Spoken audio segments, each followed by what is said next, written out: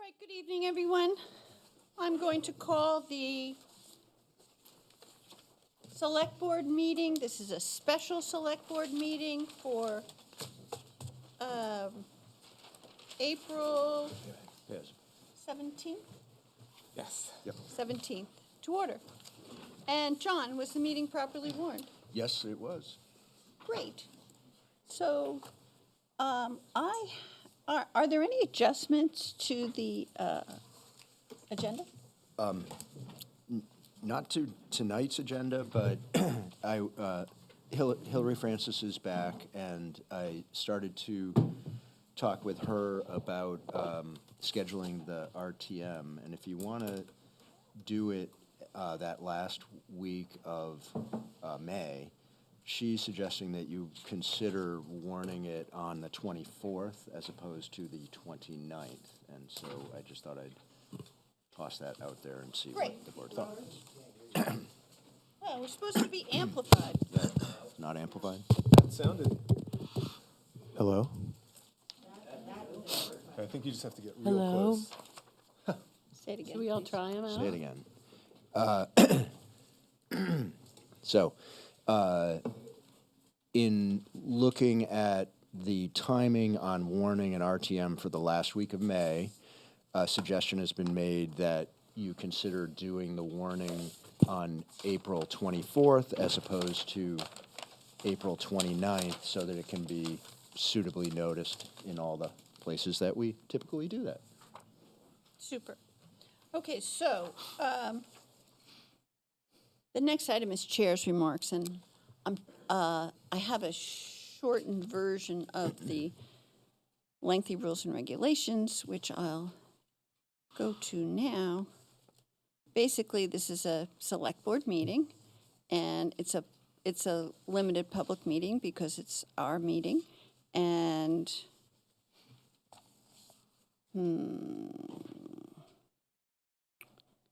let's see.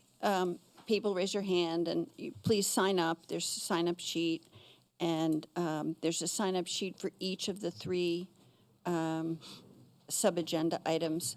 There's overflow room in the back, and then there's further overflow room on the third floor should the need arise.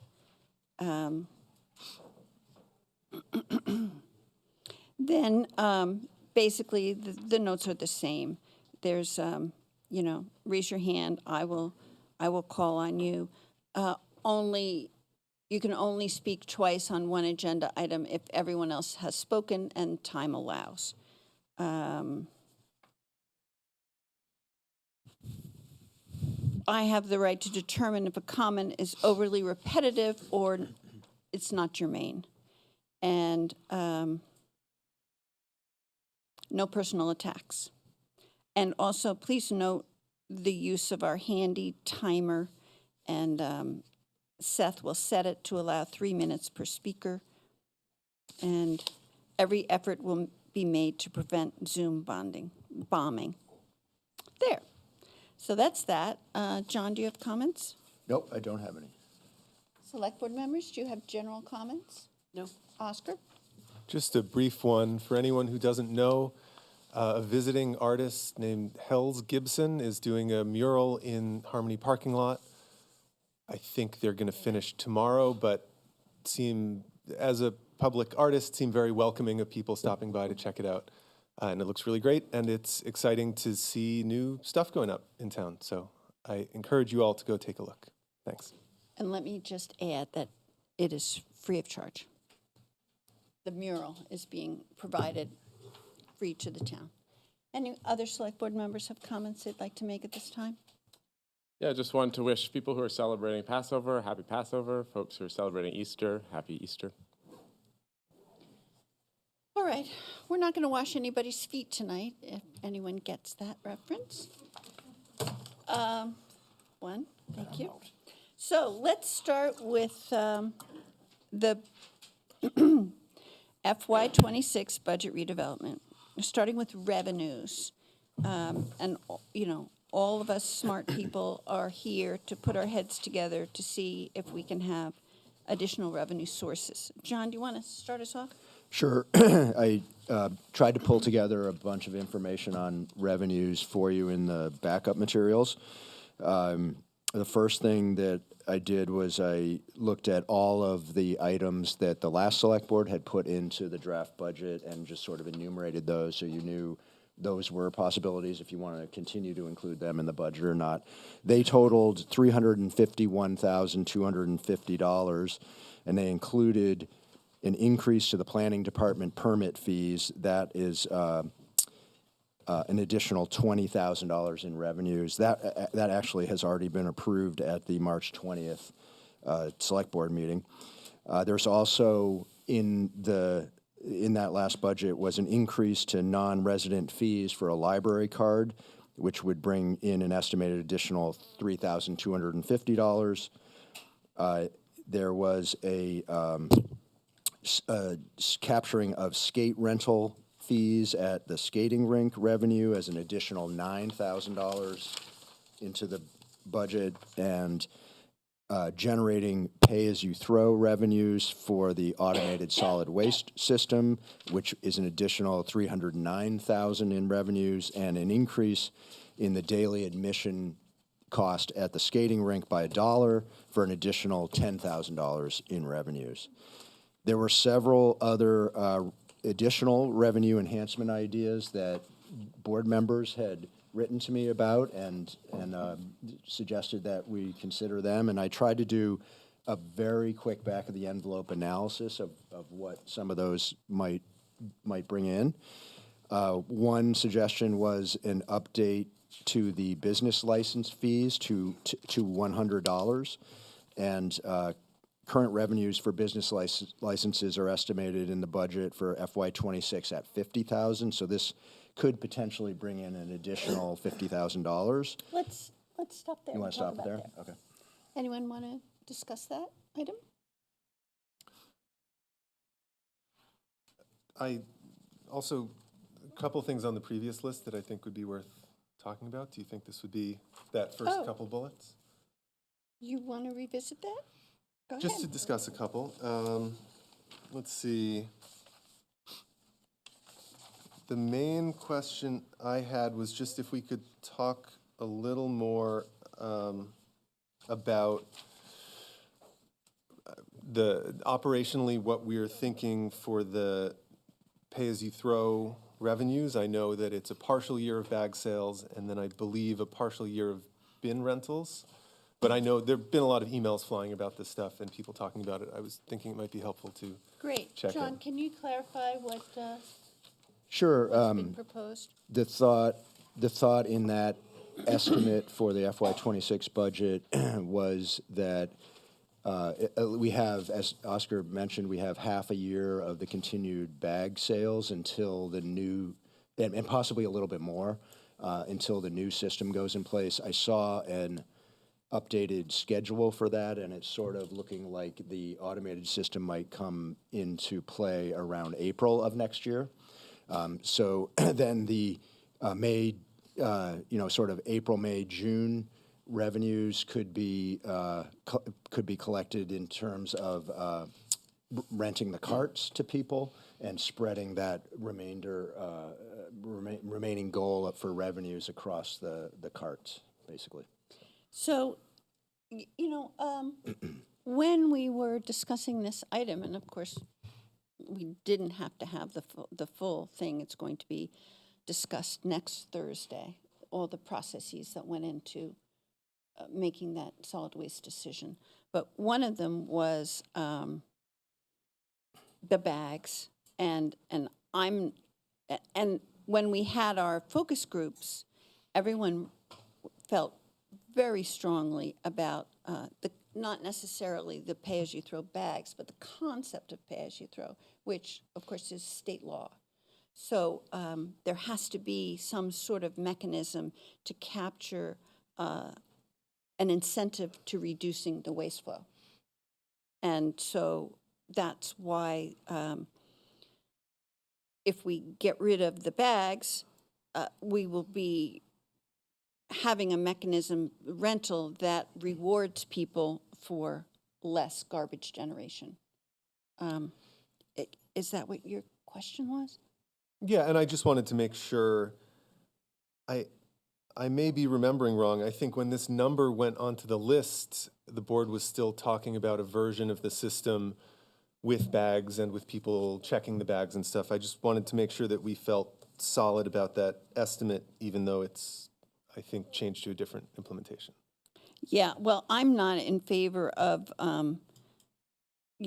people buying plastic bags, but John, you want to? Yeah, so the select board has not determined yet how this funding should be collected.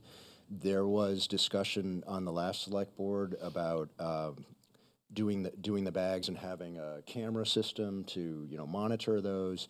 The one thing that we have learned is that Casella is unwilling to do that approach, so we're left with just kind of renting the cart somehow with a sticker or something like that. That's sort of what staff have been thinking, but we will bring that to this board, and you can approve that or come up with a different way or whatever you want to do as we move forward with the solid waste implementation. There's a full year of planning that out, figuring it out, and you will be setting the policy on that. Great, thank you. And also, if we use the bags with Casella, and they would need to have cameras on the trucks, which is expensive, and that's, right, And beyond that, they don't want the liability, so. right. Okay, anything about skating rink? Okay, so, business licenses, does anyone have anything to say about or consider regarding the business license fees to $100? Yeah, so I'll die on this sword. This was, I think a couple of us thought of this idea, that it would be a one-time increase. It probably won't change for, I don't know, the next 20 years. How long has it been $50 for a business license? Anybody know? I don't know, but probably Since a we while, started having them? possibly. So it's an update. It's sort of like, let's take it to the modern age. It's not going to change. Yeah, it's an increase of a fee. It's disappointing, but it is what it is, so. All right, so let's have a system where we'll bring something up, we'll discuss it, we'll vote on it, and what our vote then is a preliminary vote, and then we'll have another chance to consider it either at the end of the evening if there's time, or when John brings a budget back to us on next Thursday. Does everybody feel that that's appropriate? That's fine. I wonder how are we going to orchestrate public feedback? Will it be per item or a whole slate Per of item. items? Per item. Okay, so my household has 3 business licenses, so this is something that would affect me and my family of entrepreneurs. Does anyone else have a comment that they'd like to make before we vote on whether or not we want to up the fees for business license? Yes? Quick, short comment. I'm wondering how our fees compare to other places. Would this be more like bringing them in line or more of an outlier? I have not had the time to do that research. Okay. I'm just a little wary in general of taxes and fees are awfully similar. So raising fees to bring down taxes, I'm not sure how much forward progress we're making there. And also I remember previous years of select board meetings, business owners, being a little sad about the idea of paying a fee to start a business in Brattleboro when we want businesses to start in Brattleboro. So, And this is a pretty unhappy business climate Yes. in the country. Maybe we want to compromise at $75. Sure. I like compromises. I mean, the thing, it's just a nuisance fee as far as It I'm is concerned indeed. anyway. I mean, It is. I pay it every year, so it's going to annoy me just as much as whether it's 50, 75, or 100, I'm going to get Isn't it going irritated. to annoy you $25 more? Is it? Oh, it already annoys me at 50. So, All I right. mean, but I get it. It's Yeah. it's where we are. Well, It's another, and what we don't want to do is hit the same problem that we had with parking, where it sort of sit stagnant, and then all of a sudden we have to have this astronomical increase because we've been nice and not increased it for so long. That's a very good point. And if you want to elaborate on that a little bit for public understanding. Yeah, I think so. I mean, last year at some point we all voted to raise the downtown parking rates, and they hadn't been raised in, I think, was it over a decade? Yeah, I think so.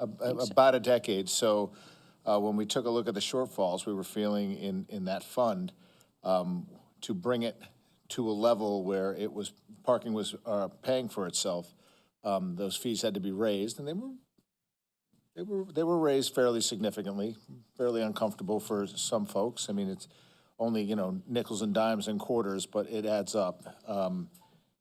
But the town of Brattleboro had not kind of sort of forecasted that out. We left things as it were, and, now we just sort of had to catch up to the rest of the world.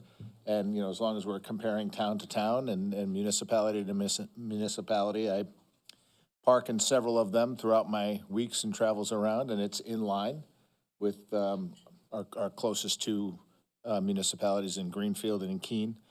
So we just kind of caught up to them. So I think if we're going to do a business license thing, I like the idea of a compromise. Does it get us to where we need to be? I mean, I know anything going up and to the right, as it were, is a positive thing in conjunction with this conversation. So I don't mind compromising, but I might even add that we go 75 this year, and then thinking forward to 27, maybe raising it to 100 that year. Sort of a two-step process to get to that end number. That's a great idea, because what we want to see is whether it has a negative impact, and we'd see a certain amount if there was a negative impact on people actually applying. So, well, as you know, I think there are at least 4 of us who own a business in this town. And we've all had to file articles of incorporation with the state, and nobody seems to complain when those fees go up or down. So there is a little bit more than just paying that sort of local fee. And every time you register a trade name under that business, it's another $35, $40. So, I mean, as the old saying goes, it is the cost of doing business. I'm so glad you said that. Okay, should we? Do you mind if I weigh in just Please. about the compromise of 75? I guess the way I see it for a user-friendly fee is that you make the fee and then you keep it there for 20 years and you really don't change it. And that's a budgeted thing, and rather than another vote and another change that's going to hit town departments to I'm have not to suggesting another process. vote. I'm just suggesting that as a way to. That's sort of, there's 75 and we hold it there, or 100 and we hold it there, and we don't mess around with it again. We update it to the 90s. That's a joke. And we go from there. So Okay, so this is what's under consideration, and does anyone want to speak on that? And let's start with the person who has their hand up. And I don't know if they signed up. Did you? Oh, I did. I did sign up for revenues. This was in response to the parking. Just Okay, as great. you were talking, I'm sorry, Nell Mayo District 8. I quickly Googled business license fees, and for the town of Keene, it said 125 for the first year and 100 for following years. Just for adding that. Well, thank you for that context. Yeah. Should I say what I had planned to say in revenues, or are you going to work through the rest of the select board items first? If there's something in particular, a revenue item that you wish to speak of, then you can speak to that. The only things I was going to bring up are things that I don't feel particularly knowledgeable on, but that have been brought up in front of me, which included the I guess, reviving an older conversation about wastewater utility and interaction with the state. There was some discussion about, I believe this was brought up perhaps at the listening session, about costs that Rutland Town have been able to recoup from the state vis-a-vis the hotel program. And I think that ties into designation of a hub town. Something I had brought up as a question at the finance committee, so this is something that may exist that I'm unaware of. our vacant unit taxes, whether that's on commercial or residential properties.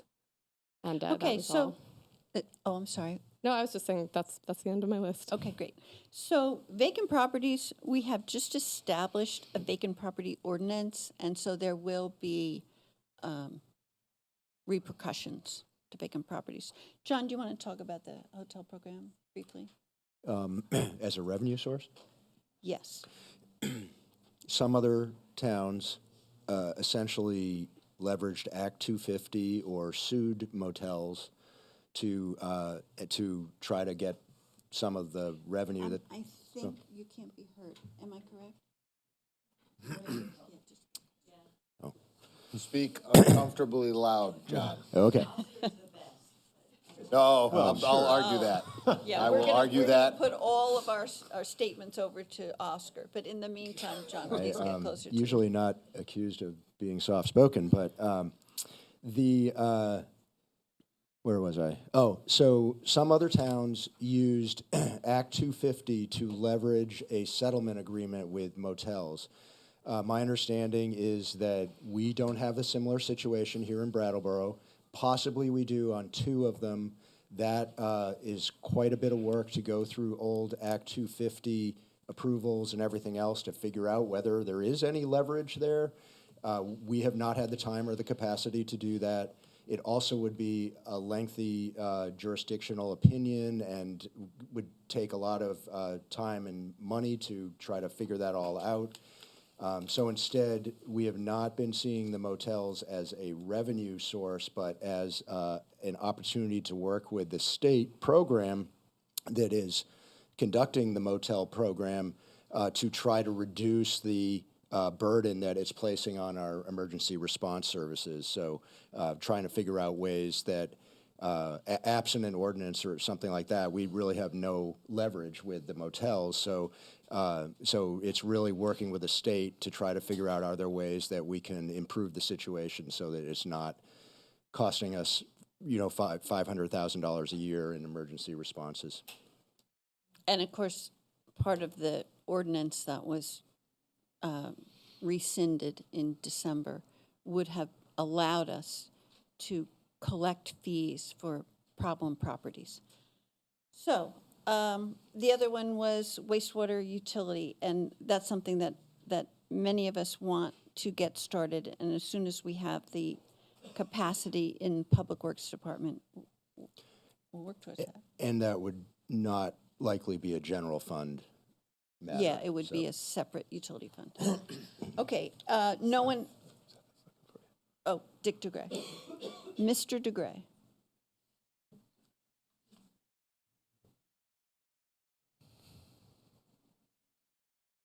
Yes, a couple of things. The business,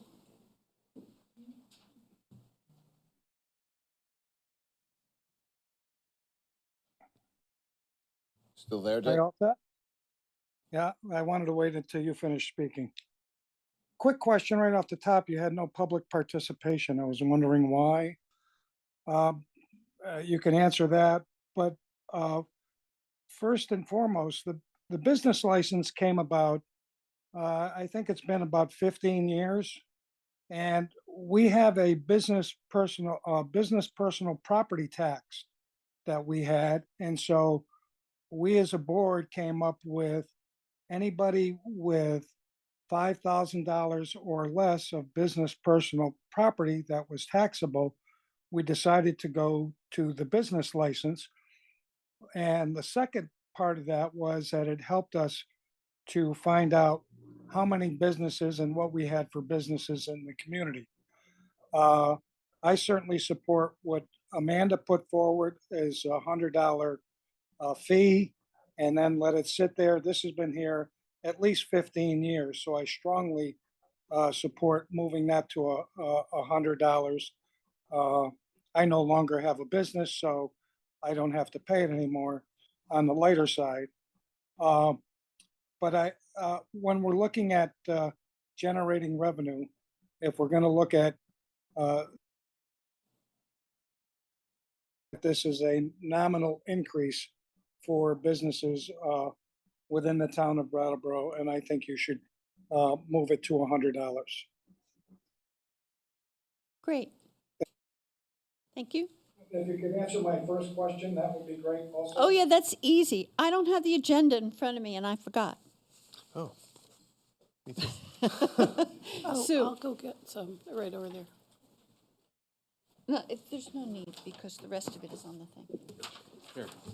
A couple of, I hope this is the appropriate time to talk about the revenue piece of it. I've given it some thought, and I also talked with someone else, and I thought that it might be a good idea to increase the hours for pay parking. It's cuts off at 6 p.m., and by virtue of me looking at the cameras, particularly in Harmony Lot, that parking lot is pretty full most evenings up until 9 p.m. The other thing I was going to mention is that the town of Brattleboro owns 118 parcels of property, and that there may be an opportunity to subdivide and/or sell off some land. That would accomplish two things. One would be an influx of cash from the sale of the property, and the other would be adding it to the tax rolls. So those are two things I thought might be a good idea. Thank you very much, Sue. Okay, so I don't think we have any more questions on this matter. So, Should we check for general public participation? Should we see if there's anyone here for that? does anyone have a comment that is not on the agenda, other than Mr. DeGray? Yes, Ken?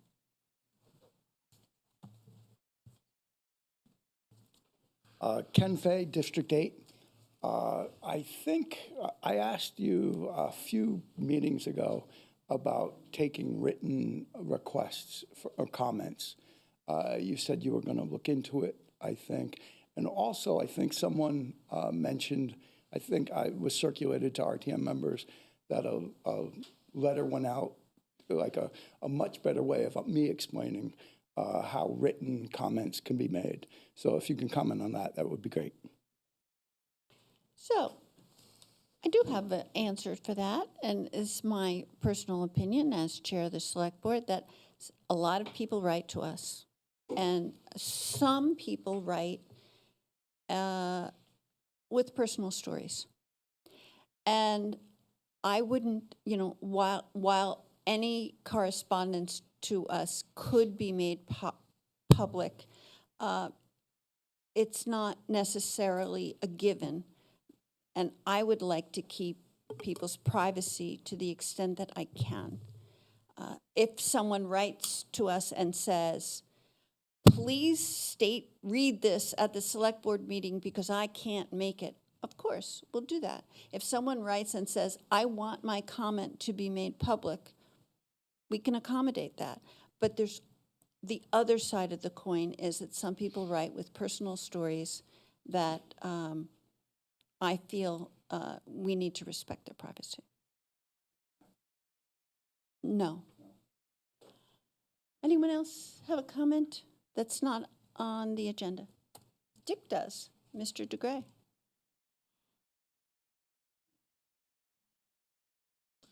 So a follow-up from Tuesday's meeting was something that Oscar brought up when you were doing the financial oversight review.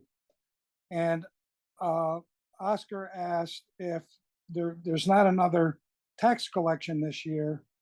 And primarily he asked that question because he was looking at the revenue brought in by taxes this year that was on the sheet.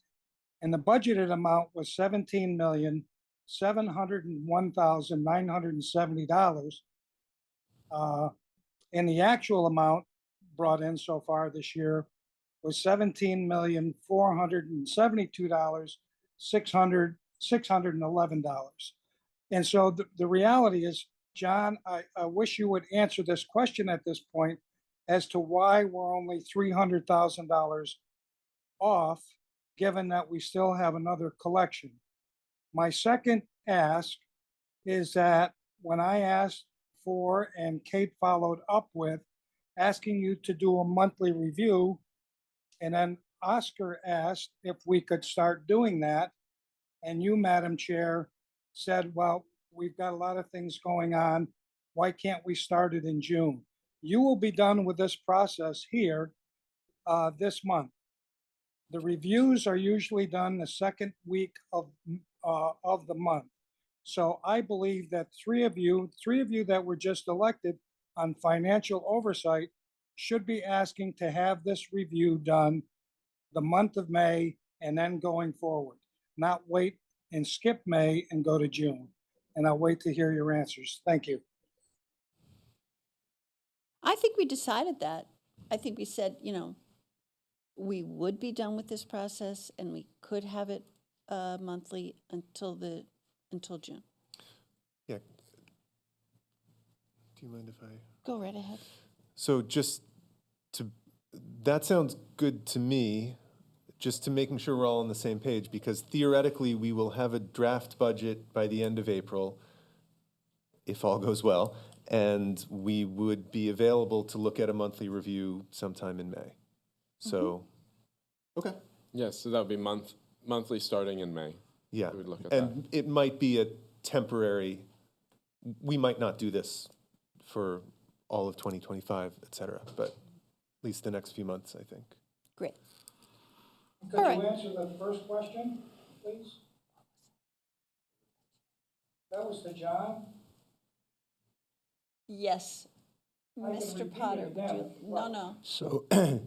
So I'm not sure. I do know that we were under in tax revenue collections for last fiscal year. That's part of the reason why we were in a slight deficit for fiscal '24. It may be that some of those revenues finally came in, and so we may be caught up a little ahead of the game for this year, but I would have to confirm that with the finance staff to make sure. Thank you. All right. I have something to say to Mr. DeGray. Pardon me? I'd love to say something to Mr. DeGray. Go right Well, ahead. you had noted, Dick, that you no longer have a business, so you wouldn't have to pay the business license, but I would encourage you to sponsor a fledgling young business if you choose. You know, I think that would be helpful. So there we go. Great. All right. Are we ready to vote on whether or not we want to raise the business licenses from $50 to $100? All in favor of that? MN, do you want to make a motion? Oh, okay. I move that the town of Brattleboro update their business license fee to $100 starting in fiscal year, someone fill in the 26. blank, fiscal year '26. Okay. All in favor of raising the business licenses to $100 in FY '26, please raise your hand and say aye. Aye. Aye. There you go, 5-0. See, we're making progress.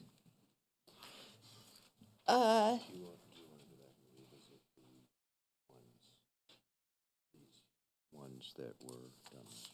Oh, no, because I'm or assuming, doing as a slate. yeah, I'm assuming that we were all good with these previously approved revenue points, this 5 bullets that preceded that. Am I correct? I mean, that was my understanding. That was my understanding. Yeah, I'm fine. For all the stuff that's already been done, I think we can assume that we're keeping it unless we change it, if that. Yes, and that was my assumption as well, so isn't that nice that we're all on the same page? Okay, so next is the implementation of a new nonprofit business license. Amanda, this is your, Yes, I Thank you. will. You I wanna am go right now, ahead? I'm going to have everyone hating me. Someone's going to give me a poison hamburger at the next cookout. So this was a thought. It's just a back of the napkin estimation. It could be that we don't have the tiers that you see listed. Does everyone see this in their packet? Okay, so I'll go back to the, yeah, okay. So the nonprofit business license, so there are approximately 75 nonprofits in town that staff are aware of. Implementation would likely require a new form, workflow, with a field for budget numbers and possibly requesting and checking documents, which would be costs. That's Yeah. Anyway, if it were implemented on the following suggested fee schedule, this could generate an estimated $13,000 to $14,000 in additional revenues. For a nonprofit with no employees, income under $10,000, there's a flat fee paid annually, $50 flat fee. If you do have employees and your budget is $0 to $100,000, you'd pay an annual fee of $100. If you had employees and your budget was $100,000 to $500,000, you'd pay an annual fee of $200. If you have employees and your budget is $500,000 to $2 million, you'd pay an annual fee of $250. And if you had employees and your budget was $2 million $2 million or more, the annual fee would be $300. It's just a thought. It could be that we just line it up with the business license fee in general. So that's just a thought. So, let's talk about that.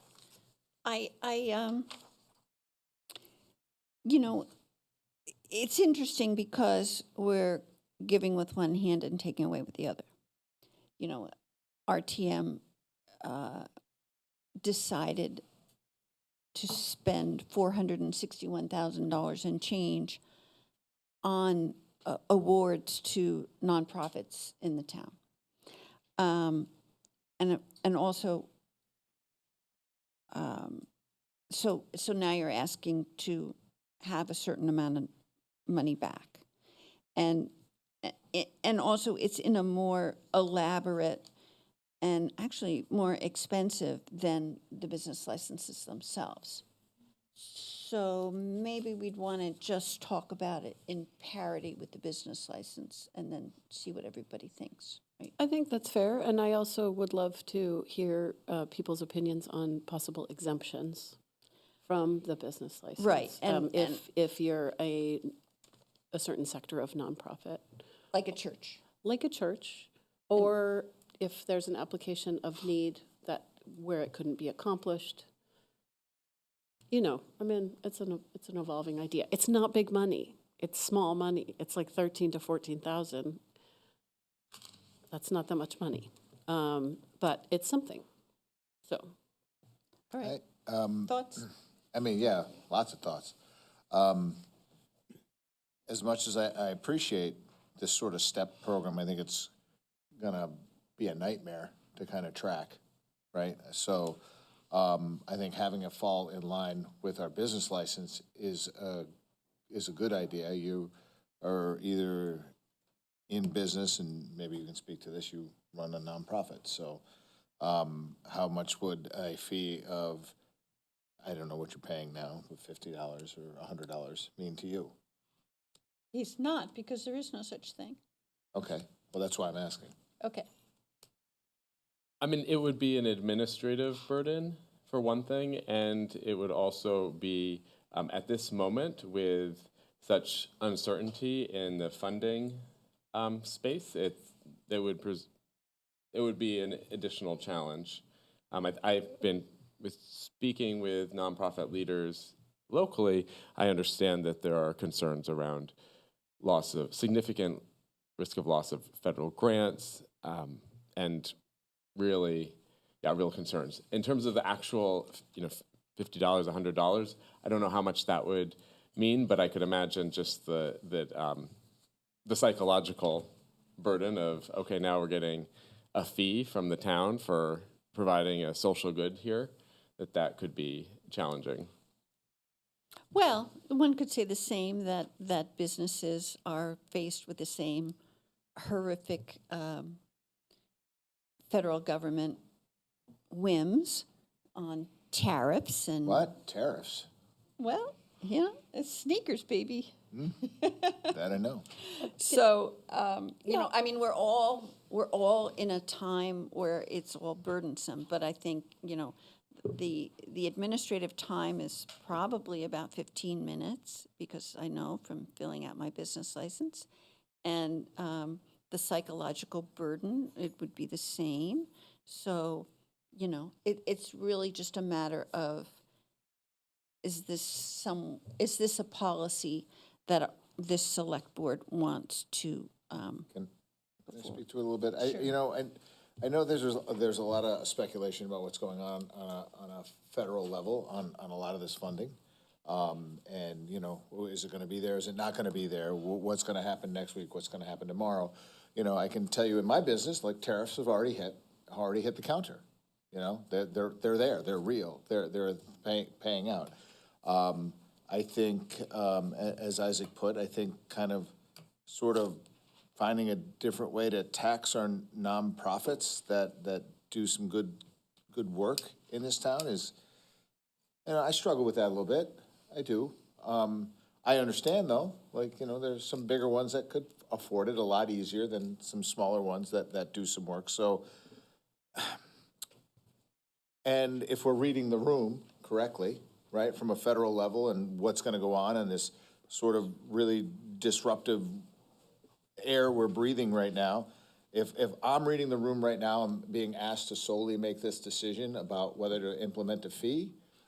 If it were up to me, I'm saying no. I'm saying no, that we should not be further kind of taxing our nonprofits. If I may offer just a little background, it's wonderful that nonprofits in the state of Vermont, they also have to register with the state, so they do incur a fee there. There's also the matter of property taxes for those organizations, both in our downtown and surrounding. Either it's I don't understand, maybe someone in this room, for some of our larger landholding nonprofits, probably it's more complex, I realize that. But that is, that's just a fact. Yeah. So it's not, recouping much. It probably does the same thing as the business license originally was made for, which is a registry of businesses. It can be the same as a business license if that feels more comfortable. But 75 is a big number. Is that the number of nonprofits we have, 75? Is that what we're? Well, Estimated. that's estimated. You bring up an interesting point that I think corresponds with the point that Mr. DeGray brought up, which is it would be nice for us to know what all of these nonprofits are, and we've been working all year on coordinating care for the population with our nonprofits. So it might be nice to have this sort of more formal registry of the nonprofits. Well, not only that, there was a question someone asked me, they're like, well, what do you get out of it?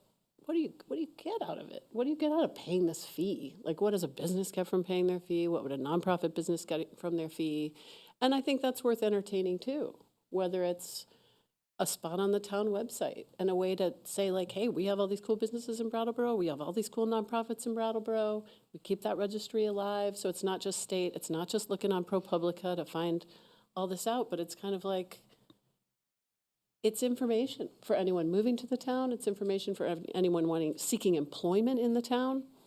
I feel like that's a Chamber of Commerce thing. Yes. So also a separate fee. But what does the business fee do?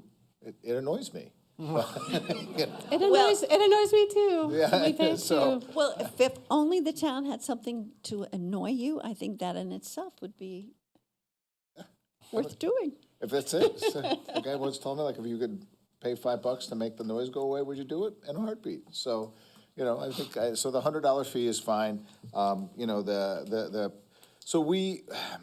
I sort of get this sort of balance with the 2% human services fee is already being taxed by us and paid out to the nonprofits, and I don't know, this feels it just, to me, it feels a little punitive, whether it's 50 or 100. I get completely the spirit and where it's coming from, and I appreciate the spirit and where it's coming from.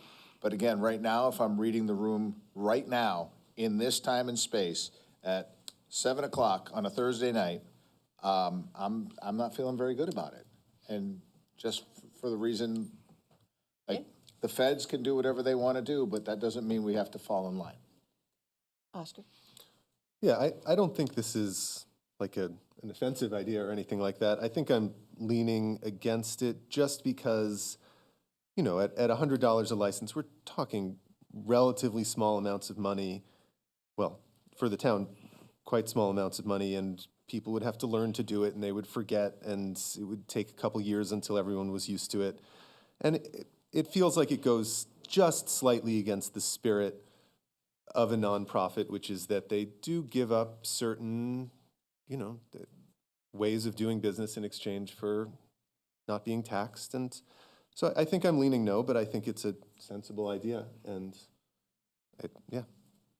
Let's ask Jennifer about it's both this and the business license and how they would or would not be administered. Thank you. Jennifer Burnell, Town Assessor. We already do a fee, a $50 fee for nonprofits as well as businesses. Oh. It's been that way, I believe, since we started, and I think we started in 2013. And Dick DeGray was correct that the reason for implementing this was to eliminate the smaller tax bills of $1 here and $1 there for personal property, and to give an exemption for those that receive the business license.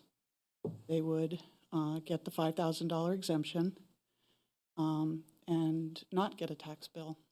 And we periodically, maybe every 5 years, ask those to send us their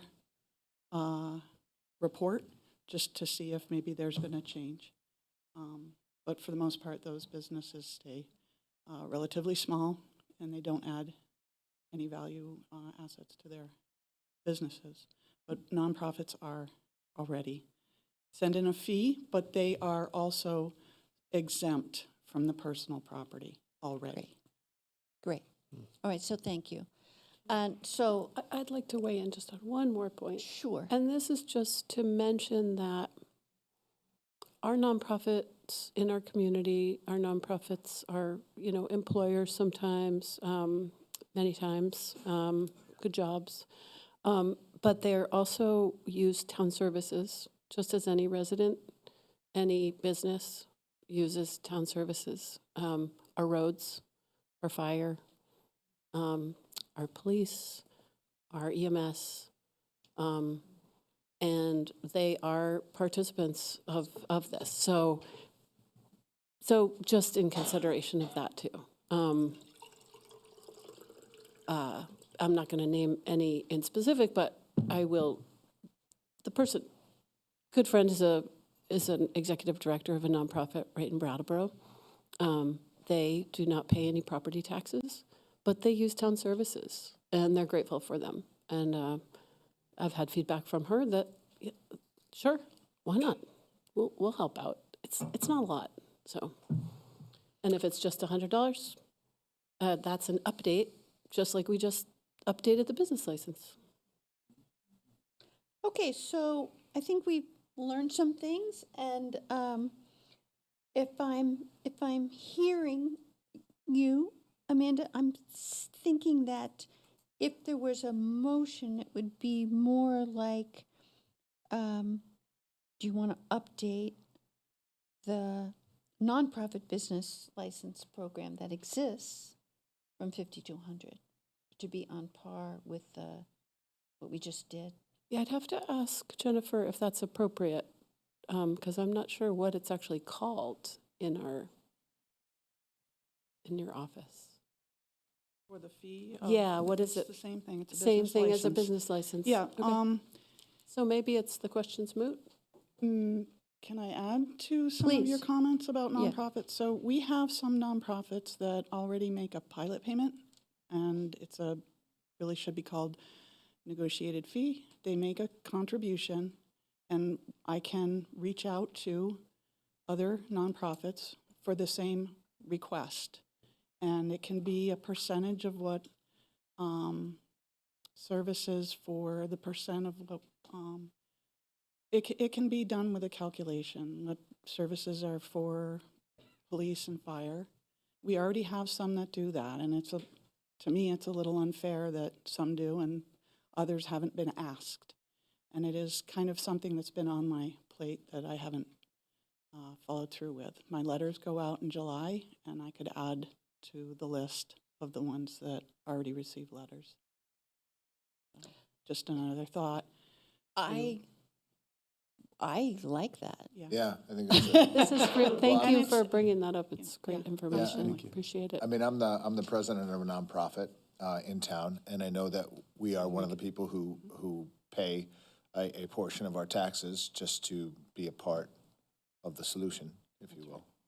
So I think I like that suggestion a lot. Yeah. Can we, do you want to make a motion? Do you want to adjust it to what Jennifer's talking about? What are you thinking, Amanda?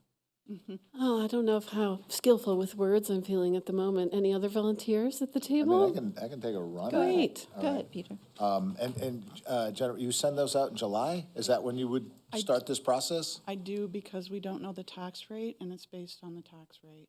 So in July, we learn the tax rate, and I put together the letters, and within that second week, I send letters out and request that they make the payments in line with the payments that are the quarterly payments. They can do anything they want, but it's just a suggestion. Within the letter, you make quarterly payments. And is there like do we not know what like that percentage would be at this point? Is there a standard that we would? So everyone's different. There are some that use, my office years ago figured it was 59.5% for the use for the budget of police, fire, maybe trash, I don't know. So that was used. Another calculation has been 35% of the non-residential rate. Everybody's different. Okay. So yours is a flat rate, which I'm gonna ask to increase a little. Because it's been that way for many years. Save the stamp on mine. Okay, so that's interesting. If I may suggest. Yeah. Jennifer's brought up two very interesting items of information. The first is this business license for nonprofits is already being done. And it's being done at what is currently the same rate as the business licenses, which we just raised to $100. So it seems to me, in light of this new information, that we could just say ditto and ask the same of the nonprofits who are already enrolled in this system. But then what we also may choose to do is to encourage you to broaden your scope of writing to the nonprofits, asking for pilot. So I hope I haven't stole your thunder about a motion that you might want to make. I have no idea what to say now. Well, I'm trying to figure out how to put this into a motion. So the motion would be, can I just ask one quick question before you make that motion? Is that maybe we need some more information gathering on this topic? Well, if maybe that's- not. John? So if you look at the suggested motions that I provided in your memo, it's really about incorporating estimates into a budget for you to look at next week. So you don't really have to make policy tonight. You can say, hey, look, staff, if you want to do this sort of thing, can you go back and include an estimate for it in the FY26 draft budget? That's great. Thank you so much, Jennifer. well, that- All right, Thank you, are we good on that? Isaac, you wanted to say something? Yeah, I was going to say, similarly, it doesn't seem like there's a need for a motion if we've just increased poll that we want to increase the business license to $100 new businesses, then we've done that. And if the nonprofits also have business license, then that's taken care of. We don't need to have a redundant vote. Like it's done. No, I And, would agree and, with and that. then the other thing is in terms of who to send these letters to, I don't, that sounds like something that Jennifer figures out. And It is. I'm Yeah. sure she and her team are capable of figuring out who to Great. send those letters to. Great. It's like my hand is in his back, moving his mouth. I was just gonna literally say Very almost the same good. thing. Well, that's helpful. John? I mean, the question I have is, do you want us to generate an estimate for additional revenues from this, from reaching out to nonprofits in the FY '26 draft budget? That would be the motion, I would say. Yes. Yeah. Sketchy as it may be, yes. I mean, yeah, and with the understanding, we know it's a super loose number, right? But I mean, I like the idea of it being a little bit more voluntary than mandated. That's a good point. That's Yeah. a really good point.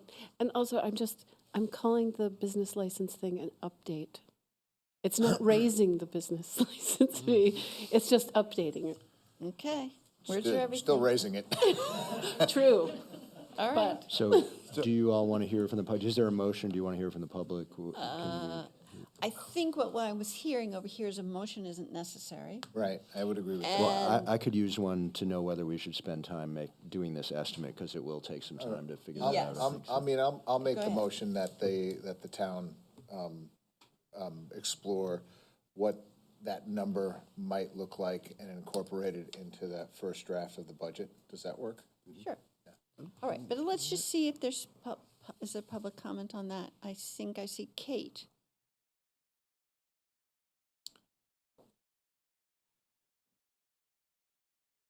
Hi, Kate O'Connor, Brattleboro. First of all, I work for a nonprofit and we do the business thing, so go ahead and up it. I'm going to be just really concerned that you're going to take a number that you might be guessing on and putting it into a budget, because we're going to send letters out and ask nonprofits to voluntarily give us money. I would urge you that you don't put a number in the budget, because you absolutely have no idea, and then we're just starting down a path of the unknown, and I Thank you, think it's Kate. just too risky. Okay, good. Yes, Oscar. I find that somewhat compelling. I mean, it's a completely voluntary contribution, and Yes, but I think, as Amanda said last week, that, the whole situation of the amount of money that the town gives to human services and the need that we have for revenues might be more compelling in and of itself than it has been in past years. oh, I absolutely think we should ask, and I think Jennifer's point just about basic fairness makes a lot of sense. Let's just be really conservative with what we put in the budget. And I'm sure John Always will. are. Yes. All right, so, yes. Oh, Dick, you come and go so quickly. Mr. DeGray.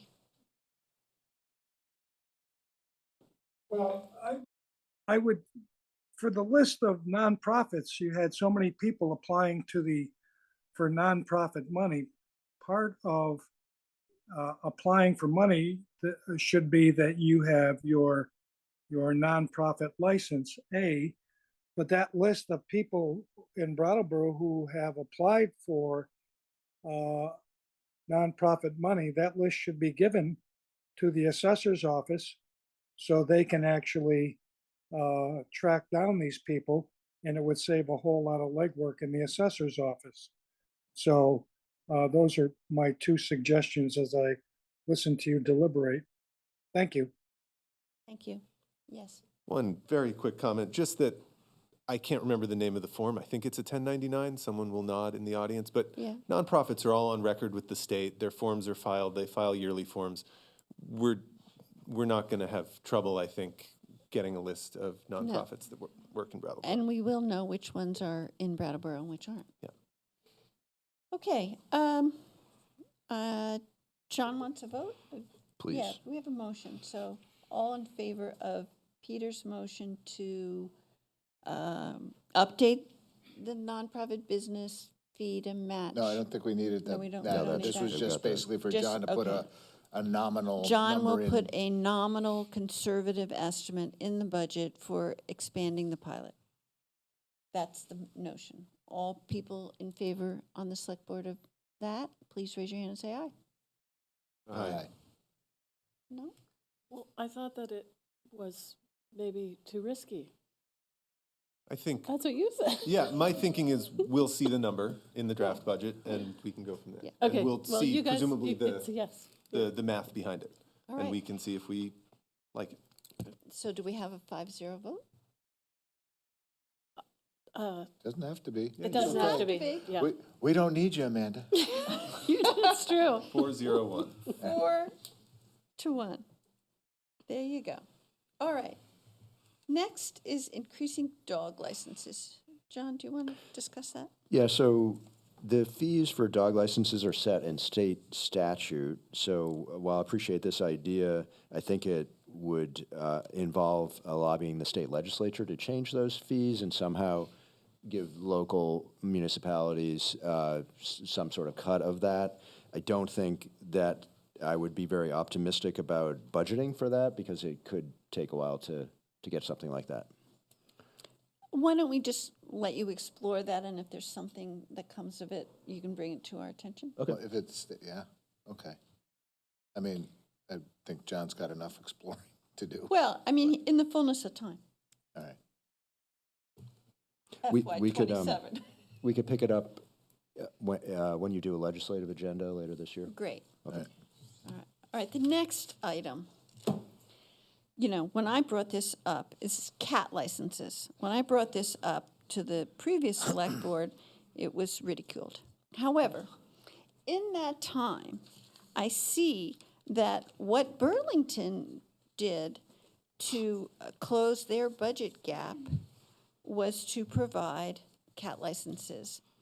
And at first, they were going to require that cats be leashed, and because they were deemed an imminent public safety risk.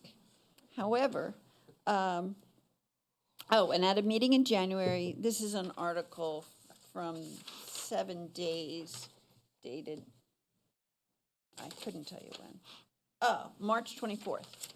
And they said that there was an imminent public safety risk and that cats were killing songbirds and defecating in their gardens. However, what they ultimately decided to do was just to require the owners to license the cats. And they can either wear a tag or a microchip, and their owners must pay the city an annual fee. So what is proposed here is a $12 to $16 fee for a cat. And John has figured out that there are 5,500 households, and perhaps 45% of them have an average of 1.74 cats. And then, so if it was $12 a cat, that would raise, wait for it, $52,000. So, here are the reasons that I think a cat license would be beneficial. Based on the fact that when I had a household pet, that pet loved their collar and their license, and they felt that they were loved and belonged. And it would help in reuniting lost cats with their owners. It would be an incentive for spaying and neutering because licenses are less expensive if your pet is spayed or neutered. It would provide dog and cat equity. It would, go ahead and laugh. It would reduce the potential for killing of birds. Oh, and anyone who saw David Allen Sibley at the library on Tuesday night, we couldn't, of course, go because we were here, but he talked about having a bird-friendly environment and not necessarily a cat-friendly environment. And this is an opportunity for Cats of Brattleboro to do their part for the community. And so I propose that $12 per cat is a very small fee, and $52,000 in revenue is a very significant piece of revenue that we should all get behind. Anyone like to comment? I had not, I'm sorry, No, All right. please. I had not considered the fact that a licensed cat would be more easily found if lost and returned to its owner. I fail to see how an aluminum tag will keep it from killing a bird or doing anything like that. But yeah, you know, I mean, $52,000 is not, and you know, I mean, I've got a dog, and every year I've got to pay my fee. Dog, cat, equity. Yep, that's it. This is it. This is I smell a yard sign. So, I mean, whereas I don't like, you know, but it's These are the hard choices these that are the we're hard here choices. for tonight to So make. tax the cats. So I'd love to weigh in from a farm perspective, a rural perspective. Cats have jobs on our farm. I mean, they do rodent control. They, yeah, it would. You know, we have about 12 cats that are on the job on the farm. Maybe we could have a farm rate. Well, see, what I'm wondering is like, I don't could know, we? it goes back to that if we- business nonprofit Well, I'm wondering, conversation like, again. if we made a cat license, could we direct the funds specifically to a program that our municipality runs, like our library, like Cats for the Library? Well- I'd be all over that. What we're about is the general fund.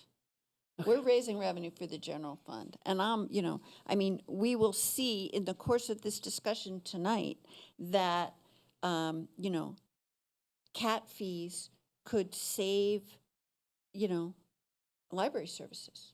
I mean, that's what we're talking about tonight. So you'll get your wish by enacting a cat license. Will it make us more famous in the state of Vermont and more people will want to move here? Well, if that's what you're like, but As we know, a strong infrastructure does do that. So Yes. $52,000 towards our infrastructure. yes. Would be quite helpful. And as for the fact that you have working cats, I would really like to consider it a business license for your working cats.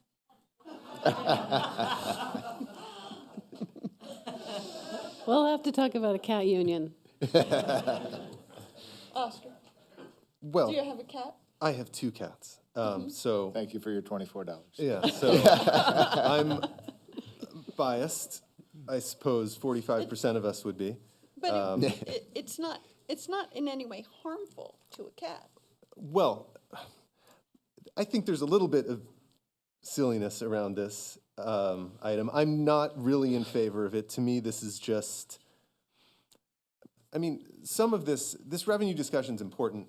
I think to a degree, we're kind of nibbling around the edges a little bit with this I stuff. wouldn't nibble at $50,000. Sure, but we're talking about raising revenue by a direct fee on almost half of Brattleboro. I'm not sure this is really where the solutions to our problems lie. If we want to get into the specific mechanics of a cat license, you know, lots of cats are not going to keep a collar on. Vets recommend that you put breakaway collars on their cats so they don't get stuck on a branch and, you know, hurt themselves. And they can get a microchip. Sure. I think this is kind of the wrong direction for where we need to be looking. But you're okay with taxing dogs? That's all I'm hearing? No, I think you could make the same argument, although dogs are a little more likely to, you know, run away and get caught by a police officer. Dogs I are met more my likely to dog. have rabies, and there's a public health. Sure. So I'm not really, I don't think this is the way to go, personally. I'm not going to. Well, what we're about tonight is, you know, putting our heads together and being creative. Sure. And this is, you know, one way. I hate to say skin the cat. However, I couldn't not say it. So let's hear from the public. I was just going to add, Janet Brattleboro, and I don't like microphones particularly. I also have cats, and years ago, like I don't know, 30 years ago, I used to pay a cat license in Boston. It was just common. And one of the benefits is that I had to bring my cat to the vet every year. So it's a reminder to keep your pets healthy. There are going to be scofflaws. There are going to be people that won't pay their cat license, but there are people that will. And I see every other day, it seems, on the Facebook page, lost cats and all kinds of other problems. And this is just a way of sort of reminding people to do the right thing. So we're building community through our cats. And certainly, if your cat's ever been lost, it's pretty darn traumatic. It would be really nice if we had a way of, retrieving them. But I just wanted to add that it's not that unusual. It sounds a little silly this evening, but it's not that unusual. I did it all the time. Thank you very much. You. Megan. Good evening. I'm Megan Gray, District 9.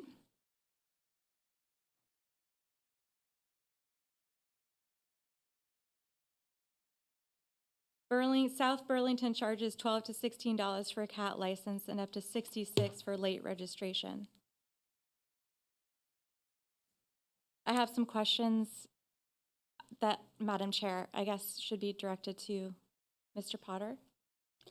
Okay. So my questions are,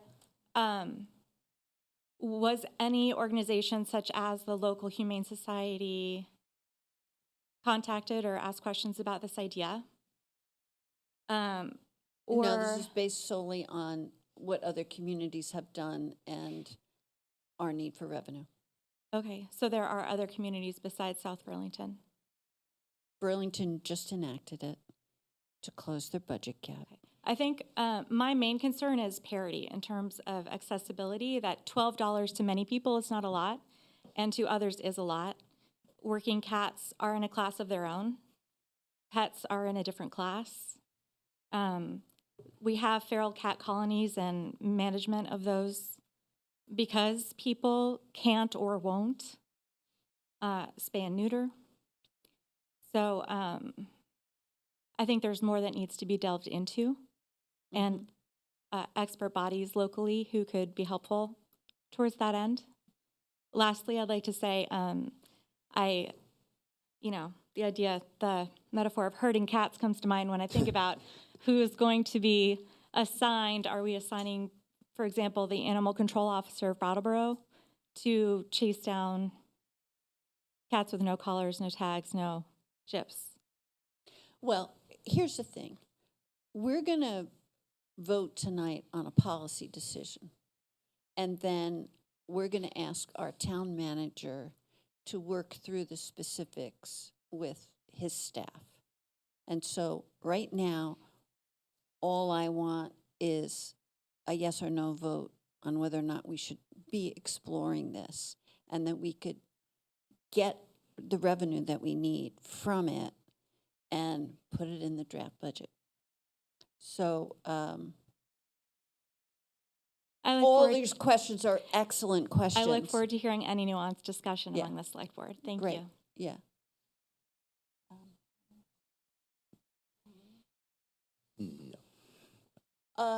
Yes. Okay. Sue, you were, yeah. Sorry, I keep forgetting to straighten my knee before I stand up. What's the card there? Susan Belleville, Brattleboro. I'm all in favor of registering cats. There's a number of reasons why. Number one, I have a dog. I register her every year. And number two, I have a yard, and I have cats from the neighborhood coming over and using my yard. They seem to like it better than their own. And that is incredibly scary for me because cat waste carries disease, particularly if they're uncared for cats. The other thing I wanted to mention is that dogs, when you have more than a certain number of dogs, you can get a special license. So I'm thinking of the working cat scenario for a number of cats. So that's a way to mitigate that issue. The other one is, and probably one that's dear to my heart, is as a landlord, I have people that I allow them to have a cat. And next thing I know, I've got 12 cats in the apartment because that cat has kittens and they can't find people to take them. I think an incentive like they do for dogs to spay and neuter and you get a lesser fee on your cat is an incredibly productive way to reduce the feral cat and other issues that accompany or that are currently in the community. I'm in favor of registering cats. Thank you. Thank you very much. Yes, the discount that you get for spay and neutering continues for the life of the cat. Yes, Nell. Nell Mayo, District 8. I'm bringing this up because I forgot stuff last time. I really have a strong clarifying question about if the license is strictly for outdoor cats or indoor cats as well. Because I do feel most of the concerns brought up are for outdoor cats, and then I would second a lot of the sentiments brought up that I don't necessarily, I think, worth rehashing, but just like microchips are pretty common in other ways. I think perhaps a more productive way to get people to neuter their animals would be to help with promoting the VSIP program, and I do know that you can get added on vaccinations and a microchip for that through fairly cheap add-ons. I own indoor cats. I am of the personal opinion that cats should not be outdoors because of their impact on the ecosystem. I also live in an area of our town where somebody neglects their animals. I've taken in cats from a hoarding situation, and so as other people brought up, my thought came to mind of people who care for colonies, which are outdoor, but also if we ever develop a rescue in town and for working cats, I understand this is just a yes or no vote to look into it, but I want to add this, like the thought that any policy adopted, if it is voted through, should really have specific wording put in for those things, because I don't think people should be penalized for trying to take care of cats. I also kind of feel that cats and dogs, but cats, there's a really huge stray problem. And so to take on an animal in and of itself is kind of doing a social service that you shouldn't. I have 3 cats because I took 2 from a hoarding situation. And because I didn't want to separate them, I didn't find a second home for them, you know? It's a biased opinion. I don't think you should have to license an indoor animal. I license my dog, of course. But as you've noted, rabies, as people have noted, there's much more of an impact on the public when you have an animal roaming outdoors, whether that's supervised or not. I think that's it. Great. I just want to mention that, indoor cats could get out and then they could be lost. They're all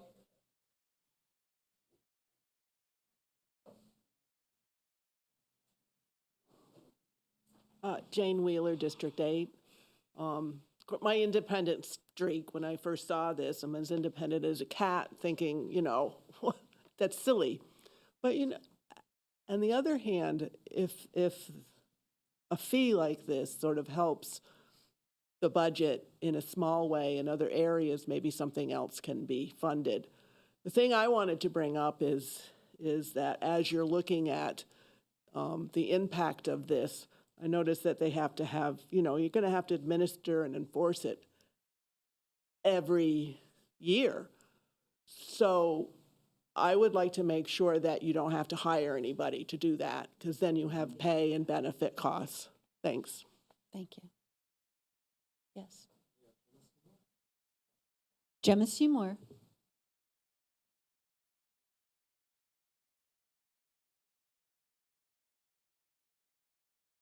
Hi. I don't want to put the video on tonight. That's fine. Okay. I just want to say, to reiterate what I brought up at the listening session last week, what you tax, you get less of. And while I oppose business licensing because I don't think there's any public purpose in reducing business activity through regulation, unless that activity presents a significant or particular risk to public health, public safety, or public order, personal pets that have the common ability to roam freely in the town do present at least a small amount of risk to public health, public safety, and public order. So a regulatory fee may be justified. But if so, we should consider that the relative risks posed by cats and dogs may not be equal.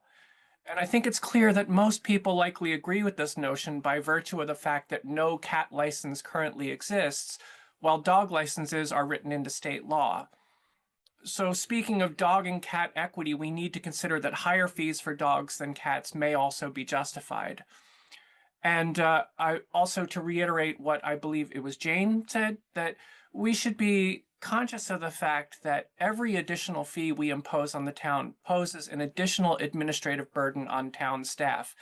And in many ways, these small fees may be counterproductive, especially when we're talking about half of the town now needing to register for an entirely new type of license. So I will yield the rest of my time. Thank you. Thank you. All right. I'm sorry, I don't know your name. Derek, you're the last questioner. Should I try to go to the? Please.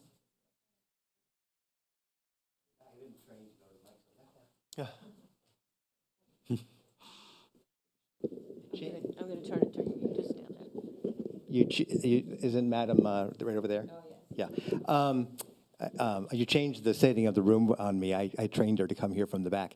Anyway, just a quick comment that I will build a little bit on some of the others. That I think if you are just taxing licensing cats to make revenue and you don't do any follow-up whatsoever as to what it's about, then you get $52,000. But if you actually try to use that money to do things about cats in our community and take a very strong stand on bird and how much they do and how you do the follow-up with the veterinary stuff and go visit their homes to make sure the cats are there, they don't have more, and on and on and on and on, that it's going to cost our community more than $52,000 or certainly decrease that amount dramatically. And what is our goal here? To raise money or to actually hire more staff and take up staff hours and not gain much money in the end? If it's to care about cats, go for it. If it's to raise money, we might be going down a hole. Thank you. Thank you. All right, so let's vote. Want to make a motion? I'll make the motion. I'm not supposed to, but Isaac, you want to make a motion? No, I wanted to make a comment on this. Please. Which is, first of all, I appreciate your creativity and looking for different ways where we could raise revenue. I would prefer that we look for ways where we have existing, where we already are set up to collect revenue. So if it's increasing, marginally increasing, something that's already established because of the cost of the administrative cost of this new program, which we don't know what they would be, as well as the costs. Thinking about what I heard about when we changed the parking system, the pushback and the concern from the community. I would imagine that in Brattleboro, if 45% of the people are now facing a new fee in a year when they're having to, even if we reduce the budget, I don't know how much we're going to be able to reduce it.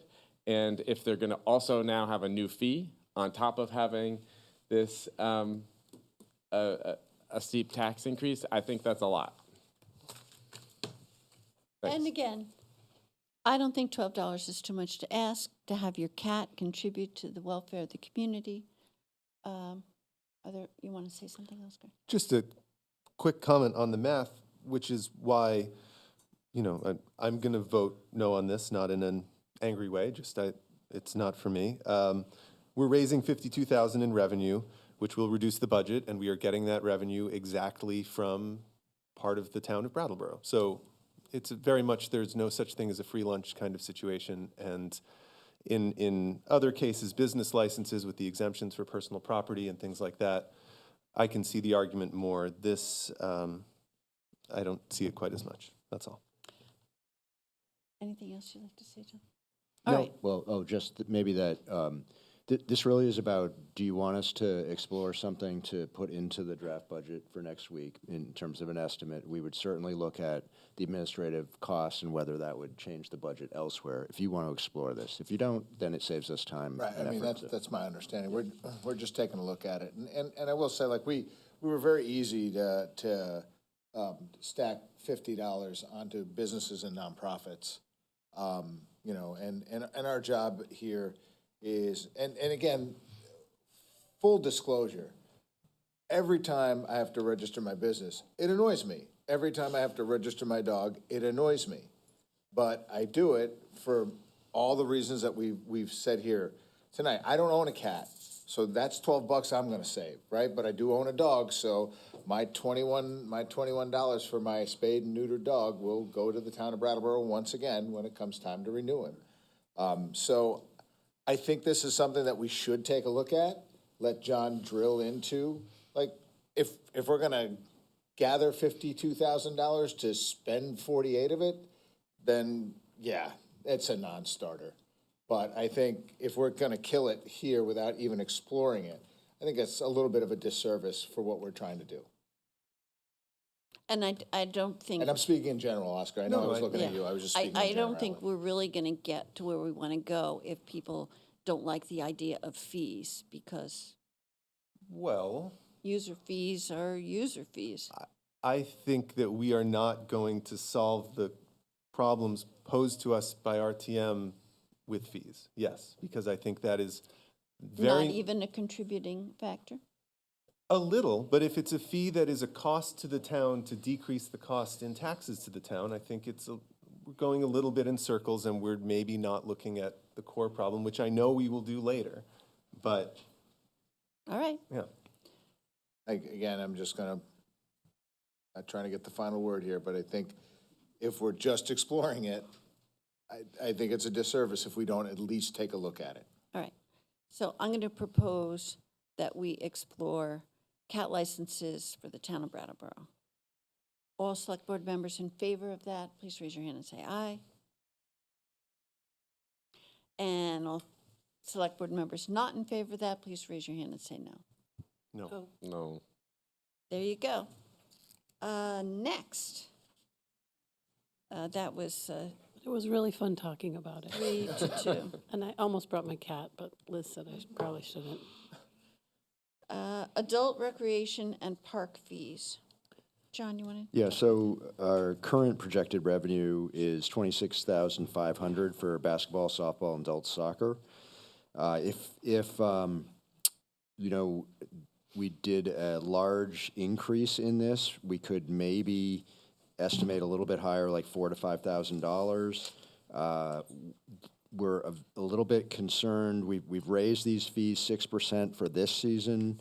We're a little bit concerned about the impact on use of town facilities if the fees go too high. Staff recall about 20 years ago when fees were increased too much, the teams all left and they played in Putney and Hinsdale instead. So we had all these nice fields and nobody using them. The other thing you should think about on this one is that many of the leagues donate significant funds to the facilities that the town manages, and this would kind of be on top of that. So anyways, that was our quick assessment of that idea that we heard. Okay. People want to comment? I'm against raising these fees. I'm sorry, I couldn't hear I'm not in favor of raising the fees. Nor am I. Because of what, yeah, yeah. Oscar? No, me neither. I think this All right. argument's persuasive. All right, let's move on. You too. Oh, well. I We agree got with. three right here. Okay, good. Thank you. I agree with you. Thank you.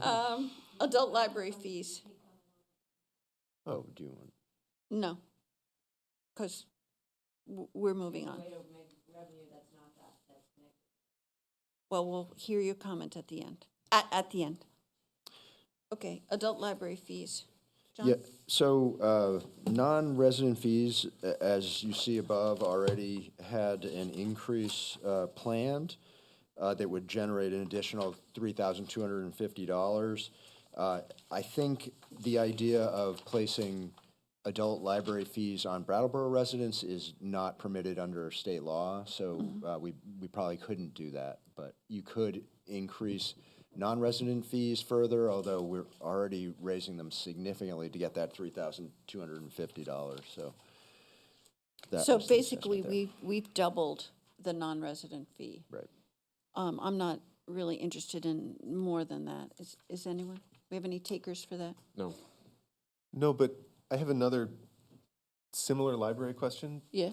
I see Star lurking. I'm sure she's not lurking. Have She looked like she was lurking.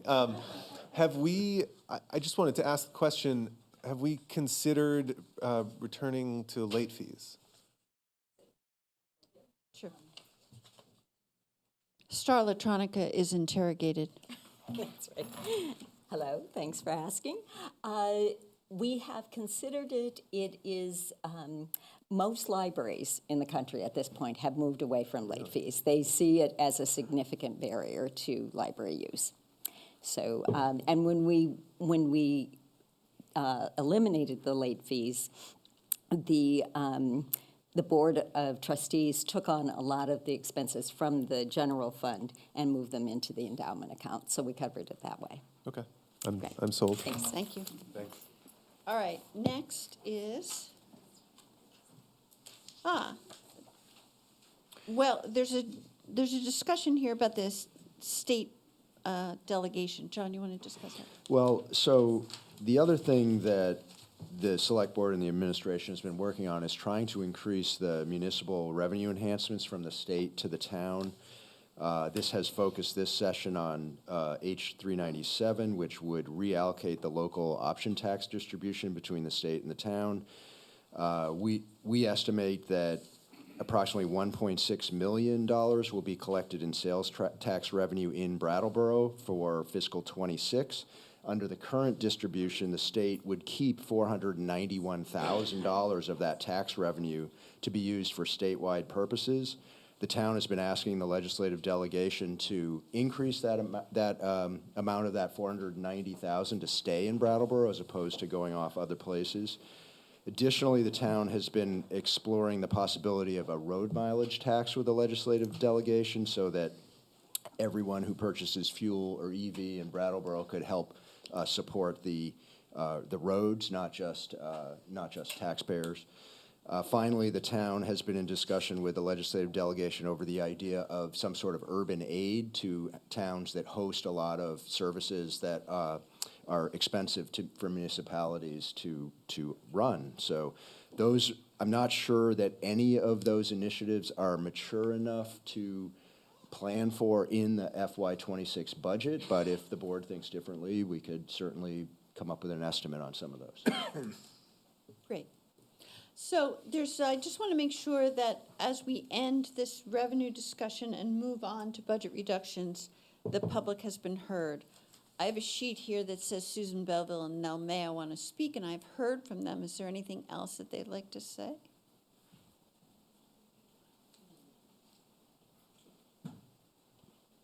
I do have something else to say, and I'm going to ask, and I don't know that it's an option to revisit about the cat tax license fee, because I think if you check into the animal control officer, she spends a lot of her time dealing with cat issues, not all just dog issues.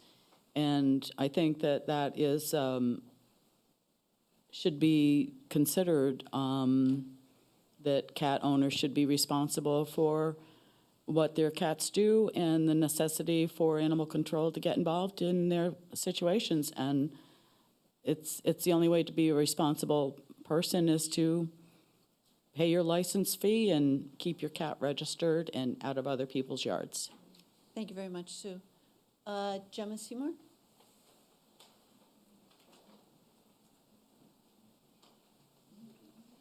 Hi. I wanted to backtrack a little and comment on the library non-resident license fees. I see from the packet that the library collected $17,071 in non-resident fees in fiscal year '24. Now, the current cost of a non-resident library card is $62 per year, or $110 for 2 years, or $55 a year. If you divide that into 17,000, average that and divide it into $17,071, what you get is 291.8 people. I really think that we ought to consider that raising the non-resident library fee may actually be discouraging revenues being generated through that program. And that I mean, $62 a year is just shocking to me as a non-resident library fee. I really feel like that ought to be cut in half And maybe we might find that we would have a large increase in the number of people actually participating and contributing to the library. So that's all I wanted to say on that subject, and I'll yield the rest of my time. There was an article in the paper, a letter to the editor, talking about how lovely and wonderful our library is. And I talked to the person who wrote that letter, and he said he currently pays the out of town fees, and he'd gladly double it. So that's one person. All right. Yes, Heidi.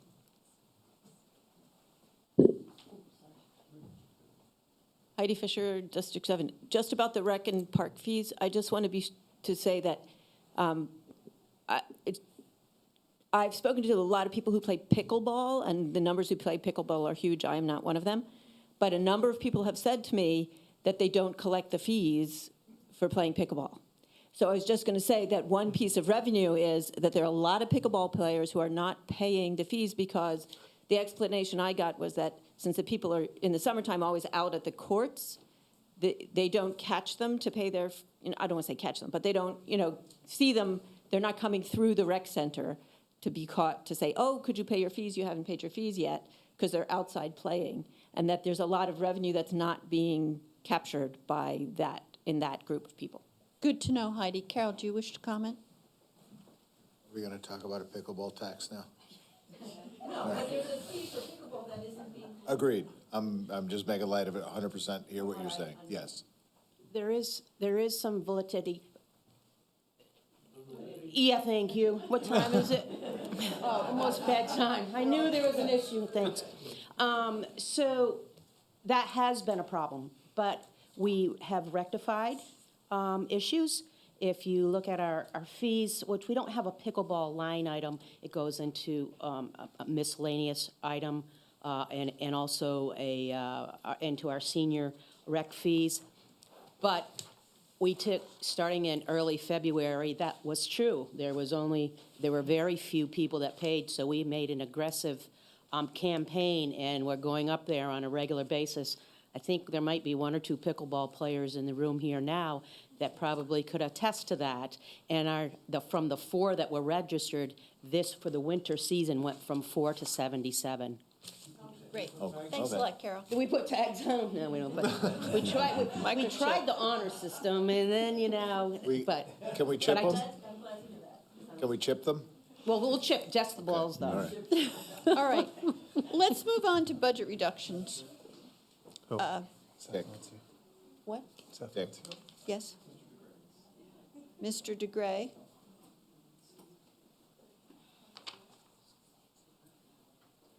And Liz and Peter, when you had your last legislative update, Representative Kornheiser talked about the reimbursement. Right now, we get 70% roughly back from our 1%, 69 and change. And she said at that meeting that they were looking at reimbursing up to 75% back, I believe, and somebody can correct me if I'm wrong. So that would be a 5% increase in our revenues for the rooms, meals, and sales tax. And one of the things I did say on Tuesday is that if that in fact happens, that it would be better to take that extra 5% revenue and put it towards our deficit from the unassigned fund balance. So if you could talk a little bit about that, maybe I was having a dream, but I certainly thought that that's more of a possibility than what, John, you were just mentioning, and I'll listen to your comments.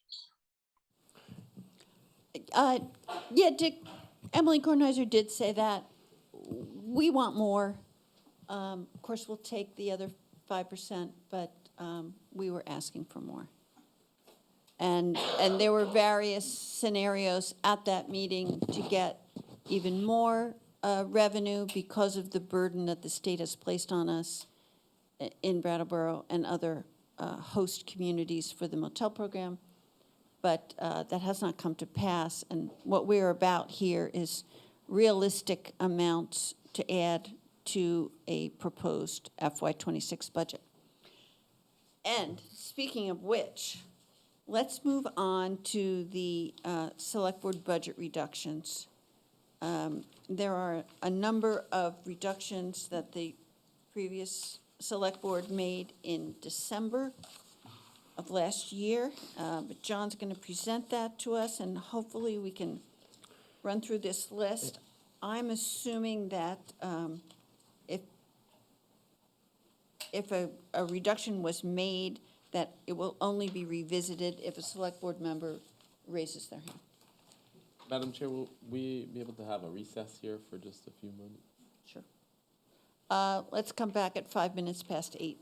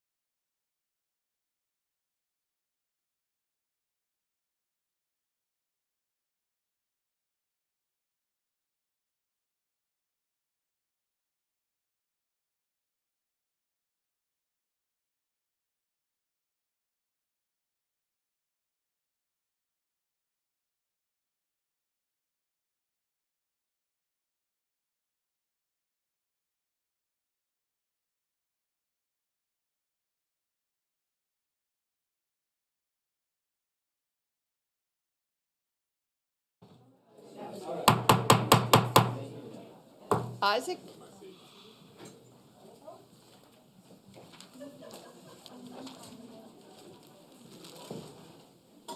All right. Let's move on to select 2024-2025 Select Board budget reductions. John, you want to lead us off? It's a little Yes, and I would, complicated. I would just say that, so there are two lists here that were provided in your backup materials. The first are all of the reductions in the budget that the last select board approved and wanted to put into the draft that went to RTM. The second list is a list of additional things that the last select board did not choose to do, and so were not put into the budget.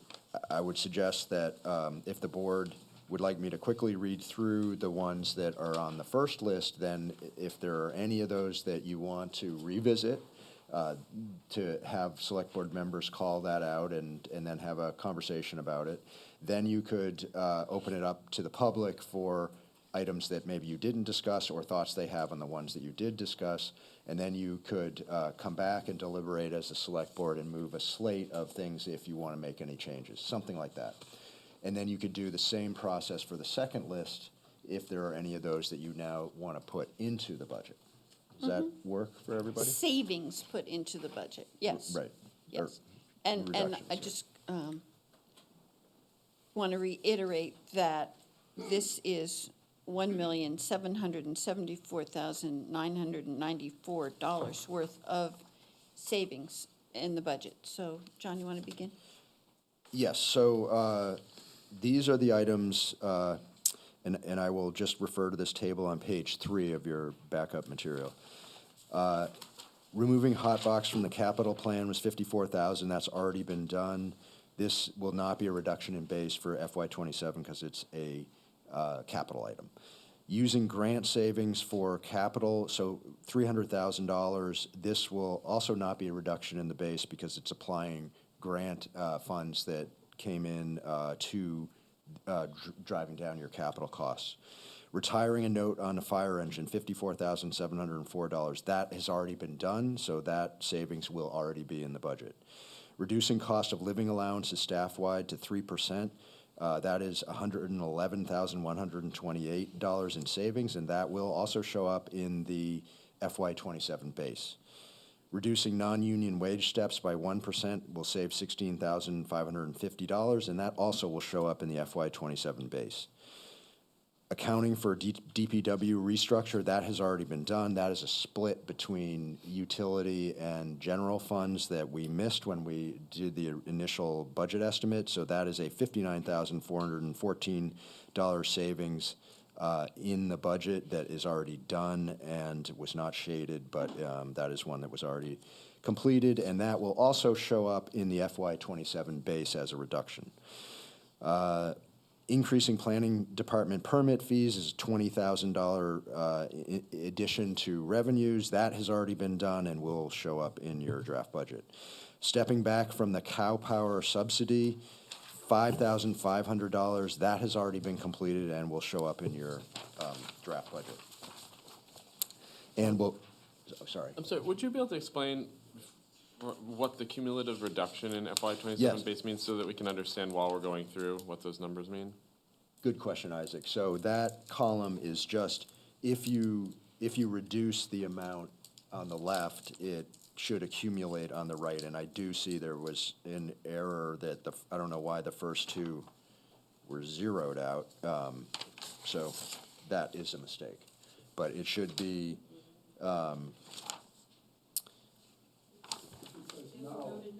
If it says no, it doesn't get added. no, those were, that is no, that is not a reduction in the base, but it is included in the draft FY27 budget.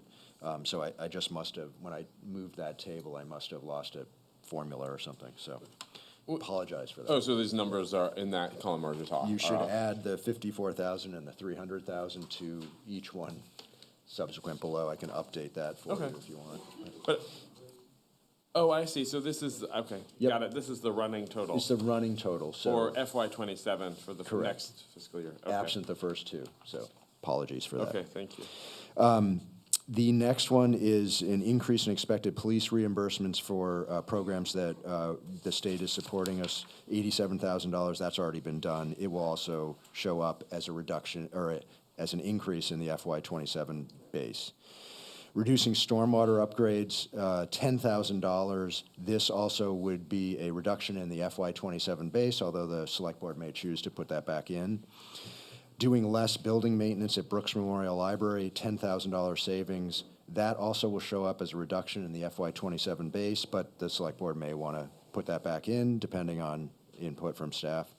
Postpone hiring of the emergency services data analyst position, $72,036. This also will show as a reduction in the FY27 base, but if the select board would like to hire that position, they could put it back into the FY27 budget. Reducing sustainability operating funds, $10,000. That also will show up in the FY27 base.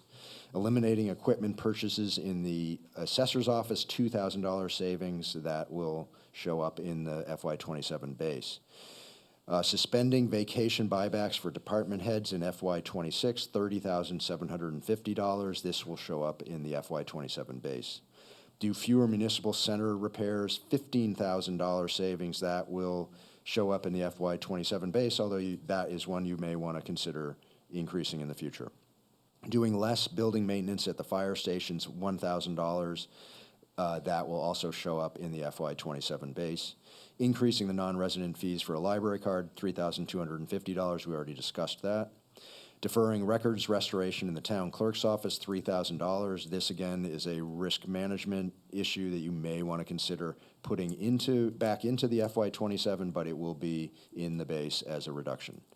Reducing conferences, memberships organization-wide, except for essential trainings in FY26. That is a savings of $6,600 and would show up in the FY27 base.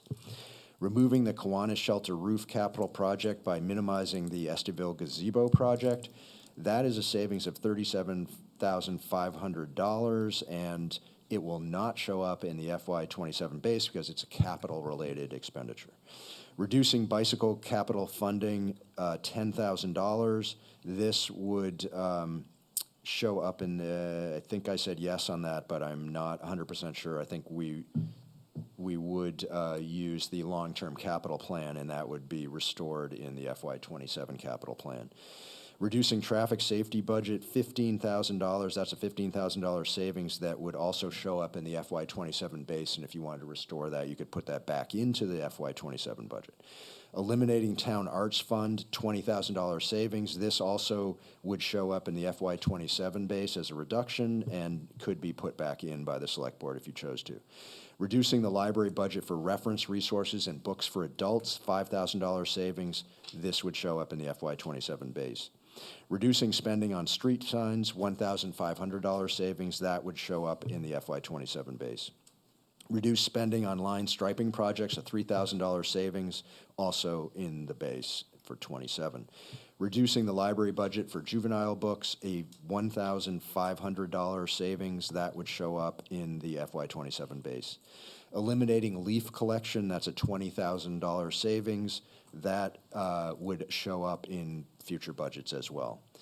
Capturing skate rentals as skating rink revenue, already discussed that. That's a $9,000 increase in revenues.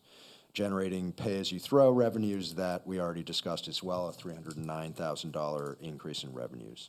Skipping the Global Warming Solutions Fund for a year, $70,000 savings. That would technically show up in the FY27 base as a reduction, but the select board may want to put that back in too. Deferring the 2015 park truck to FY27, that's a $55,000 deferral. It will not show up as a reduction in the FY27 base. Paying for ambulance capital replacement with uncommitted special projects funds, $141,723 savings on your capital transfer this year. That would not show up in the FY27 base or capital plan. Purchasing an HD 18 backhoe with uncommitted special project funds. So for both of those items, those were essentially sweeps in the money that we transferred into the capital fund for from the ARPA funds, and it reduced other projects in order to pay for capital projects that you wanted to do this year. That would not show up in the FY27 base or capital plan. Reducing ASL service to advanced captioning at select board meetings, that's an $11,000 savings, and that would show up in the FY27 base reduction. Increasing daily admissions at the skating rink by $1, that's a $10,000 increase in revenues that we already talked about, and that would show up in the FY27 as well. Reducing snowstorm cleanup, $8,000, that is a savings that would show up in the reduction in the FY27 base, as well as savings, the last two, Social Security on COLA and the town attorney COLA savings of $8,501 and $1,233. So that's a total of $1,774,994 reductions in the FY26 budget. And if there are any of those that you want to call up and discuss, I'm happy to go into more depth on any one of them. So.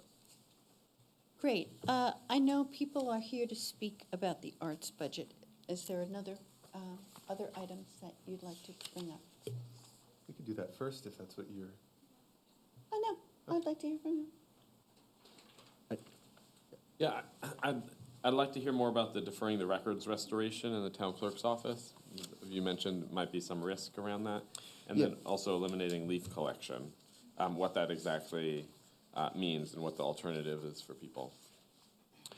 The town has made a commitment to every other year to maintain and restore records in the town clerk's office. We have an obligation to maintain those, and typically we do that commitment in the budget during off-election years. The records restoration is for keeping all of the records in good condition. So as long as they're not getting run down or damaged, then we don't need that. We don't always need it, so it's kind of a risk management issue. Like, we might have to end up spending to repair some records, even though we didn't plan it in the budget. Okay, thank you. Yep. Oscar? Just when I spoke to Hillary, she seemed pretty confident that skipping 1 year of that would be okay. Probably wouldn't want to do it two-year periods in a row, but. Could you just remind me what remove Kiwanis Shelter Roof Capital Project by minimizing Estiville gazebo means? Like what the mechanics of that are? Yes, so we initially, in the capital plan, we had a project to redo the roof on the Kiwanis Shelter. And so that was in the budget, the first budget that the last select board looked at. We offered the possibility that we could reduce the scope of a project that was in this year's budget, the Estiville gazebo project. We could reduce that scope and use some of that funding to do the Kiwanis Shelter project instead. So therefore, we wouldn't have to fund it in the FY26 budget. Okay, thank you. I'm actually, I have all sorts of thoughts on these things that I've talked about before. I'm actually not going to fight about too much of it tonight because I think, time is clearly a factor, and I think, there's these savings this year are things that we can revisit very soon when we're looking at next year and think if we want to make longer term decisions. Other than the arts fund, I just wanted to ask, do you know what we will pay? I know what the savings is for switching to advanced captioning. Do you know what we pay for the software? Is it like a couple thousand or is it like 50,000? I'm not recalling that off the top of my head. That was something Patrick was working on. Let me just see if I can find a note to that, Oscar. And if you can't find it, the thought is just, if we're going from 61. Okay. So the cost to deliver ASL translation services in FY24 was just over $13,500. This possible budget reduction would cease delivering the ASL translation services and instead work with BCTV to embed this advanced transcription service into the regular broadcast programming.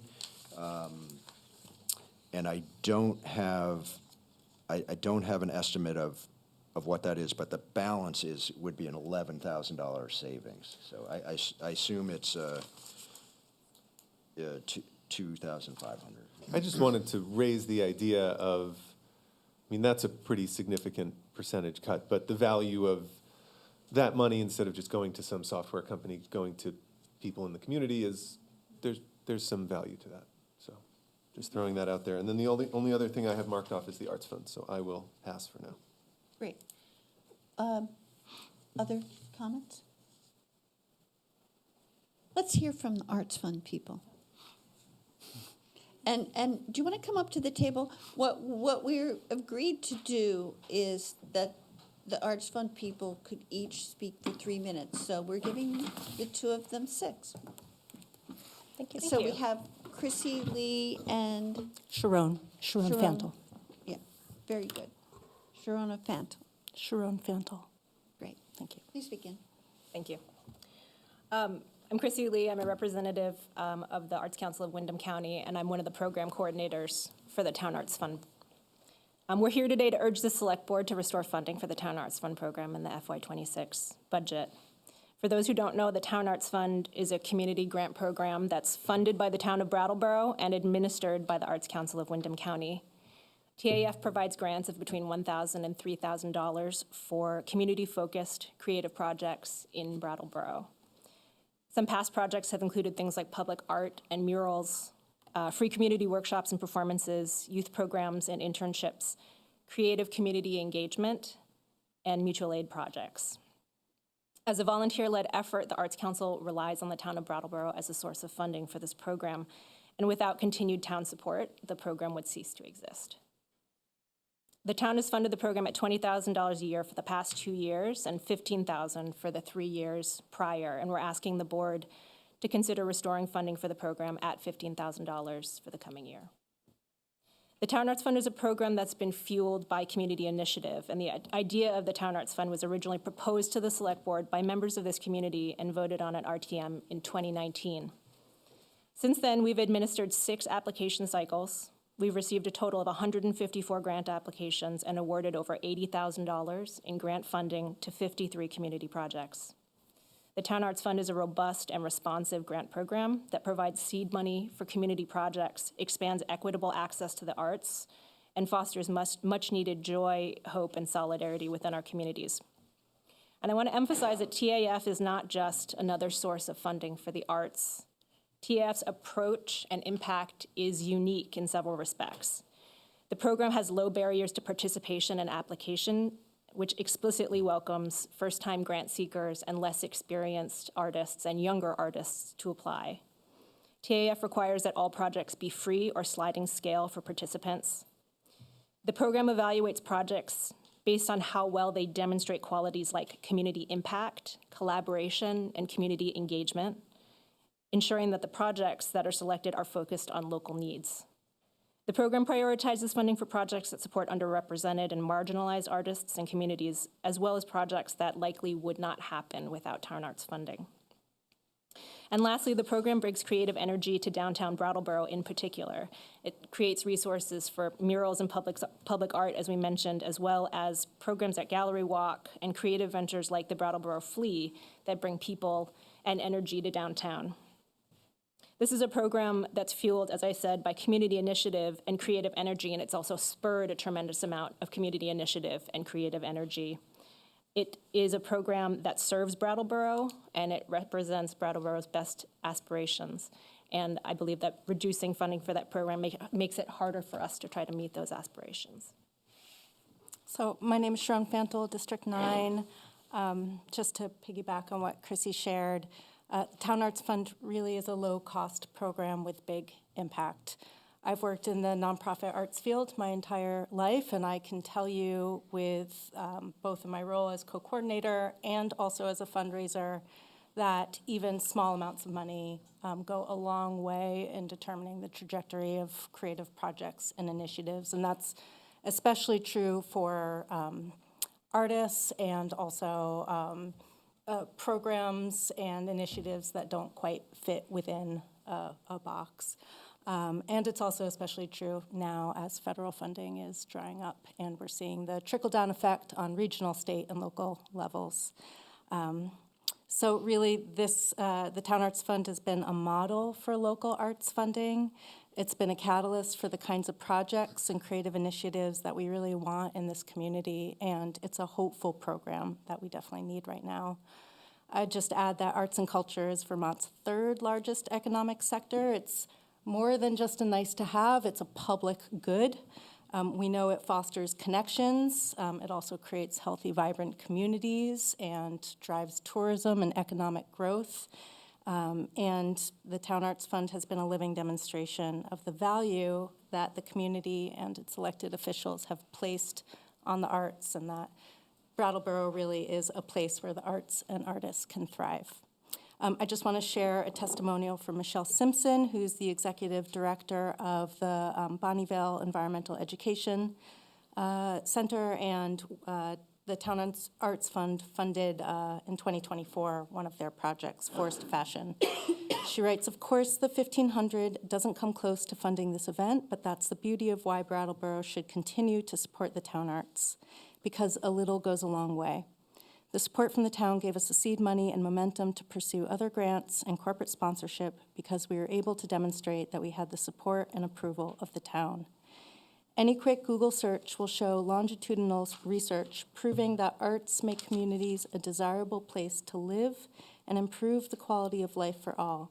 It's simple. If we invest in the arts, we will have more art.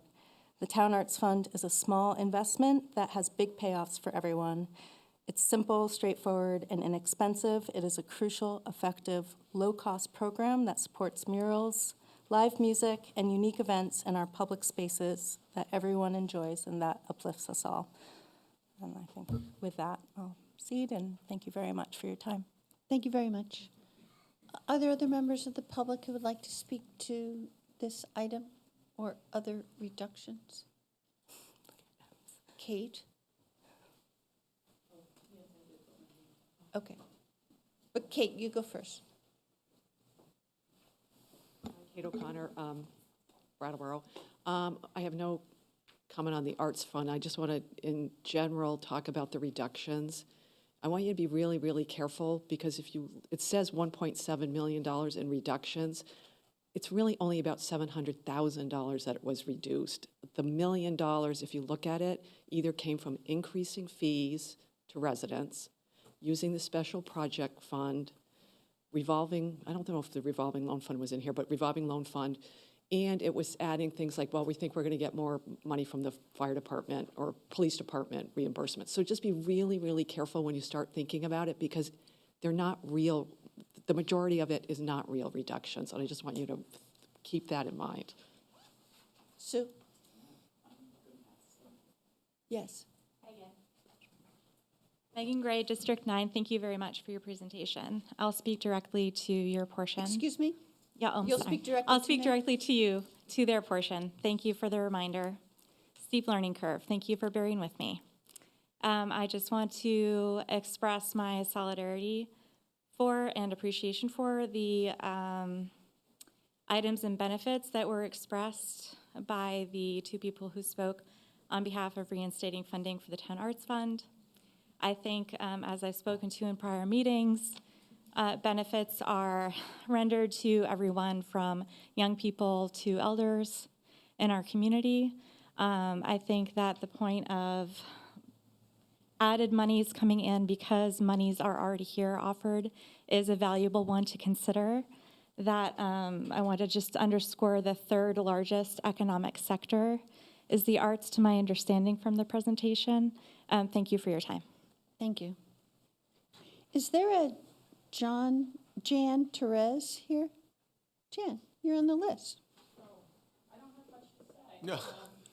I'll go like less than a minute. You know, I appreciate the arts, and I appreciate that every single item on this budget, we can all talk about the benefits, but we need to make cuts. We need to make cuts. I mean, the primary job of the select board, and I've been here for raucous meetings regarding safety, and I feel really angry. Now I'm angry. There are many people in this town who are very concerned, who want the budget to reflect the safety values that we asked for and that we got, and that we were asked again about on a ballot. And instead, we're talking about sort of like all these little, we won't make this reduction, we won't make this reduction. I can argue for not making any reduction, but that's not what we need. We need to make reductions, and we really need to keep our eyes on protecting the town. And also, I'm just really angry. I've been here for all those meetings. We said what we wanted. We got it, and now we're back to square one, and I feel unheard. I feel like this is the most undemocratic process I've ever witnessed, and I'm scared. I mean, and for the people that say I don't know anything about big cities, I've lived in big cities my whole life, and I've worked with very violent people my whole life. So I don't scare easily. I'm scared about what's happening to the town. We're losing our tax base. I don't go down shopping downtown, not because I'm so scared. I don't want to. It's not pleasant. Anyway, so keeping your eyes on that. Thank you. Thank you. Bonnie? Bonnie Gervin, District 8.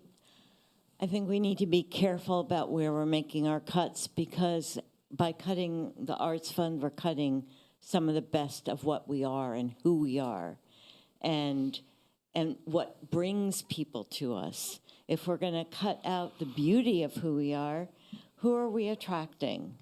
So we need to be really careful. And I know we have to make cuts, but we're talking 15,000. Come on, guys. Thank you. All right, on the Zoom. We'll go to M first. Very good.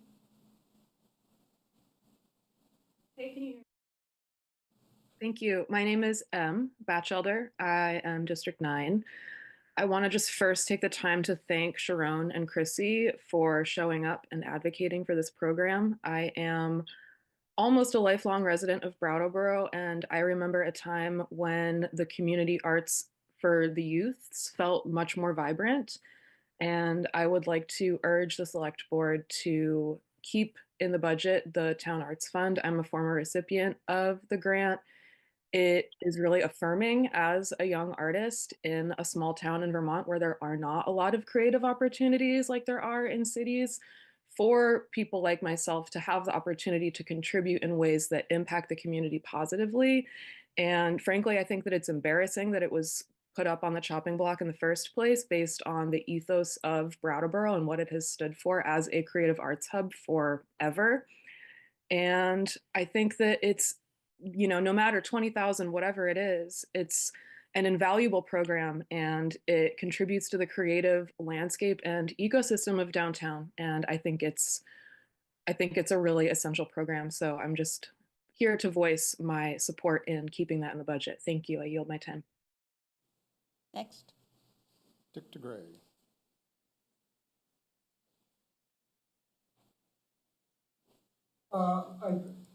Thank you, Madam Chairwoman. I do have a question for the presenters. Remember when this money was appropriated several years ago, is that they allowed for a stipend to be paid to whoever was administering the money coming into them. I would like them to answer if any money goes towards a person who's responsible for that, or is 100% of the money in the arts program going to arts projects. Secondly, I would like to say to everyone, and I'm not speaking for or against, but there was a speaker a couple of meetings ago who mentioned the flower program that I did. And I continue to do the flowers up in West Brattleboro. That is all done with fundraised money from the public, who believe that the flowers are a real enhancement to the community. I don't do them downtown, but that was done through a special assessment that through the building owners downtown, that everybody else in the community got to enjoy those flowers while I was doing them downtown, but didn't have to pay for them. So even though I do support the arts, I do think that this should be reduced and they should do what I'm doing is look for fundraising. I always held back.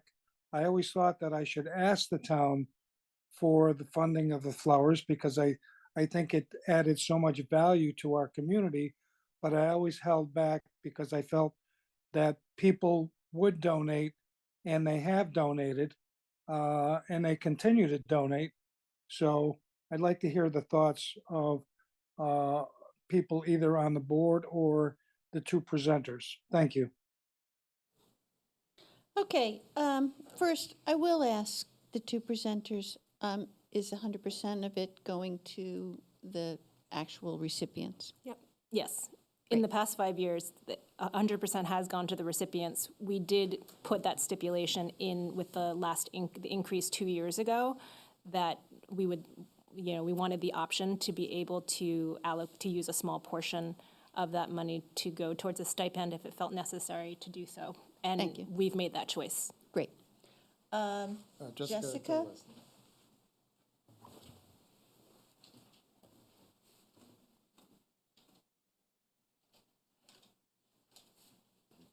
Everyone. I can't quite get my video to work, but I hope you all can hear me.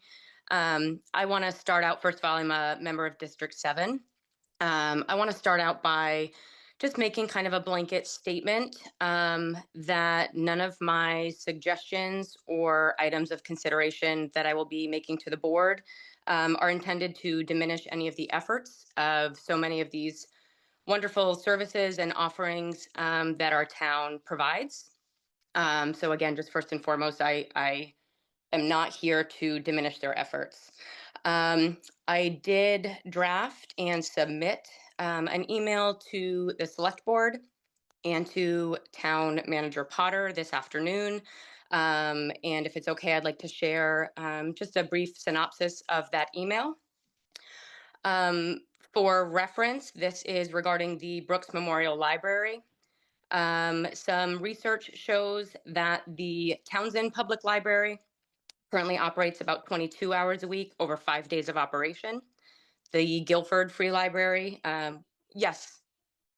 We're not on that topic yet, so I'm going to ask you to come back later when we're. Sure, okay.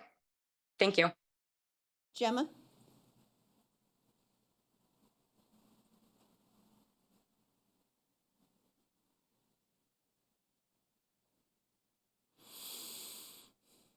Sorry, was behind a window.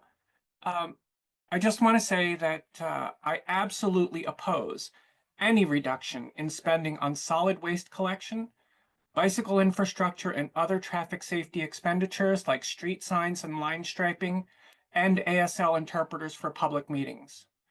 I think we need to have a serious discussion about Moss Kaler's letter that was published this week in the Commons regarding the difficulties involved in enforcement of pay-as-you-throw when we move to an automated trash collection system. I have to say, I did not consider the fact that, the automated trucks, there's really no way. Yes. We are having Yes? on the Arts Fund. Arts Fund now, and we're having a discussion on solid waste next Thursday. So can you save your comments to then? I apologize. I thought we were discussing the list of reductions that is being proposed here. We are discussing pay-as-you-throw revenues. Yes. What we're talking about really is generating revenues for pay-as-you-throw in conjunction with the state law. So as John Potter said at the time, we will be discussing the intricacies of that policy in the future in the next budget year, but we are really all we're doing with this line item is maintaining a line item to receive funds for pay-as-you-throw consistent with the law. Okay, well, I'll forego any further comments on that particular item. But I also want to reiterate, as I said on the town Facebook group earlier this week, The first area we should be looking at for reductions is the part of the budget which had the most discretionary spending added to it in a really controversial fashion, and that is the police budget. I see no line item here for reducing the police budget except for one small item. And I also want to reiterate my excuse me? We'll be discussing the public safety budget on Tuesday, the 22nd of April. Thank you. I just wanted to note that I see really nothing in this list of reductions about that. And I also want to reiterate my extreme skepticism toward raising the non-resident library fee. I really think that we are probably losing out on revenue by raising this fee. I understand that some people may be happy to pay it. Yes, but that's the second time you've raised that issue. Yes. As I said, I want to reiterate it. Yes. Our fees are higher than a lot of other jurisdictions as far as non-residential library fees. I will cede the rest of my time. Thank you. You don't have any more time. Anyway, how are we on this? Let's have a select board discussion on the arts funding, shall we? Sure. Yeah, I can start.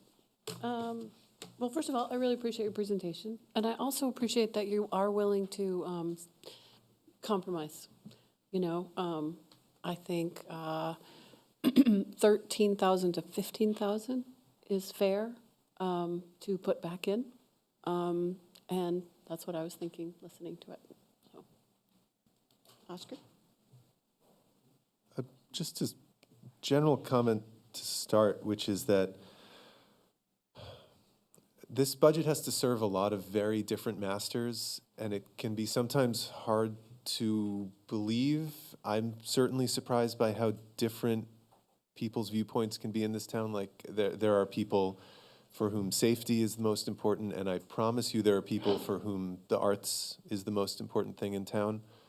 Different sizes of groups, but we're really talking about a very diverse community that wants a lot of different things.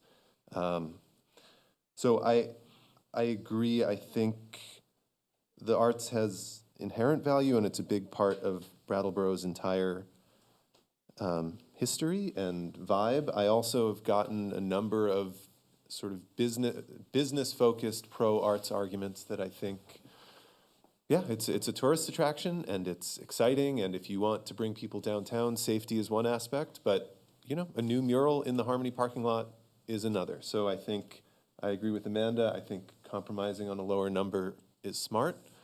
And yeah, I think we're not changing big things off this list, I think intentionally, because we recognize we're trying to compromise and get this done, but I think this one makes sense. I'd like to move that we restore $15,000 to the budget for this item. Okay. Peter? So I'm just gonna first speak to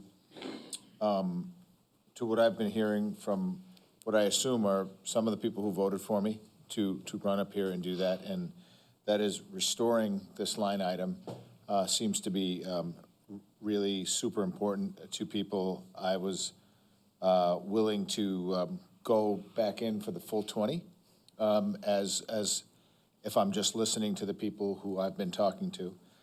But as somebody who was responsible for reducing the budget and listening to my colleagues, I think a $15,000 return to this line item would be also palatable. And I will help you raise the other 5,000. Well, I take him up on that. Sue?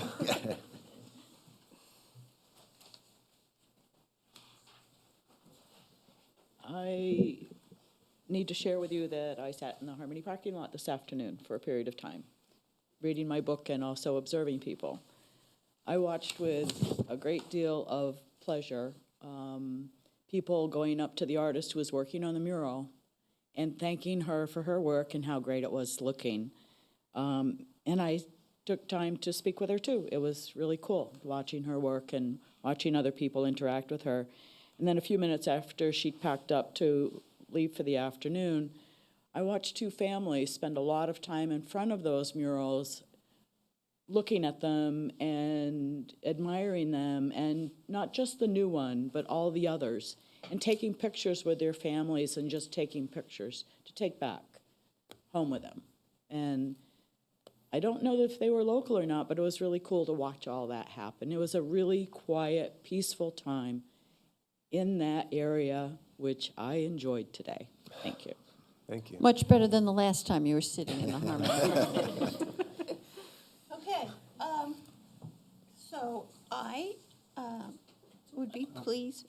Yeah, I'm wondering, should the motion be to approve the reductions as written with an amendment to, I'm seeing nods Yes, from thank you. John. Yes. Okay, Yeah. okay. Yeah. So do you want me to go ahead and make that motion? No, because Okay. I'd like to say something first. Oh, great. Everybody else on the board has spoken.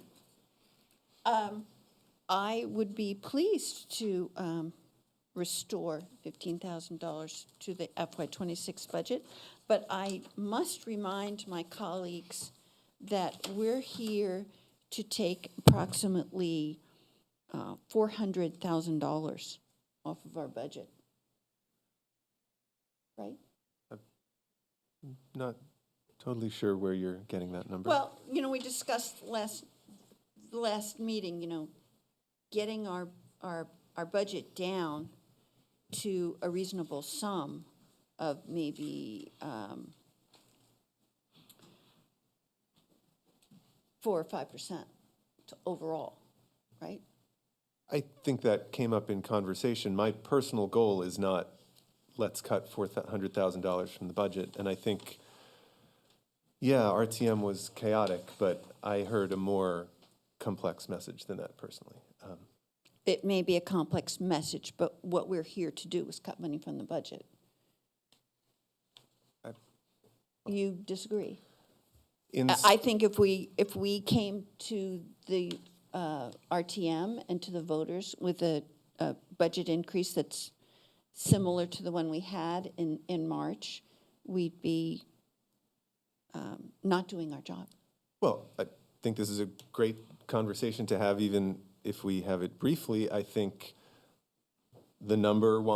people want the number to go down. People also want us to, I think, do things differently and hear from us on those things going forward, particularly about how we do the next budget when we're not doing it in 7 meetings in 1 month. And I don't at all feel that the reason I voted against the budget, which I did at RTM as a rep, was because I wanted the number to go down $400K. That is one of the, so I think that's how I feel personally. That's how I interpret the feedback that I've gotten. That's how I interpret a lot of the Finance Committee report, which I don't think at any point, for example, says 12.1% must become 8% or something like that. So just me personally. Okay, well, I disagree, and I think our charge is to cut the budget. And while we may have raised some fees tonight and gotten a certain amount of revenue, we didn't raise all the fees that were proposed. And now we're discussing adding this money back into the budget. And so my point is to remind the Select Board of what I believe our charge is. And so, Amanda, make a motion and we'll proceed. Yeah, I I would love to. Oh, you already made a motion. Oh, but we need to accept the reductions as is, except for. The other reductions. The So other Amanda reductions. wants to, We haven't talked about a leaf collection yet either. Okay. Well, I wanted to say one thing about the arts funding, because we did talk about increasing business licenses, or adjusting or whatever.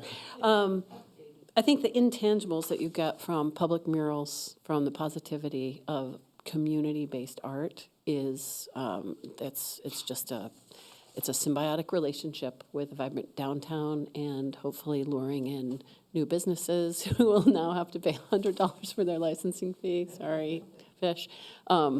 I think it's money well invested. I really do.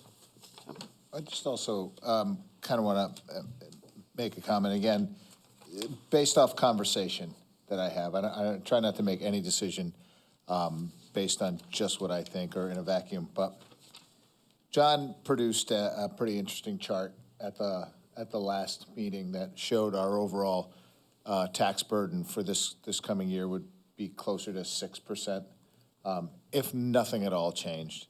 So I don't think adding $15,000 and then from back in here and then finding it somewhere else is, I don't know. I just feel like we're throwing drops of water in the ocean here a little bit, but. Okay.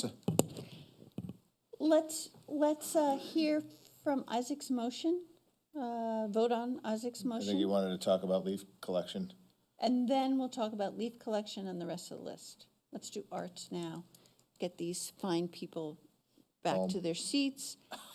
And or home. Or home. Home to our families. Home to your families. I understand the feeling. Yeah. So Isaac has made a motion to restore $15,000 to the arts fund. All select board members in favor of that, please raise your hand, say aye. Aye. Aye. Okay, that's 5-0. Thank you very much. Thank you. Thank you. Now, Isaac, you have a question on leaf collection. Yeah, I was curious to know what would be the impact of the reduction of $20,000 in leaf collection services or elimination of leaf collection, and what would residents be expected to do instead? Short answer, mulch. So we've done leaf collections twice a year in the spring and twice in the spring and twice in the fall. If the town stopped providing this service, property owners would have to address their yard waste through other means, and it could be mulching, it could be composting, whatever they did, or they could just leave it on the ground and feed their trees, which is a nice thing to do. If the town ceased this service, that would save approximately $20,000. Can I pipe in? I think it's a great deal. I also know that as a farmer and other farmers, like if you have pigs or if you're also doing a lot of composting, sometimes we swing through neighborhoods with our pickup trucks and we pick up bags of leaves. So that'll keep happening. If you want to bag your leaves and take them off your lawn, I dare say that will filter out through the community, and those composters will pick them up and remove them for free. So it's a good thing, environmentally and on the bottom line. I mean, I personally have not been the most proactive in terms of actually raking and getting all the leaves into bags. But in any case, I do know that there are a lot of people who depend on that and are going to have to figure out suddenly what to do with all these leaves. And I'm curious if there would be what the feasibility would be of just like doing one leaf collection every year instead of 4. Well, here's the thing, when we were having the discussion on solid waste, and so many people volunteered to do various things themselves. And we said, no, because it's a public good to have trash collection, blah, blah, blah. But this one, we carved out and said, okay, people, everybody find another way of meeting their need because the town can save $20,000. So I think we should leave it up to the hive mind of the community to go on Front Porch Forum and say, hey, I got bags of leaves. Does Amanda Thurber want them? And so forth. So I think it could be a community building thing. And I think we should leave it alone. Other people may feel differently, but I am not in favor of putting that $20,000 back into the budget. It's a product that biodegrades anyway. It will return to Mother Earth. It is in that capacity, I feel like it's the least harmful thing. So I'm also a fan of leaving it. I'm wondering if it would be low effort, could we put a page on the town website and a farmer who is interested in getting called about leaf pickup Could put their contact info on there. Let me just, hang on for a second. Let me just interject something here. So I put out on the town Facebook page, and even though I despise social media, that at my shop, we got a large shipment of very large cardboard boxes, which I learned last year is kind of a favorite for farming and projects. And I put it out there, and I think we got rid of, I would say, 30 of those boxes in that manner, because they were just big pieces of cardboard and they were desirable. So I don't see where think like it's a necessary. mechanism like this could also work just like that. Okay. All right, so that's, Madam Chair. Oh, but is the board gonna decide on this and move on to the next item, or are you yeah, gonna we take are. more public We're comment? really coming to the end because it's 9 o'clock and we have a lot of work to go through. So I'm going to cut that short, ask for a vote on the litany of things that John has said, and I mean, I did ask a question that I would like an answer to. Is just what would be the cost of doing one leaf collection every year instead of 4? Would that be 5,000? That would involve going back to Casella and getting a concession. I'm not sure I could do that in 3 days. Okay. So I would it's never mind. either but leave this in or take it out completely, and we could explore that. But sure, yeah. I I understand. mean, Okay. we've gone through tremendous measures to get the solid waste number down as much as we can, and this is the result. So let's go back to the list of items. Is everyone, other than the ones that have been discussed, are we ready to vote on accepting that list? And so that is everything except the Arts Fund back? at Everything 15K? except for $15 for the Arts Fund. 2,000. 15,000. It actually will. But I see what you did there. Just raising, is there any board enthusiasm for the idea of interpreters instead of software? If there's not, I'll drop it. It's just a thought. No. You know they can hear you. I know. All right. Sorry. Although we value them tremendously. Yes. We do. Absolutely. All right, I'm good. Okay, so someone want to make a motion?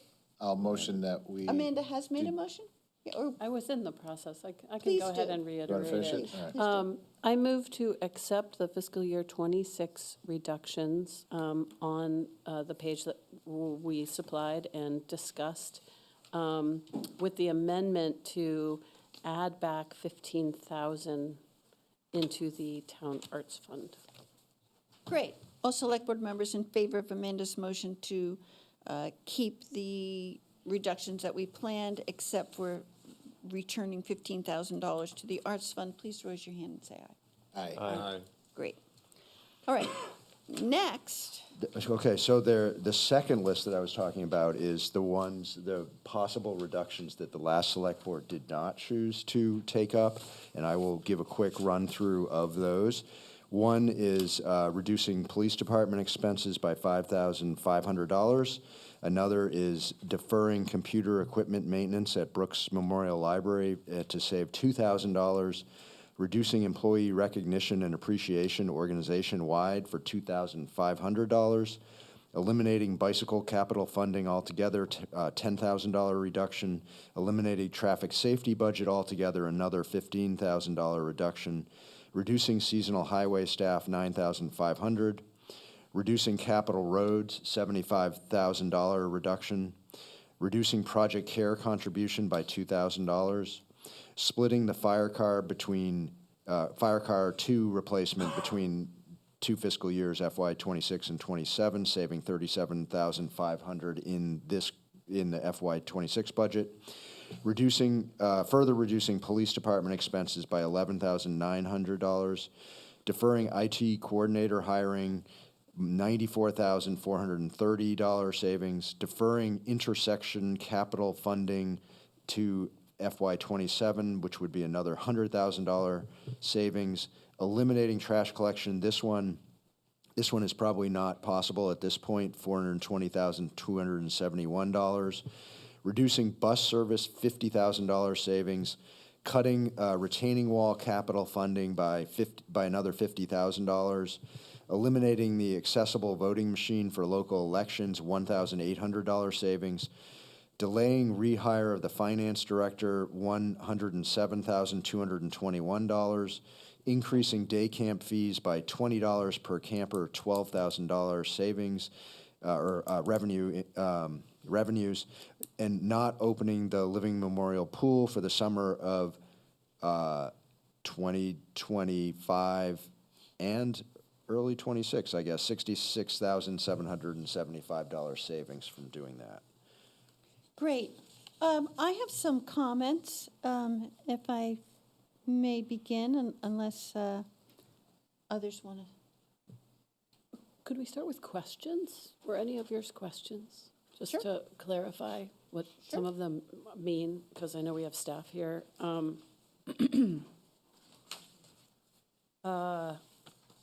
What does reduce capital roads mean? And what are the implications there? So, so we have, in the capital budget, we have an item for capital road maintenance, so this would just be doing less of that in fiscal '26. Other questions? The reduction of police department expenses listed, so there's two line items there. Do we know any details about those reductions? Yes. The $11,900 reduction would impact the department's ability to provide uniforms and gear to all personnel. Uniform supplies would have to be rationed, possibly being unable to replace damaged items when an officer damages a uniform or has it done to them. This would definitely be challenging for the police department, but it is an area that we could potentially save some funding. The other one was, I think it was animal control. Not seeing it, but I believe it was some reduction in animal control expenses. Thank you. Other questions? I actually have one more question. Go ahead.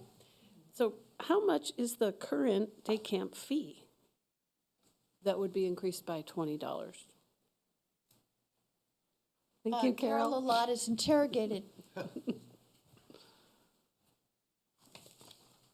For a Brattleboro resident, it's $120, and for a non-resident, you would add 15 to that. If I may, I guess if you choose to discuss that further, I'd like to throw a curveball and have another suggestion in your way. I wouldn't mind hearing the curveball. We love curveballs. I could never hit the curve, that's why I'm here. Okay, well, here comes the knuckleball then. So instead of the day camp fees, I discussed this with my board on Monday night. We talked about the fees and what the impact would be. And we felt, as we discussed this further, this would be a pretty tough burden on families that are already daycare in the summertime is pretty expensive. But instead, if we were looking to increase revenue, is across the board in every single program, the fees will go up $5. And in one of the line items that we have here is facility use fee. And that facility use fee generates a little over $15,000. And that is every person that registers for programs, that $5 goes into that account. And that would spread a little bit across the entire board. And because this $20 would hit a family every single week of camp. Well, that's really nice and gracious of your board and you to suggest that. So we should consider that. Are there other questions on this side? How about you guys?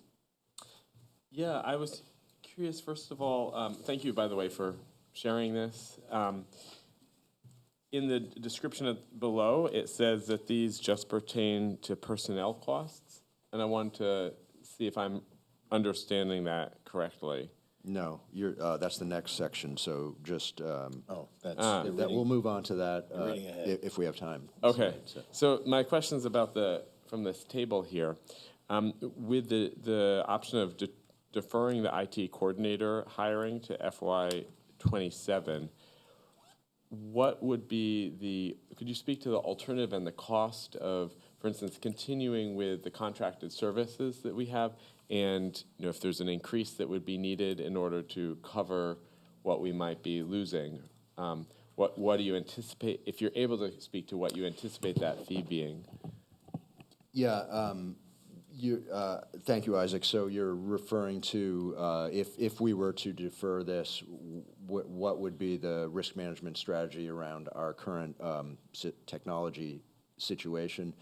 I believe we would have a fairly significant, we'd have a fairly significant increase in the contract for technical services. It could possibly be less than this.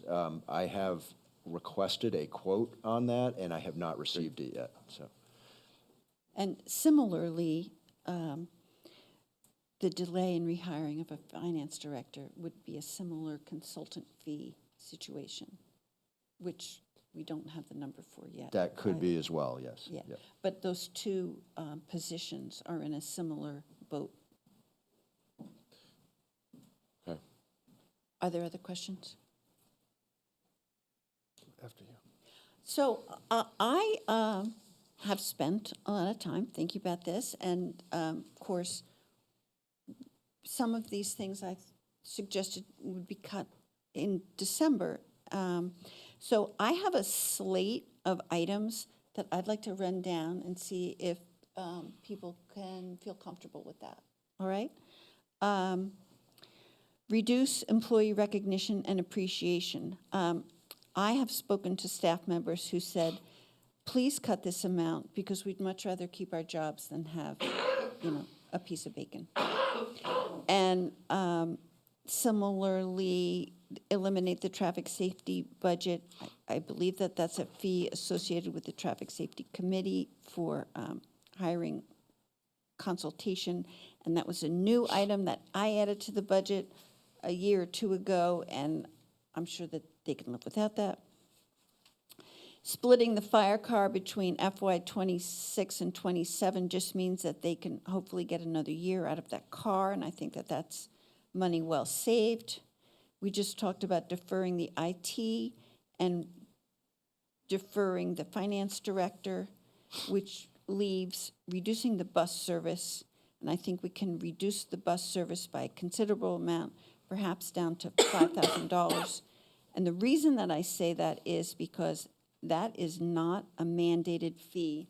That has been a voluntary fee, a voluntary contribution for many years, and I believe that in this lean year that we have, that money should be substantially reduced. So, anyone like to vote on these things as a slate or have further questions? I'm open to discussion. Madam Chairperson, should we create an entire slate or do it slate by slate? Because there may be additions to that slate. Well, here's what I'm proposing as a original slate, and maybe people want to add to it or subtract from it. Before we do our final vote. Well, it's not our final, yes. Yep. Okay. Anyone? I just want to say out loud to anyone who's listening, it's not lost on me that we are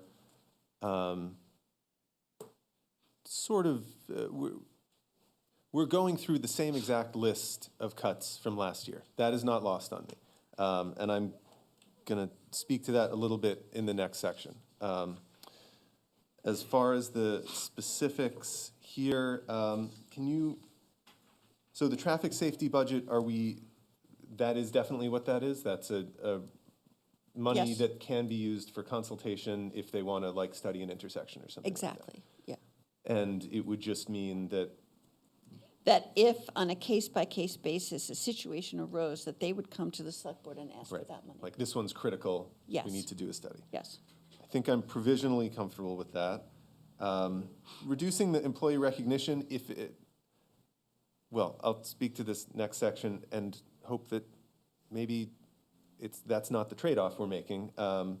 It's such a small number that I can see why the board didn't cut it last time.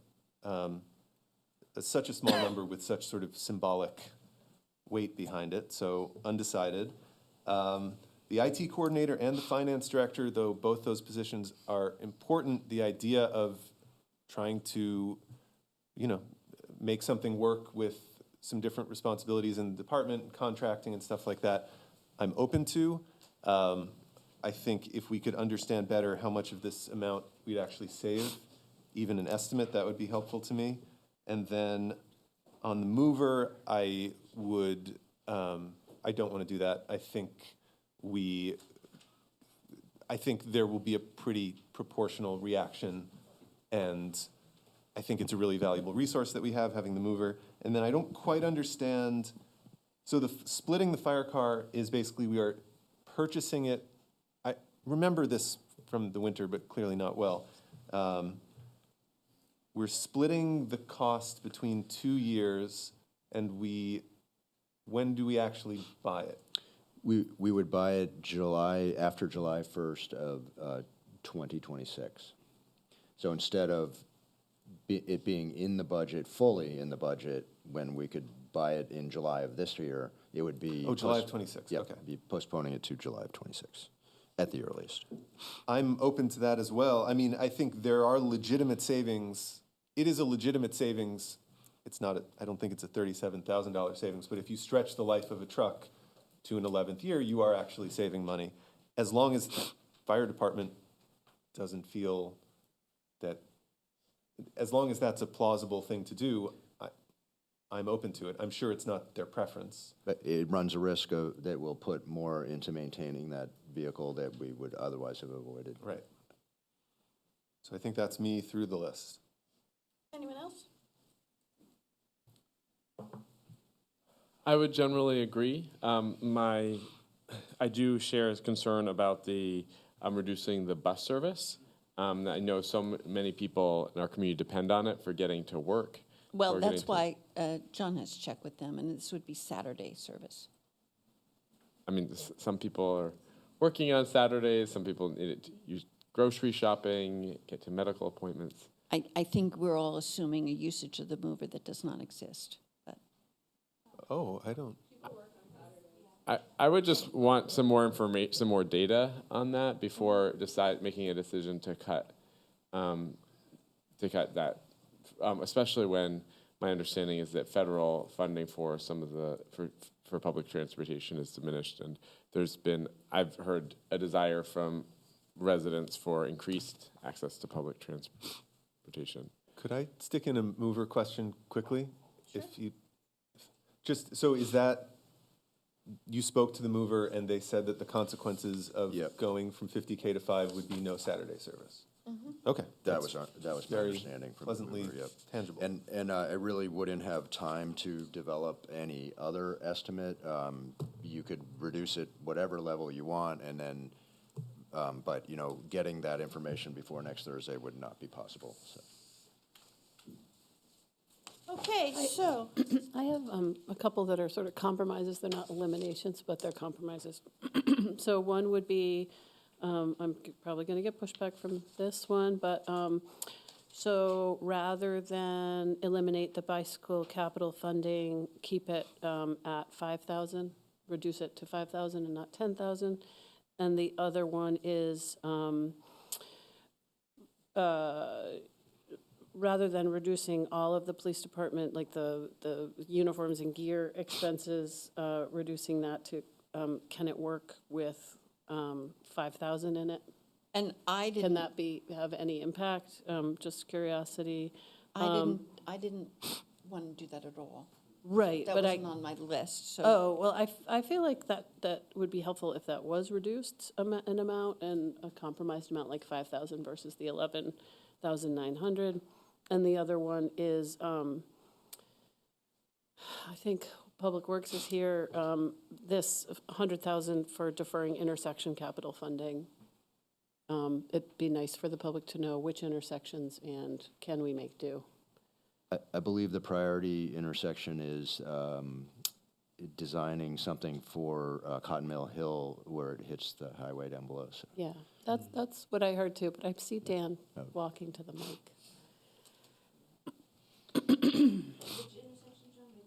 The bottom of Cotton Mill Hill, but Dan may have. Yeah, yeah.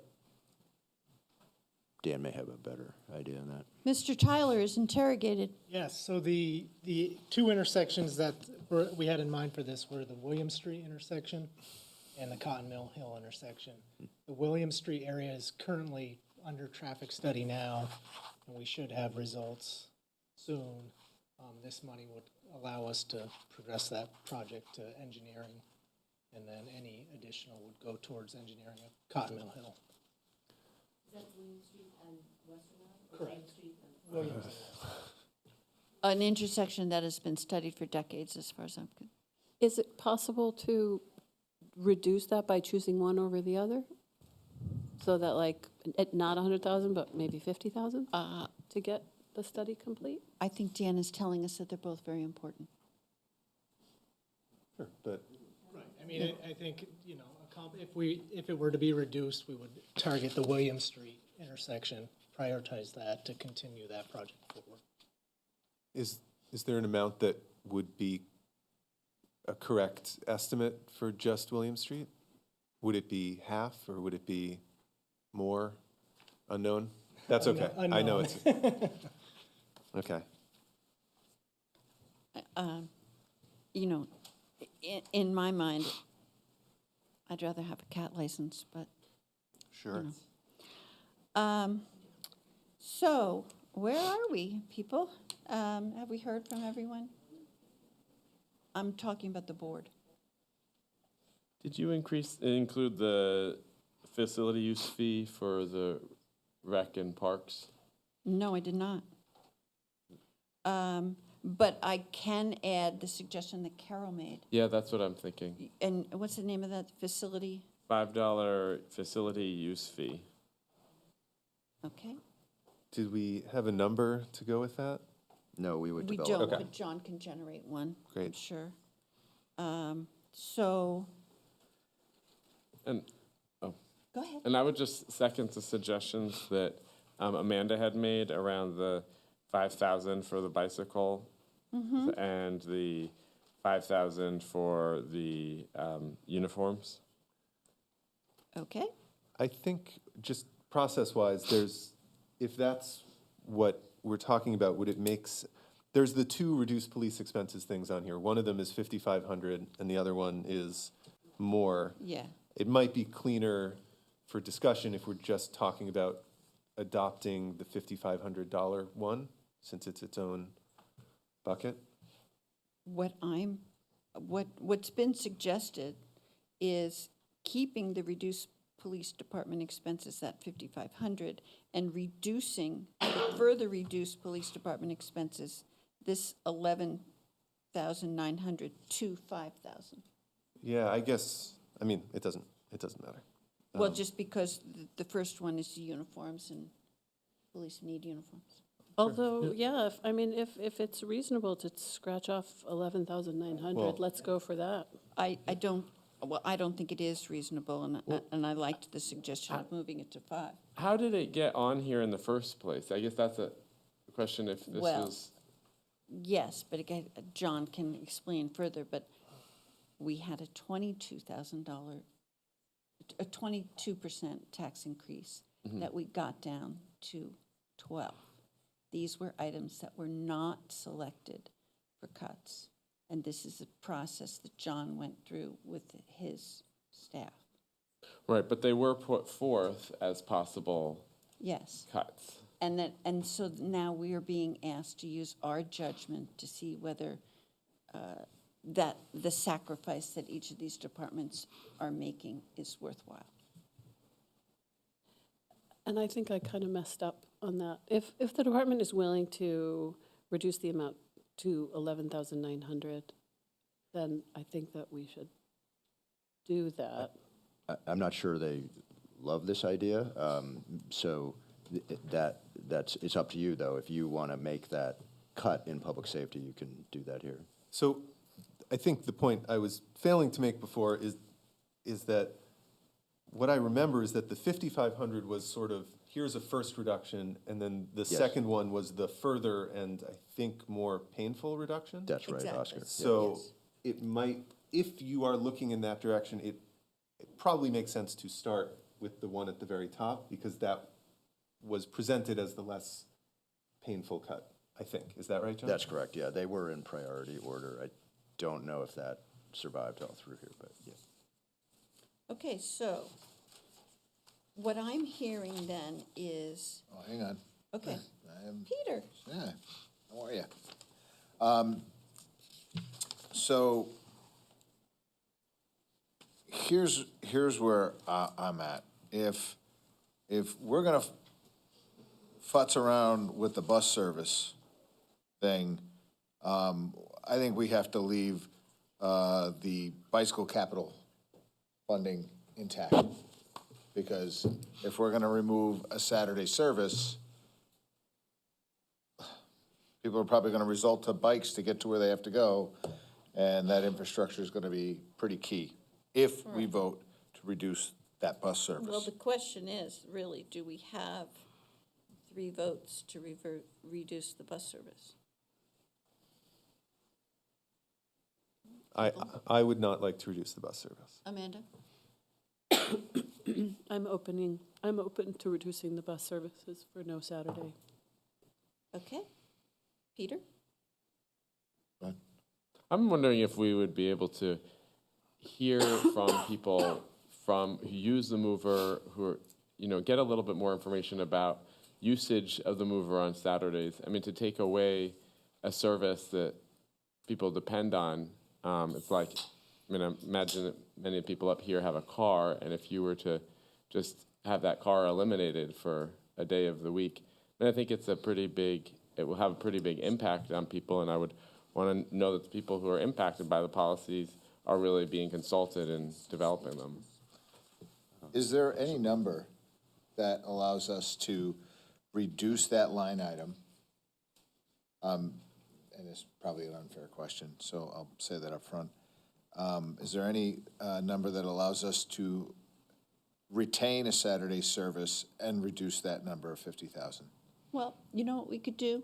We could cut it in half, and we could see what John can do to have further understanding with that by next Thursday, and then we can revisit it again. So this would just be an exploratory. Exploratory, 25,000. What do you like about that? I like exploring options. In general, I think, we saw the mover with the microtransit service be pretty sensitive to changes in funding, and I don't know. I think public transit is one of the sort of silver bullets of municipal government, and it's pretty rare for a town like Brattleboro to have free bus service like the mover. So I'm open to hearing it. Yeah. But I'd like to protect it. And we should understand that Brattleboro gives this contribution, and other towns give a very, very modest amount. Yeah. And so, once again, Brattleboro has the lion's share of contributions to a regional service that is out of proportion for its use, I believe. To me, this is just one of those things where I look at it and I think, we must get so much more value than $50,000. Not that that's exactly the trade-off, but so much more value to the town than $50,000. It's state funded, you know. Yeah, of course. So, state tax dollars do, and probably federal tax dollars. Sue, do you want to weigh in on this at all? Oh, different Sue, sorry. I meant you, yeah. Sorry. I know you were asking about Saturday service numbers. I am a board member of Southeast Vermont Transit. So I don't have ridership for Saturday only. What I do want to say is that the $50,000 contribution has been occurring since 2010, when at the time the Current took over Brattleboro's bus lines. We had our 3 bus lines. It was operated by the town. The $50,000 was the town's contribution to the state funding that came for the bus service. It was our 20% match, I think. The funding is state funding that comes from federal sources. It is being cut. There were recent cuts that were announced, including the micro evening service and a couple of other services around the movers' territory. The 50,000, cutting the 50,000 when we last discussed it with SEVT, that was given to us before we knew that the state was making cuts. So I think that understanding what a reduction would be, it could be more than Saturday. I think that would have to be a discussion had with the mover. And I can work on getting you Saturday numbers. Thank you. Hopefully for next week. How does the board discuss this, and are we ready to hear from David? David? Thank you, David Lombach, District 9. I understand that this is a voluntary contribution. I don't ride the bus very often, but I've had occasion to do so. And what I've noticed is that there's a very distinct population using the bus. These are people for whom I'm guessing other transportation is not available. And I'm not sure how many of them would be bike worthy. The other thing I would say is, as it stands now, you're zeroing out a $50,000 contribution.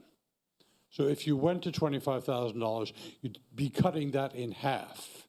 It's not like it's $50,000 off of $130,000. The proposal, as it stands now, zeroes out support for the mover. And I hope you'll be moved by that. I said 5,000, but we've also discussed 25.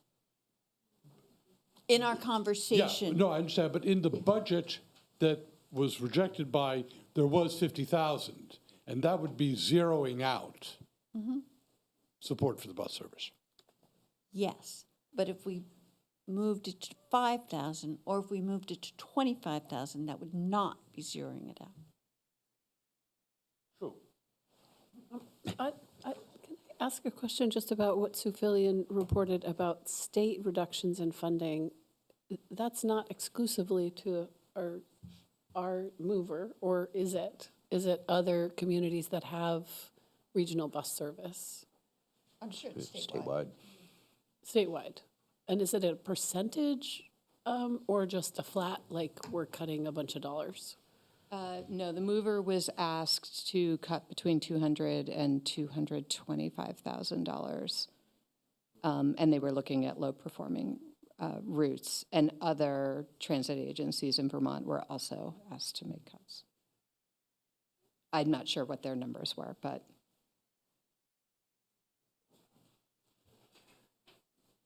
We have a lot more to cover tonight. Just looking at the time and wondering how much more you guys want to deliberate on this. I think, if we're just going to talk about an exploratory look at it, let's half it, look at it, see what we can get out of it, and then that'll also, I think, if nothing else, give the community a little bit more time to weigh in on, give some thought while we deliberate that. And so I would put in there, a $25,000 reduction in the bus service for the purposes of exploring. All right, so let's have a little round robin where we see if we have 3 votes for, okay? And it's not going to be formal, you're just going to raise your hand. Reduce police department expenses, $5,500. The top one. The top one. Yeah. Okay, we have 3 votes for that. Defer computer equipment maintenance at the library, $2,000. No takers. Reduce employee recognition and appreciation organization-wide, $2,500. 3 votes. Eliminate bicycle capital funding. Or reduce it to 5,000. Reduce it to 5,000?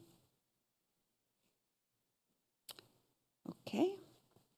Eliminate traffic safety budget, 15,000. Done.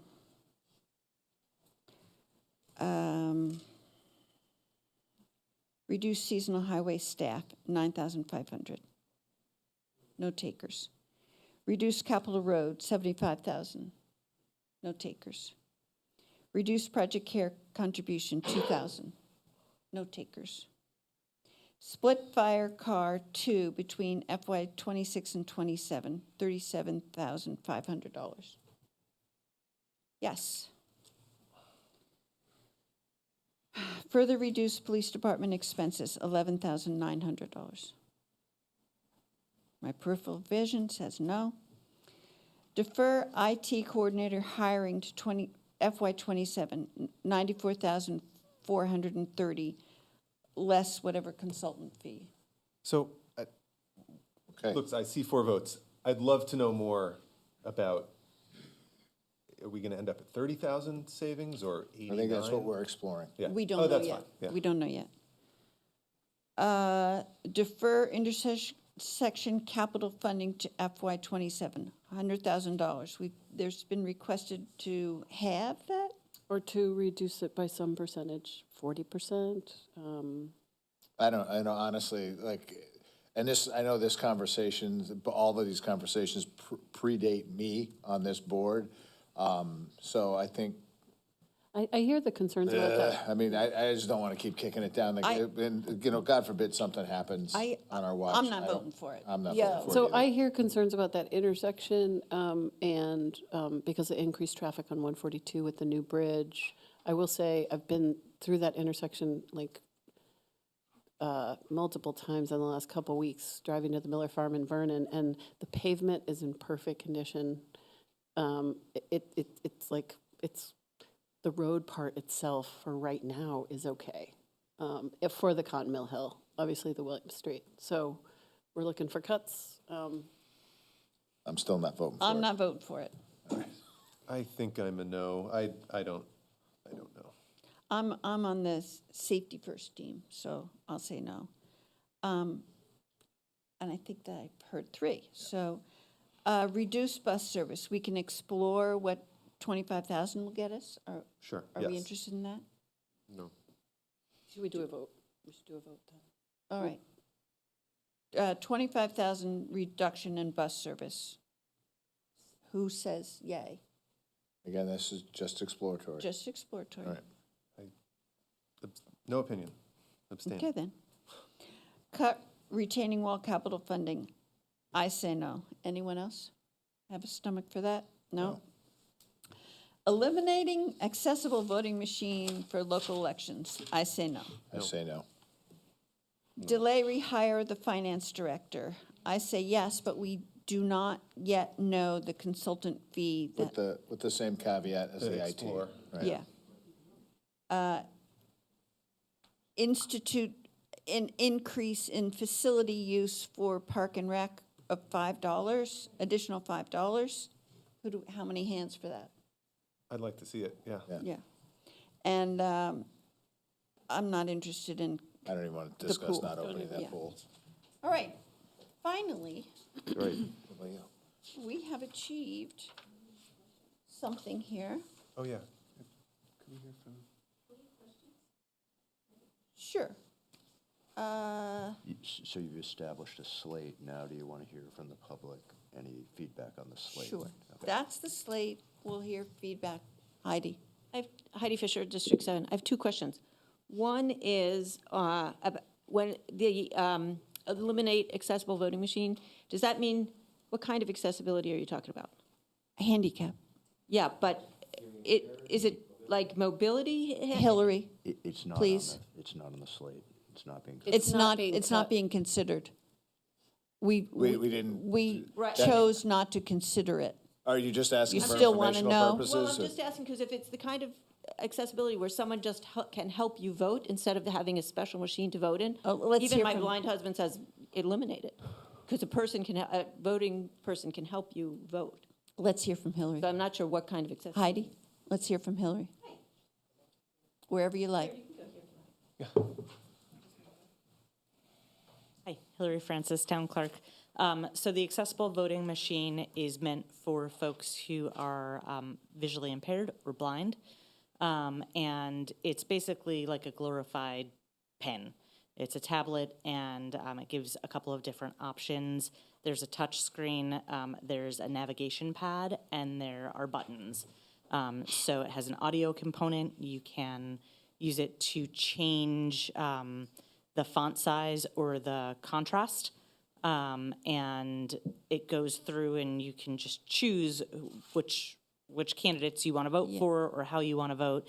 It prints out a ballot for you, and then that ballot can go right in the tabulator. So ultimately, it allows voters who need assistance to vote more independently and not lean on somebody else to help them should they choose to vote that way. And is it used? No. It's not used. We have had one person choose to use it the first year that we had it.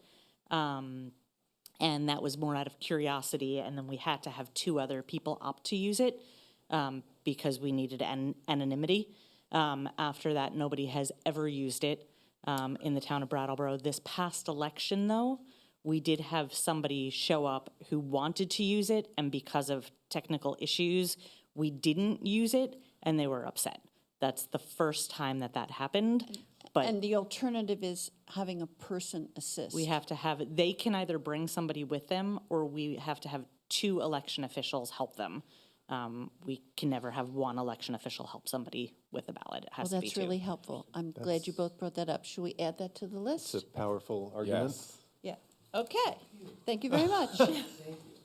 Thank you, and thank you from the blind guy in the corner there.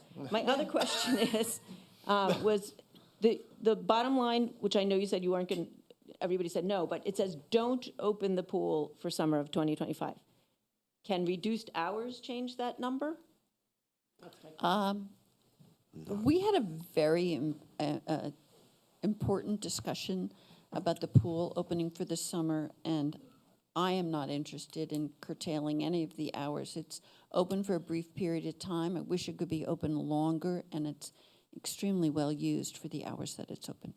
We've had folks refer to that as sort of their kind of the only way they get to have a little vacation for their kids and all that. So, yeah, I'm kind of with Liz. I'm not really open to reducing hours. And also hosting Brattleboro swim team, 2 different time slots for that, and toddler parent pool time.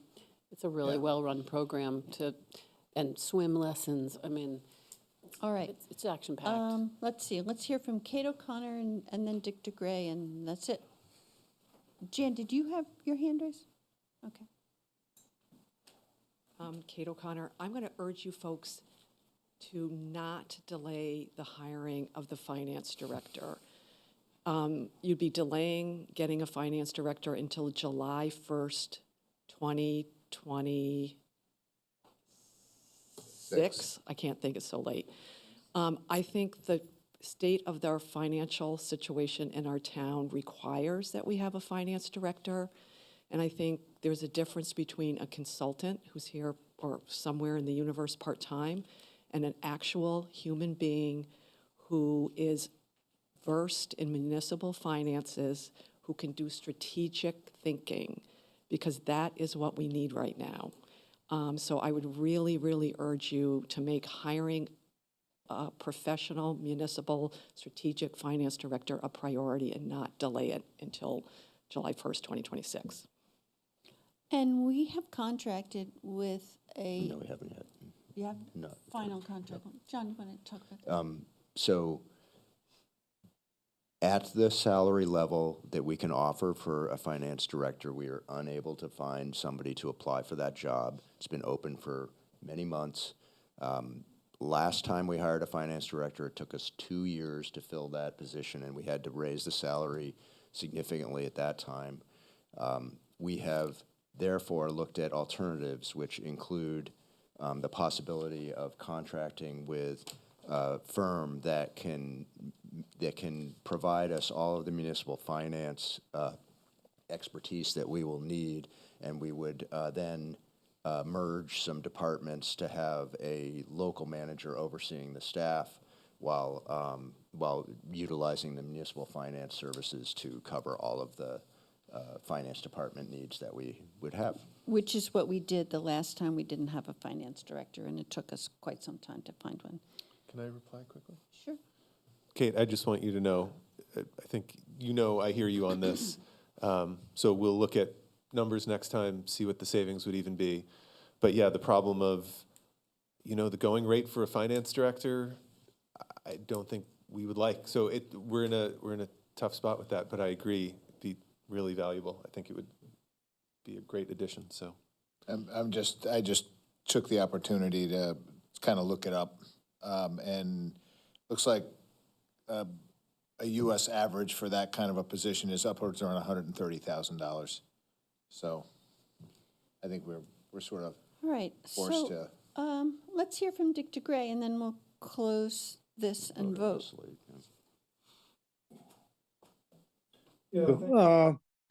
I certainly am on board with a permanent finance director. I think we're better served.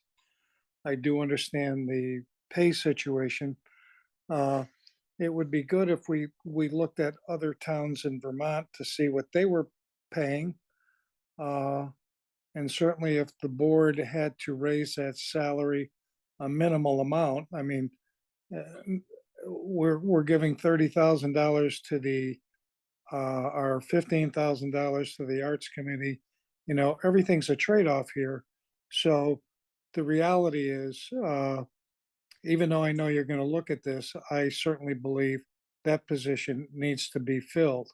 I mean, we haven't even talked about the assistant town manager's position that's vacant. But one thing I wanted to say is that you talked about this IT position. Now, this position is in the budget right now. So there's $91,000 in this current budget that we're in. And that position hasn't been filled.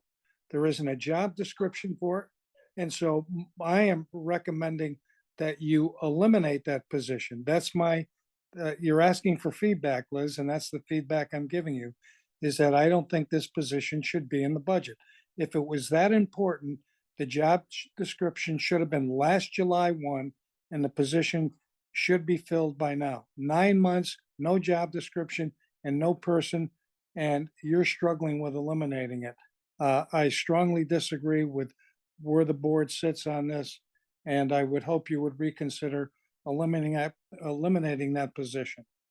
And I also think that reducing the intersection budget by $50,000, and I use one of those intersections on a daily basis, and I believe that putting that off for a few years would be okay.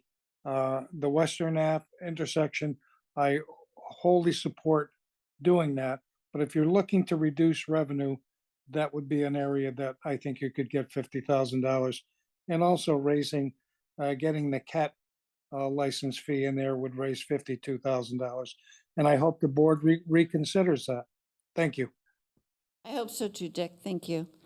Okay, so I'm a little, what are we yet to discuss? We have service reductions in departments other than. I already mentioned that Dick was going to be the last caller. Yeah. What? So if you want to vote on a motion to approve that slate, then you could do that now, and we could try to move on and get to some of the third item. So where are we? I mean, on this list? I can read it. Please do. Okay. Yeah. So Isaac? Yeah, just to clarify, something that Dick DeGray brought up. I believe that we all, at least the majority of us, agreed to deferring the IT coordinator hiring. So I think that's what Mr. DeGray was asking. It's a semantic, we haven't hired one, and he wants to gut it, eliminate it as a line item. What we're saying is we're going to limp along with the IT consultancy until such time as we can hire it, because the needs still exist. Right. Similarly to the finance consultancy, we have in the past, and we will continue to use a consultant until such time as we can find one. It doesn't mean we need to take down the posting, for instance. Exactly. You want to go ahead and then we can vote? Oh, so my understanding of your slate, which you could vote on, is reducing police department expenses $5,500, reducing employee recognition $2,500, eliminating traffic safety budget $15,000, split fire car 2, reducing $37,500, deferring IT coordinator some amount of $94,430, reduce bus service $25,000, eliminate accessible voting machine $1,800, and adding a $5 increase to facility use fee in Recs and Parks for an unknown amount that we'll determine. And finance director, right? And finance director, delay. Oh, sorry. And I also had moving bicycle capital fund to 5,000 from 10. Did we vote on? I did not have that one. I but- I thought, think we sort of voted to leave it where, not touch it. okay, very good. All right, that's the slate. I'm not going to ask John to repeat it. I'm not going to ask anybody to repeat it. Do we have, let's have a vote. All select board members in favor of the slate that we just enumerated, please raise your hand and say aye. Aye. Aye. Very good. Thank you all. That's 5-0. Now, Madam Chair? yes. Could we, in light of the comments that Mr. DeGray brought up and the high expense of the capital funding for the intersections, could we look at reducing that by half? My understanding is that's what we were hearing about for the William Street and for the Cotton. Didn't we just vote? Yeah, and I'm just saying one more thing in addition to that slate we could look at. I'm done. Okay. We're moving on. Okay. Yeah, I mean, We got, I'm we got bigger completely fish to split fry. on that. Yeah. So Service reductions, John has prepared a voluminous list. John, what do you want to say? Yeah, so I was just trying to think, like, how could we get through this and not be here till 1 o'clock in the morning? And I'm just wondering if maybe the chair might want to query the board on whether there are particular departments here that you want to focus on, or particular services that you want to focus on, and perhaps hearing from the select board about which ones may exist could shorten this conversation rather than having to go through each one in detail. I have some ideas, but I will defer to the board.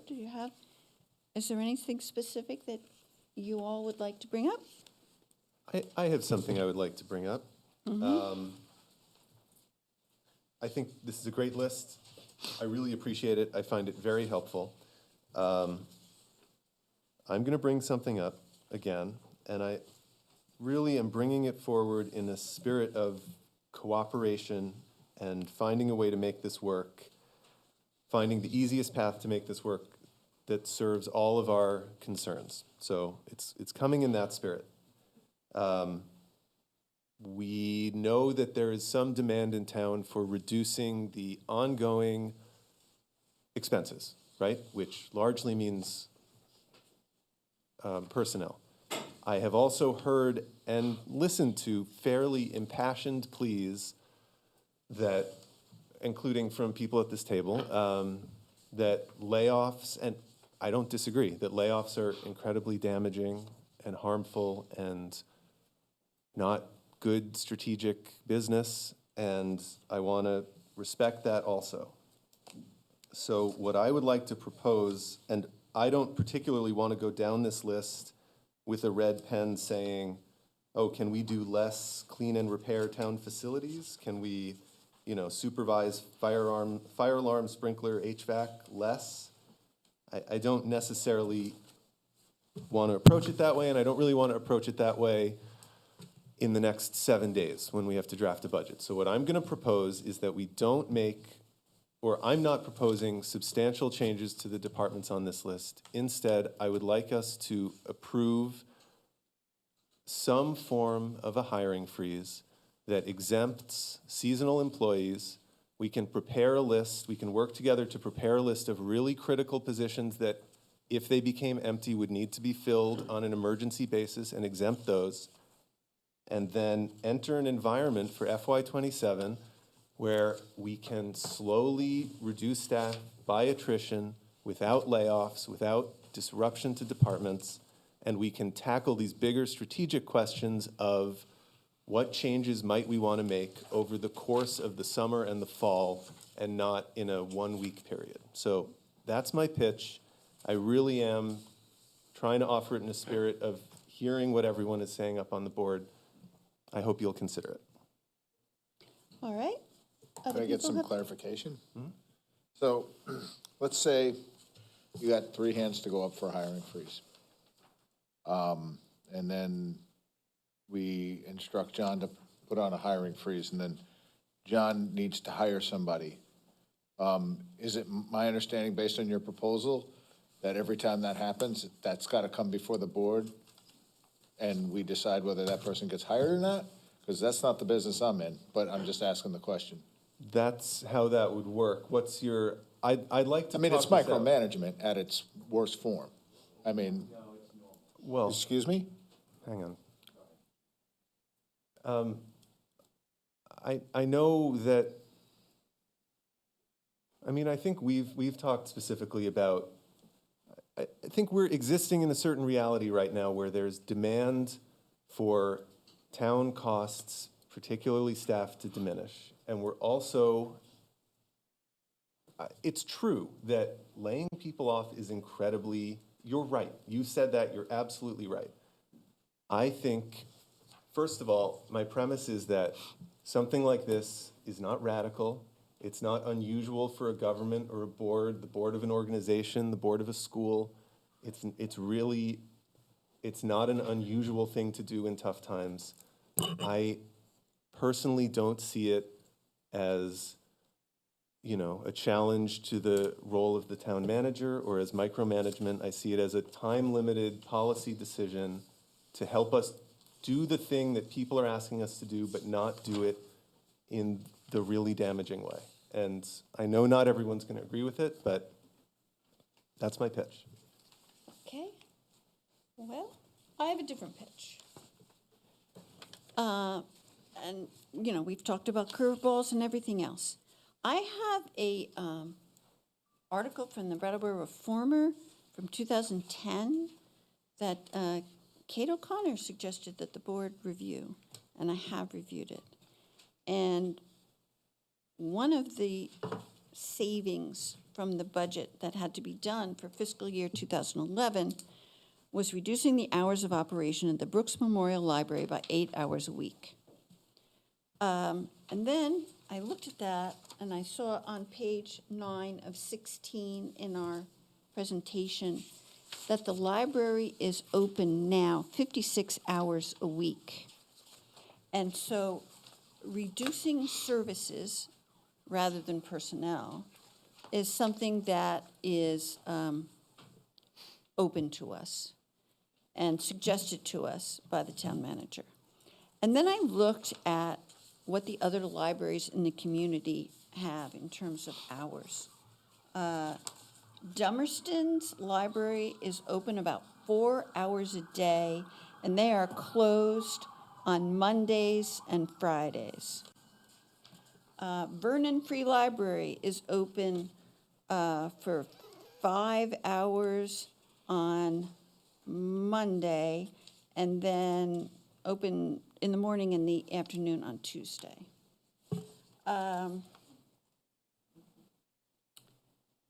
Guilford is open not on Monday, on Tuesday for 5 hours, on Wednesday for, I can't even read that, and not on Friday.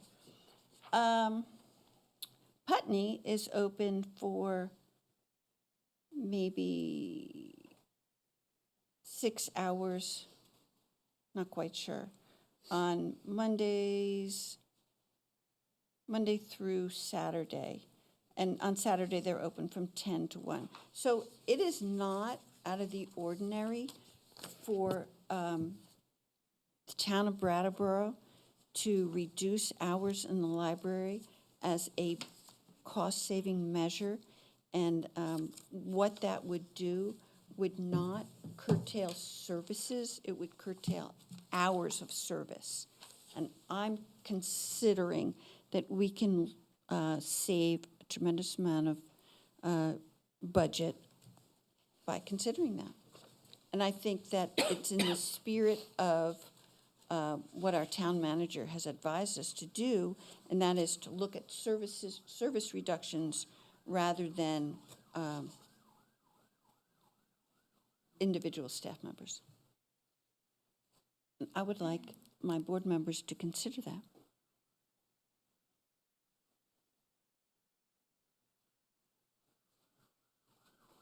So there are two different proposals right now on the table.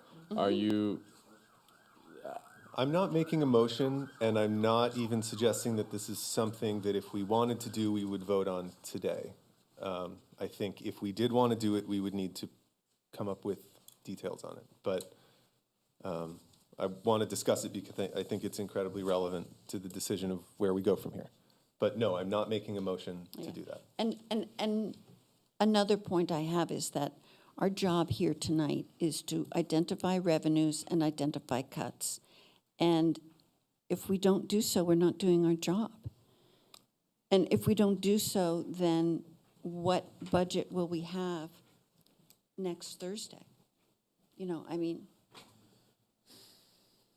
So I have a couple thoughts on this, which is, I think it is a helpful conversation to have, is what is it that we're trying to do? What is our goal here?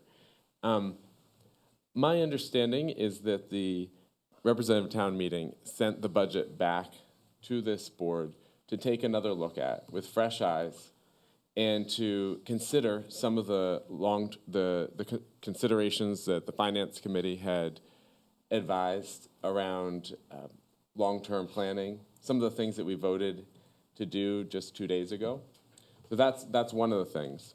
And I also heard concerns about a 12.1% property tax increase.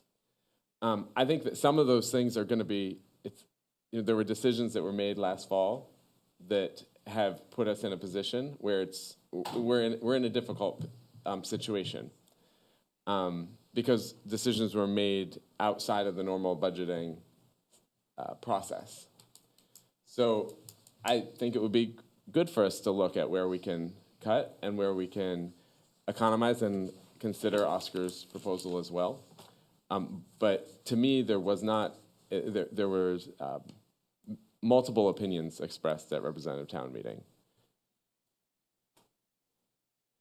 And I see that the public also, We're not ready for the public yet. And when we are, I'll let you know. Amanda?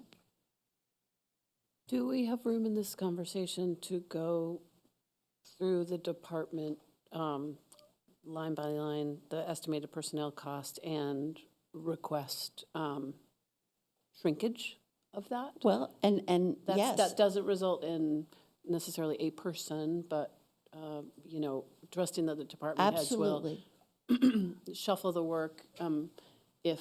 And so that's I'll give a that's very. exactly what we've been asked to do, so please give an example. So I'll give a very concrete example.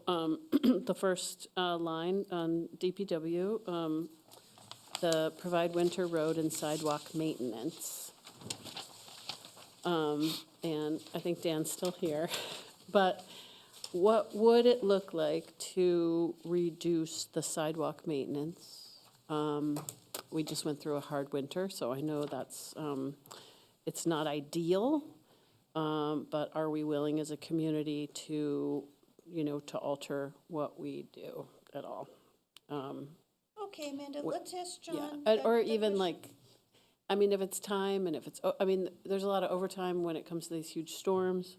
Are there ways to manage? Could we tolerate as a community? I think it's just good to discuss. I'm not advocating that we reduce it. I'm just saying that that's, that we should talk about it. Yeah, and so my thought was, if you can tell me services like that that you think the public or the RTM would approve, then we can come back next Thursday with some ideas on that particular service for reductions, whether there is any potential savings or whether there really isn't. So, Amanda suggested the winter road and sidewalk maintenance. Are there other services that other select board members have identified as a service that they think there's some leeway in? I do have others too. Please. If you want me to go through all of them. Please Okay. The other one is in the planning department, and it's one that I really kind of don't understand what the definition of it is completely. It's support resilience efforts in the community. What is the definition of how the support, is it direct support, technical assistance? Is it being present at meetings? What does that mean? Yeah, that is supporting groups in the community that want advice on resilience efforts, sustainability efforts. Okay. Yep. And so, do you want to flag that one, Amanda? I hate to do it, but yes, I would like to flag it. And because I think it dovetails into also writing grants and managing energy efficiency projects. They kind of work together, but And are you flagging that one as well? No, I mean, I think that, no, I'm not flagging it, but I'm wondering how they can kind of combine, I guess. And where on the page is that? I mean, I'm just trying to Second find from the it. bottom. That's on, that's. The $9,000 line. 9,000. Okay. Yeah. And then the other one is, so the Agricultural Advisory Committee, that's listed, so it's support and staff the Energy Committee and Agricultural Advisory Committee, but the Agricultural Advisory Committee is not meeting anymore, and I don't know the status of the Energy Committee, but just more info on that. The Energy Committee is active. There is a agricultural grant advisory committee, I believe, that is active, but the main one you're referring to, yes, is not. Got it. Okay. The other one I have, I'm going into the library here. 94,000 for public information, email, phone, social media, PR. That's a big percentage of personnel time. And the other one is I'm wondering about the 35,000 for providing technology support to individuals. The other one is assist the public with use of office machines, 21,000. I have to admit, I'm lost. Where are you? Oh, We're on page 10 of 16, the second item. And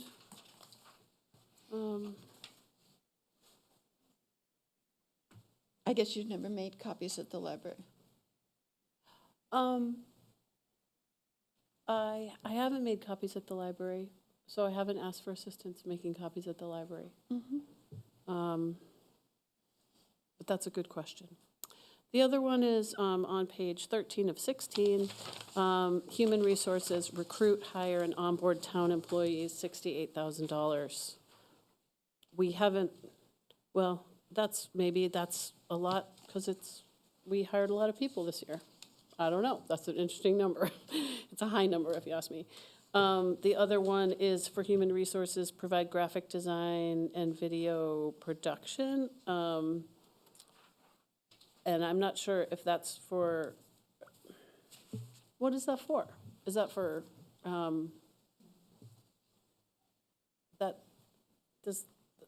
guess I'm not sure exactly what that's for, if that's.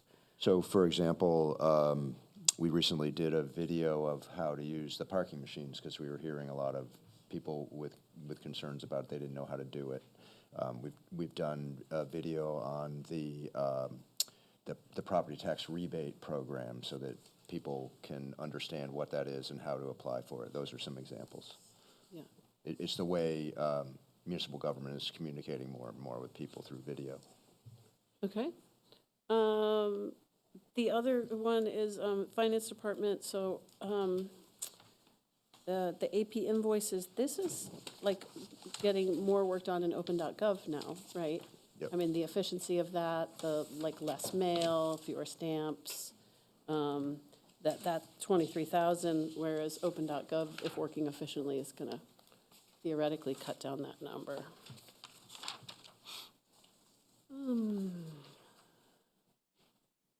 I don't, and I didn't get, that's as far as I got. So just threw some ideas out there. All right. Anyone else?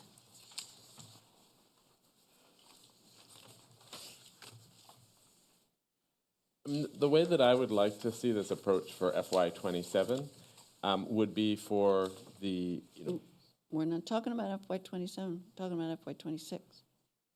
okay, well then talking about FY26, I think it's really difficult to do this process of going through and looking at each of these individual services without, we don't have the department directors here.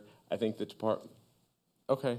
Yeah, well, then they are And back I there. can answer most of your questions too. if you Okay. have them. I mean, I would be interested in hearing from the department directors about where they would see the areas that are least utilized or where there might be potential savings or cuts, rather than us going through line by line. Because I don't know, I've spent half an hour with some of the department directors, but I still haven't gotten to do that with everyone. And I just think I don't think that I have any, just by looking at a page, I don't have a sense of what actually happens in each of those departments, a real clear understanding. And I would really be interested in hearing what the people who actually run those departments Well, think. here's the thing. John's created this list. Before he created this list, he created another list of what the services were and so forth. And it's unfortunate that you don't have a deeper understanding and, have the opportunity to talk to department heads. This is my 7th year on the board. Peter's been on the board this is your 3rd, correct? Yeah. And so it's really incumbent upon the board members to review this information, ask questions.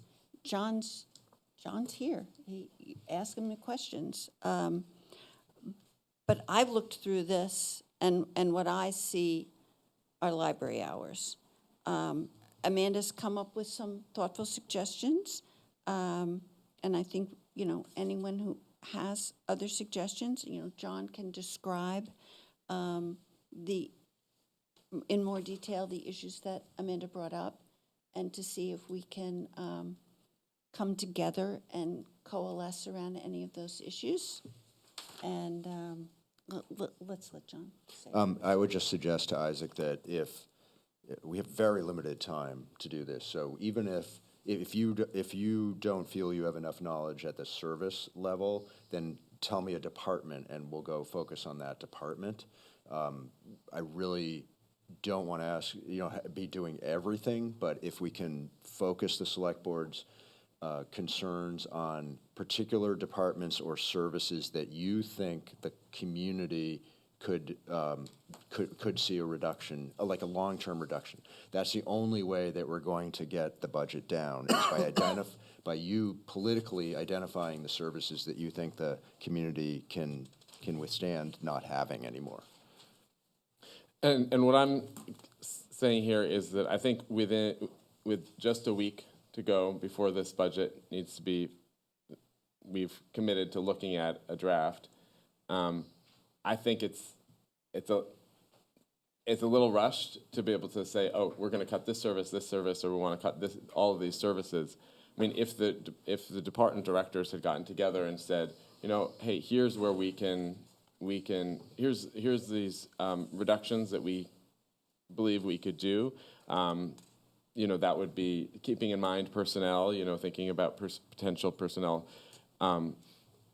reductions in hours or reductions in 35 to 30 hours or whatever, or, we think that we could eliminate this service or merge these positions, that would be one thing. But I don't think that that's realistic in 1 week to do. That's why I mentioned the FY27 is maybe we could have some sort of process like that. Maybe you in the certainly future. could, but here's the thing, right? RTM has thrown this back in our lap. RTM has thrown this to the select board. And we have been asked to make these policy decisions. And so that's our charge. And we have to think long and hard about it. And, asking questions and understanding what the services that we provide are perfectly appropriate for us to be doing right now. I know many of you have met with the department heads and are understanding the work of the municipal government, but that's what we're about. Amanda's asked some thoughtful questions, and John can respond to them, and the department heads are here. I've suggested some reductions to the budget that I think are pretty commonplace for municipal governments in a budget crunch. And so I would like to see, at least 2 other hands go up for that. And I would like us to discuss Amanda's positions, have John explain to the best of his ability, and then we can vote on those services. And then John can bring us back next week a budget with those suggestions within it. But this is the work that we're doing, and we're doing it. So let's. And it's uncomfortable work. It doesn't feel good. And that's clear. And I think it's felt in the room, and I think it's felt beyond that. If our task was to ask our town manager to provide ways to cut the budget, we have to just at least talk about it, and either say, oh, we don't want to lose that service. Oh, gosh, we need to uphold that. Or, okay, we have to think creatively. So I think it's rather than kicking the can down the road, it's like, well, let's throw some things out here. I mean, this is our charge. We just finished going through the reductions that the last select board identified. But of course, this is the new select board, so there must be new ideas, and that's what we're about. Oscar? I'd like to make a couple comments. One is that I think it's good that we are adopting the idea of talking about services and not positions. That said, I think we're getting a little cute with it. If we talk about drastically reducing library hours, we're talking about layoffs. So just the fact that we're calling it a service doesn't change the fact that that's what we're proposing. We're not naming names, we're not naming names of positions, but that's what we're discussing. So calling it a service is not the be-all, end-all. And do you have any services that you think are able to be reduced to provide savings for the budget? Well, here's what I think, which is that we are doing a slightly different version of what the last select board did. And that is one of the things that RTM objected to. I know everyone has their own interpretation of why the budget was voted down, but from sitting on the finance committee, from talking to people, I can tell you that there was serious concern around process. A budget process last year that, to summarize, was the presentation of a base budget, the discussion of a base budget, and oh, that number's too high. And then the presentation and consideration in, I think, 4 or 5 meetings total of a list of cuts. We're now considering strategic, long-lasting changes to entire departments at 10:15 p.m. on a Thursday with a draft budget due in 7 days. This is not, it's late, so maybe I'm being blunt. To me, this is not a productive strategic process. I am suggesting a way forward to sustainably reduce our expenses that doesn't require trying to perform surgery on town operations at 10:15 p.m. with a bunch of people who apparently can't even remember what time it is. And say again that at no point was the charge I got from RTM, you are doing too much of these services, please reduce them. It was, spending is too high, please find a way to bring it down. I meant to bring and forgot the Commons with Hugh Barber's Voices piece in it. So if the opportunity came up, I could read his final sentence. But to summarize it, it was, we have a team of professional department heads who are experts in their field, put them around a table and say, as organizations have done for decades, if not centuries, when faced with problems, put your heads together and give us what you would do as a team, respecting each other's departments and missions. Give us a 5 and a 10% reduction from here. And then we as the board can shoulder the uncomfortable political burden of making those decisions, but the genesis has to come from the experts who are the department heads. And so, no, I have no cuts from this table to propose. I have a path forward, and I have a way I think we could develop a sustainable budget. But yeah, that's my answer. And I definitely feel differently about the notion of a hiring freeze. The notion of a hiring freeze is not a thoughtful examination of town staff. It is an across-the-board Elon Musk type thoughtless plan. Can't even mention the man's name. To whom? Just don't call me Elon Musk. I think I would be happy with that. No, what I'm saying is that the notion of a hiring freeze is antithetical to what we're about. How about, It's not budgeting. It's not budgeting. may I? Yes? All right. I think I want to speak to something that Oscar brought up, which is the idea of, that the department directors being really experts and being able to help us in making these decisions. And an example that we saw right in this meeting was when we were looking at the item for the Recreation and Parks Department. Do you remember how there's that thing about $20 for additional day camp fee?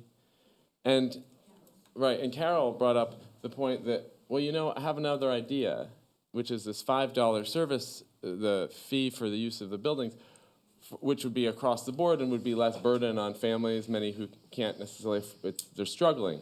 And this is the thing, is that I would have never thought of that, because I'm not Carol. I'm not the director of the Recreation and Parks Department. So, and in terms of, we could go through these, and it just feels irresponsible to me to be making those sorts of cuts at this time. Peter. I hear what you're saying. I hear what Oscar's saying. The example that you brought up isn't a cut. It's a revenue source.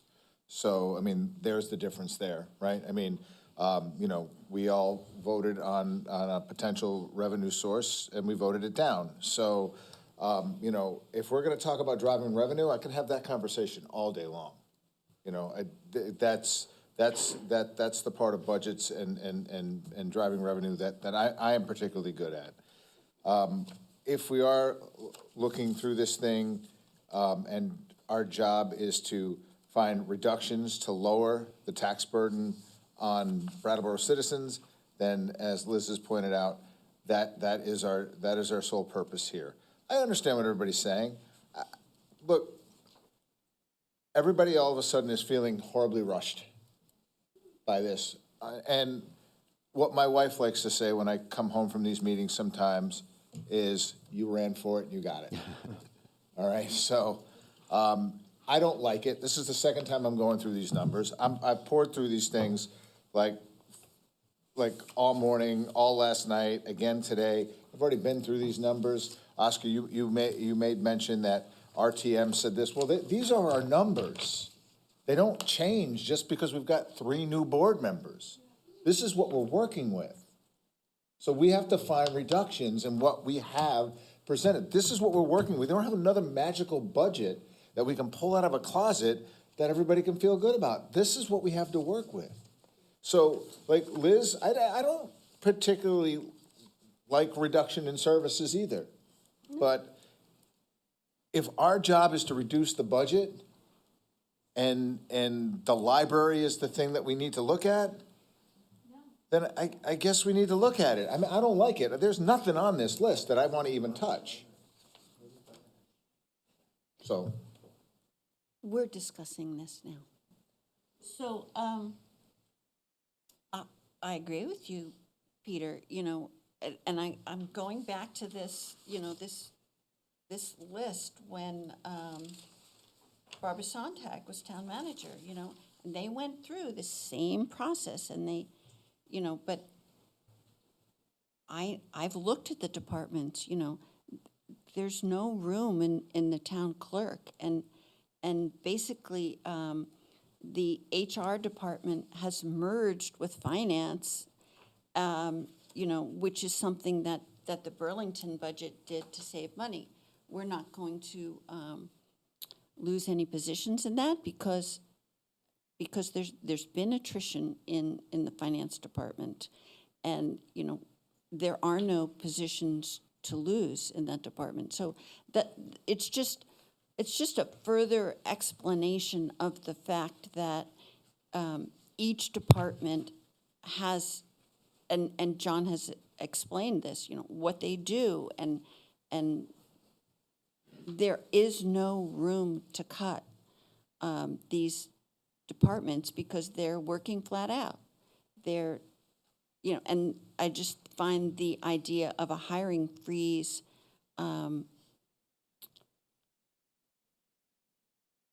not in full knowledge of the situation in each department on the ground. And so that's why I'm thinking, that the library is an obvious and time-tested area to reduce the budget. There are no other positions to be cut that I'm aware of. The only opportunity that we have is to identify services that could have a closer look, which is exactly what Amanda has done. And so I think we should be discussing that, and we should be discussing the library, and we should ask John to take those suggestions as he's presented in this memo and see what he can come back to us with next week. And if we wanted to continue to be responsible to our charge, we might want to suggest other ideas. But in the meantime, I think we should ask John to discuss Amanda's suggestions. I'd like to make one more comment. if Yes. that's okay. I feel like I've said what I'd like to do about as clearly as I'm capable of saying it, but let me go one step further and be clear about what I'm proposing, which is that we return to RTM with a budget that is not hugely lower than the one that went back to it. That it is made, we've found, I can't remember, but we've probably made 200K in cuts, maybe in the vicinity of 100K in revenue. We go back to RTM with a functionally similar budget, but with a commitment to making big changes to the FY27 budget process, with a commitment to strengthen long-term financial planning, and with a hiring freeze that will sustainably bring down expenses over time with the least disruption to, et cetera. I also am confident that I could spend 10 minutes with Google and a printer and come back with a stack of news articles about towns and schools and organizations instituting a hiring freeze as a basic tool to deal with economic conditions like this. So, sorry, I'm getting a little frustrated, but the one thing I would like to avoid, the one thing that bothers me is people looking at me like I've got two heads for suggesting this idea, and I'm sitting here thinking that this is a rock bottom standard tool in a situation like this. So I'm going to leave it at that. Well, may I say something? I agree. It's our financial responsibility and our fiduciary responsibility to the town to do things like what Oscar is suggesting at this point. And it is very clear that it excludes any seasonal employees. Is that correct? Yep. Right? And you've made that clear? For the hiring freeze Yes, idea? it would exclude seasonal employees, and we would prepare a list of really time-sensitive employees where if someone walks out on the job overnight, you have to have someone there the next morning. And I'm happy to discuss details and figure out a way to make this work. A blanket refusal, it just baffles me. So It's not a blanket refusal. It's, again, it's how we run our town. I wasn't part of the board that hired this man, but we hired this man to run the town.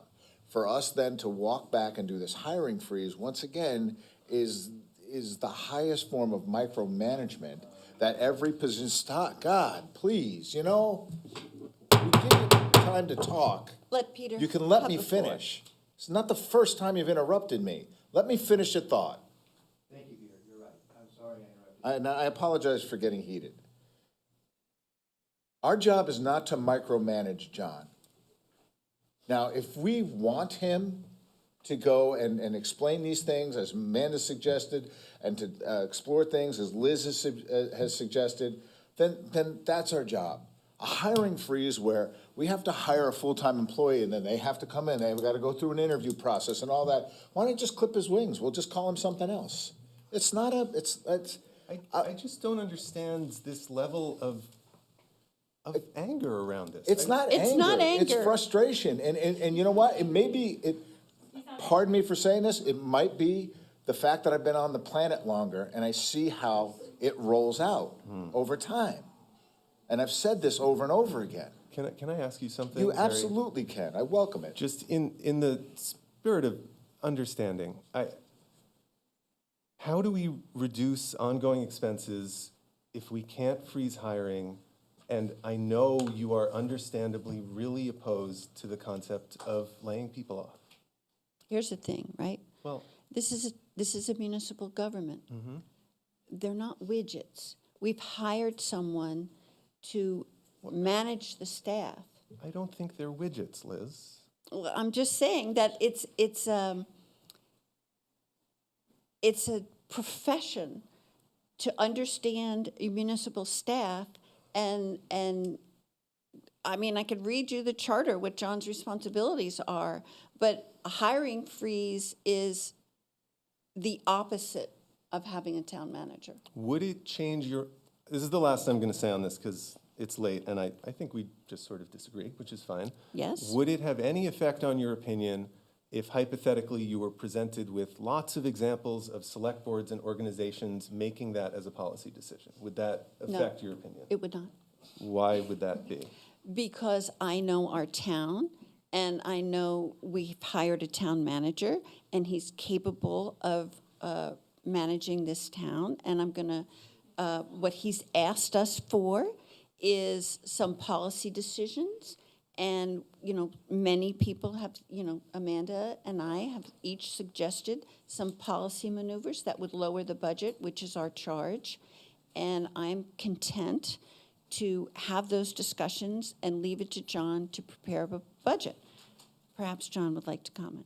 Well, I just wanted to make sure Oscar understands that freezing hiring is a tool. It's a management tool. And it's one that I use all the time. Right now, we have 7 positions. 4 of them are frozen. They're not being hired. They're awaiting your guidance on what areas that you might want to reduce the budget. And, hiring freeze in and of itself is not a budgeting tool. It is a way to manage the implementation of a budget, but not developing a new budget. So there is no way to predict what positions might come under a hiring freeze over the next 6 months. I can't change the budget based on that. I can use it as an operational tool to manage the finances of the town, but that's my role. That's what you've hired me to do. If you put additional layers on that, it just makes it more difficult. It's really not trusting of the town manager. It's kind of it's obviating the my role as the appointing authority that you've hired me to do. That's just the way I see it, Oscar. I'm sorry we disagree. I see this as the idea of a hiring freeze as a tool that can be, that it is a policy. I use it. Yep. Sure, but this, when it's, what Oscar has proposed is a tool that can be, that is something that we can take to the public, that it's policy, that we can take to representative town meetings, and that they know that we're going to actually be considering each of these positions in light of where we are financially. Yes, but it's a tool, but it's not the smartest tool in the box. And the smartest tool in the box is to look at the positions that need to be filled or not filled in relation to what they actually do. And so the hiring freeze, again, it ignores all that. It ignores the departments and the positions and the levels that people are at. It just says, if I may say, it's not doing the work that we're about. And it's not doing the work that John has been hired to do. And so when Amanda looks at these numbers and says, what about this task? Do we need this task?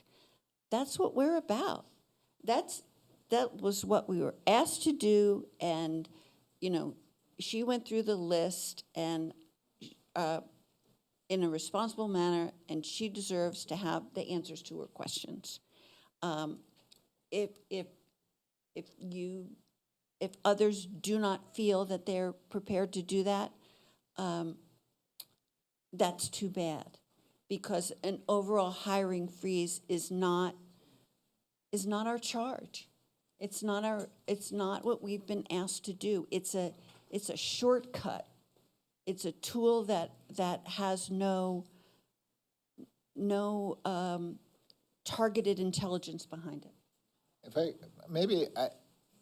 I've just been trying to figure out how to sort of explain the hiring freeze with words that we've already used tonight. And Isaac brought up a point of saying, let's go to the department heads and let's have them reduce the budget, because we don't know.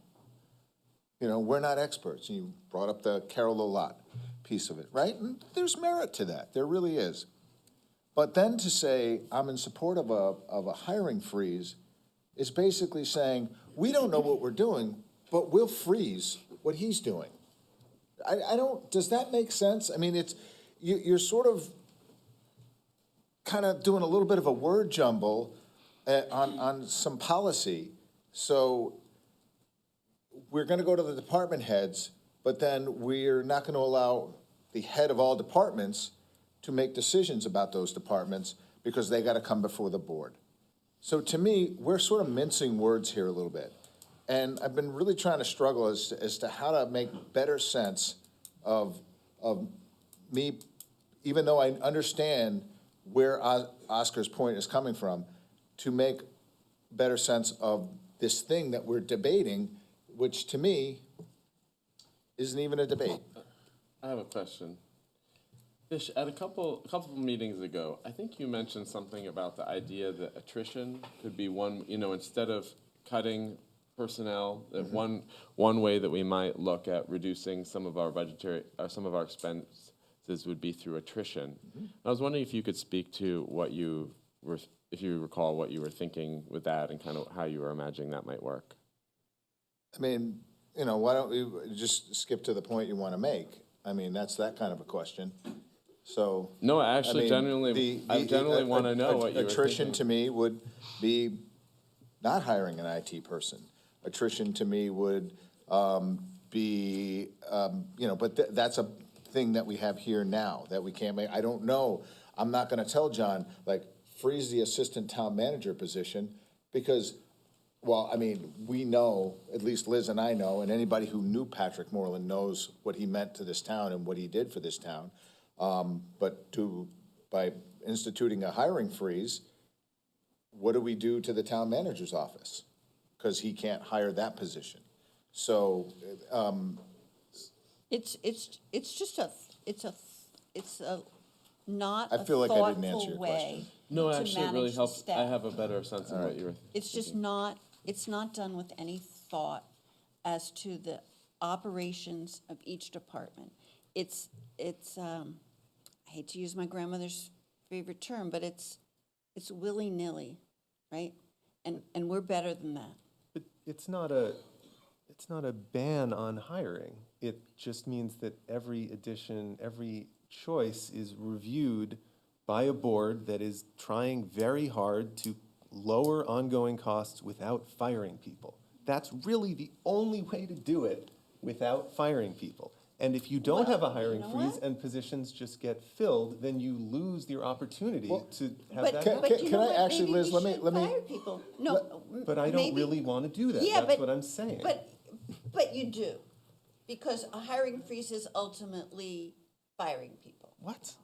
No, it's You not. know, I'm gonna pivot our conversation here, Madam Chairman. I'm so sorry that I'm doing this, but I, out of respect for the people sitting in the meeting and where we're at, I hope that we can sort of pivot it and kind of wrap it up for the evening. I will say that our departments work very hard. Our department heads, our staff.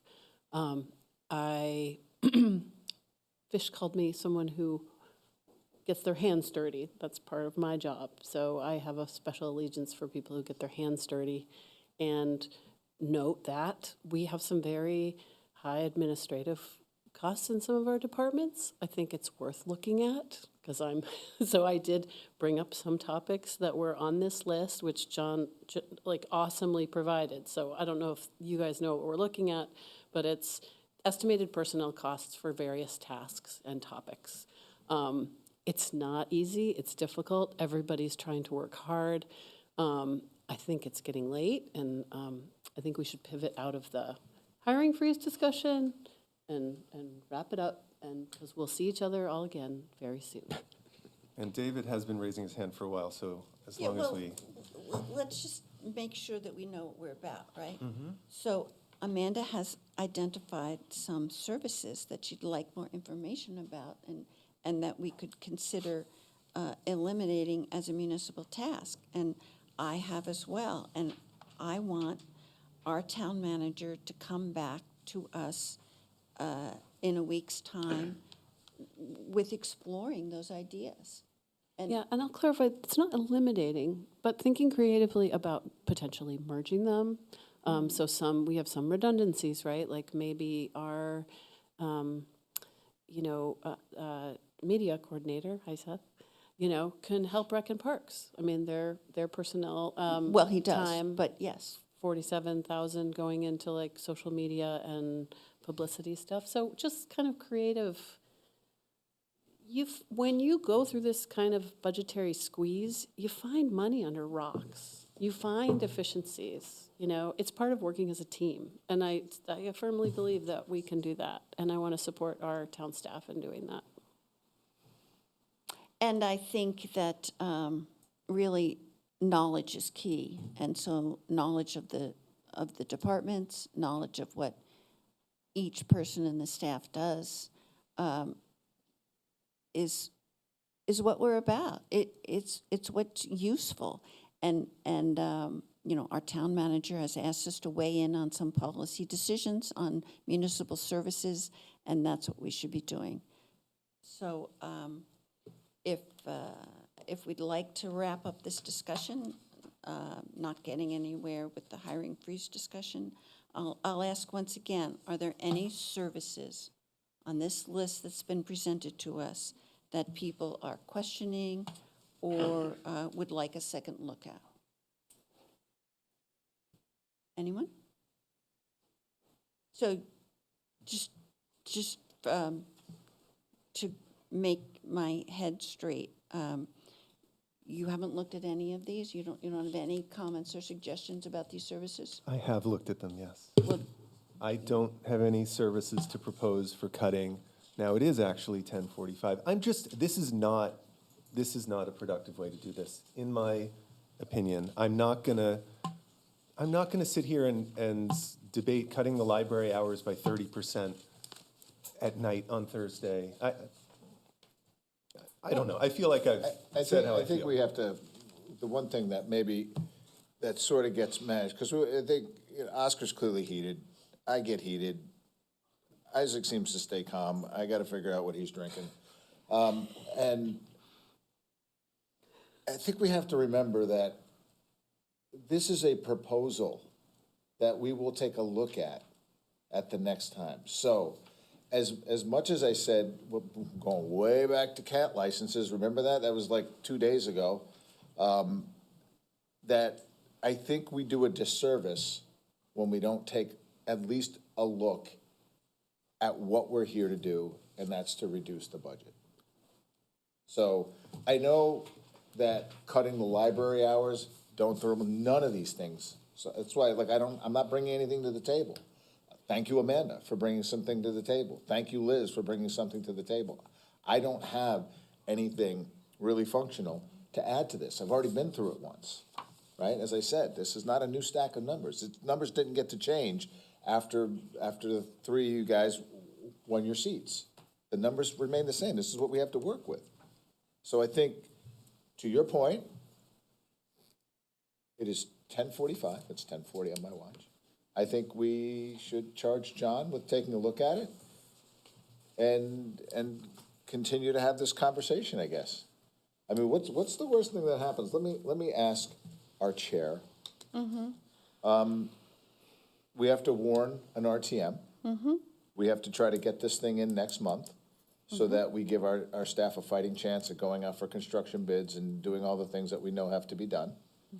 Right? What happens if this goes to the beginning of June?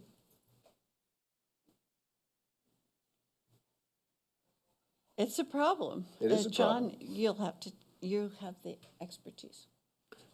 Well, if it goes past the end of the fiscal year, we'll have to look for borrowing some money to cover our costs and the school tax.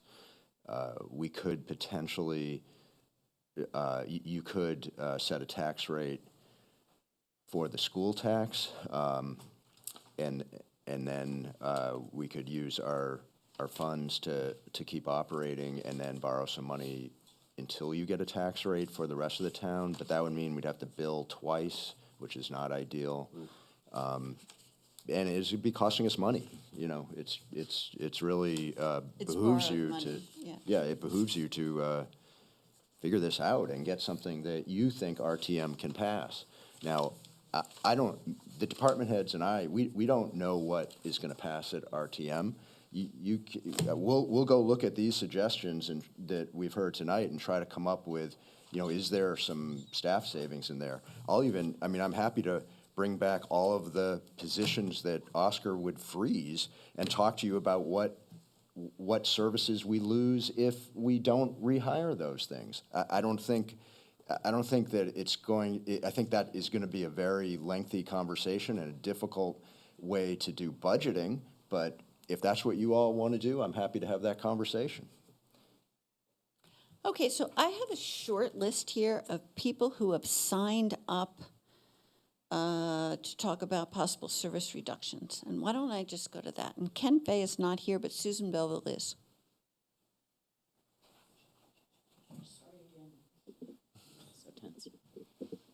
Susan Belleville, Brattleboro. So I need to make some points. I have served on a public board, a municipal board, school director for the town of Guilford, as well as chair for a number of years, as well as chair of the WSGSU board for a number of years.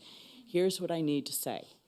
You each have the responsibility to tell John what you want for a bottom line. It's John's responsibility to come back and tell you what that's going to look like. It's not, you shouldn't be doing this to John. You need, or the department heads who put forward a really good budget that you guys don't like and the RTM members don't like. You need to tell John what your bottom line is, and he comes back to us with that information. That's it. That's his job. Yours is to not micromanage him and give him the responsibility and the room to do his job. That's what's got me so upset. You need to take the courage because you wanted these jobs. You came up with this reason why you had to have this job, it's your job now. Put on your big boy pants and make those decisions and tell John that he has to do it. David? Thank you, David Lovemock, District 9. Oscar kind of got to this at one point and then pulled back. I'm rather confused by this whole part of the evening because this describes a list of activities, services that the town provides and has dollar amounts related to current personnel fulfilling those service activities. If you're not going to cut staff, and I'm not arguing for that, but if you're not going to cut staff, if you're not going to do a hiring freeze, then I don't see how identifying particular service areas you don't want to do gets you any savings in the budget. So, and I think we gather John doesn't agree with me. I don't see where this gets you any savings. I think you're misreading John's list, and that if a service was identified that is not needed, then it may very well lead to staff reductions. The point is that we're not saying, off with your head.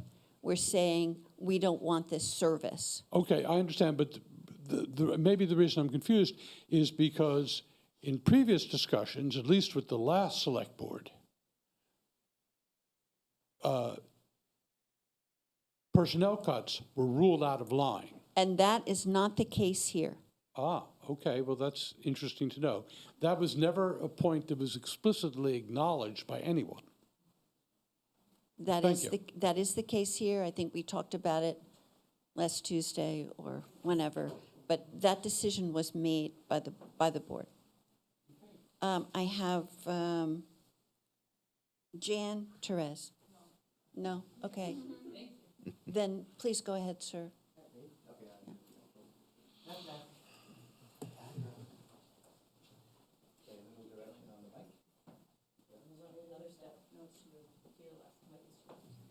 Okay, once I touch it, I'm good to go. It takes me a while to get up here, but I think you've noticed that once I get up here, I'm pretty brief. I just wanted to thank you all for the discussion tonight. I think it's really important. My name is Eric Karen. I'm from District 7. I'm also experienced both on a multi-million-dollar budget at a nonprofit and the department head for a high school of over 1,300 students at times. And I have to say that the basic thing that happens when I've had to be called in as a department head are some of the things that we had to do were some of the things that were presented right here tonight. So my brief comment is that I heard the solution to our problem tonight. Almost everybody here offered a piece of it, but the problem was solved. And we just have to listen to the folks that spoke up. I heard Isaac say, we need to trust our department heads. Ask them how to cut the budget by whatever percent, 4%, 5%. Ask them for their ideas. And as we've already seen tonight, they will do it. We heard Oscar say, when we don't want to fire people, let us as a board that's responsible look at the positions of people that have left, and then make decisions about how to work with those positions, adjust them, change them, add them, meld them in, add the right one position here and let someone else with experience take over. But you have to have those discussions here, and you have to use that information. The hiring freeze is a critical piece of that. And I heard Amanda offer ideas on how to look at the line items and say, hey, we could probably cut this by half or look at this differently and make a big difference. And, I think these new ideas, these new steps are so critical, and they are showing us how to solve the problem. But we have to get by the roadblocks to do it. Thank you. Thank you. All right. Let's give Dick DeGray the last word, and then we'll wrap this up. Last word, Madam Chairman.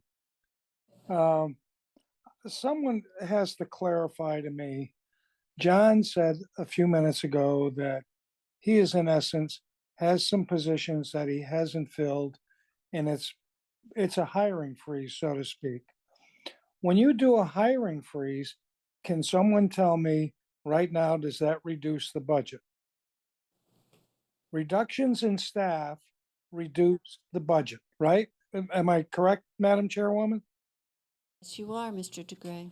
And so if you're doing a hiring freeze, you're not reducing the budget, you're just not filling a position. That's that's my understanding.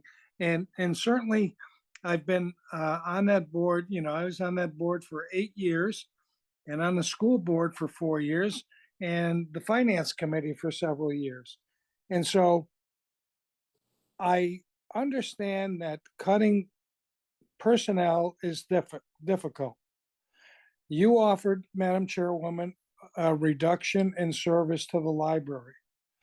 There should be at least a discussion on your proposal, whether it goes by the board as you have done all evening long. I don't support a hiring freeze because it doesn't reduce the budget.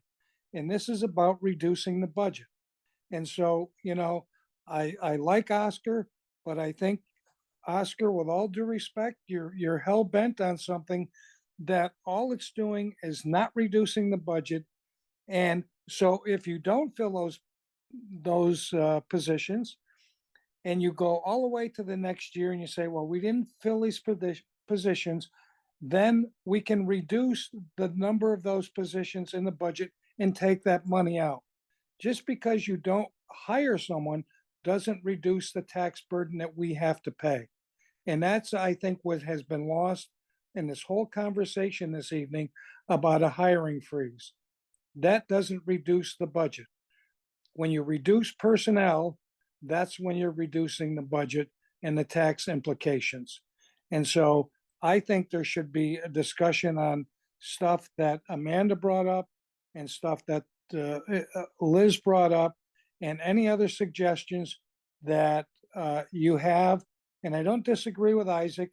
I think that as you leave here, I would be asking the department heads to come up with any possible reductions that they could and bring them back to you at your next meeting.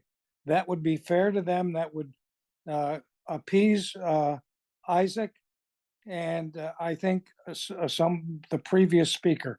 So this has been spirited, but at some point you got to make some decisions and move on. And I thank you very much. I don't know how you did that with exactly 3 minutes, but I'm impressed. Nailed it.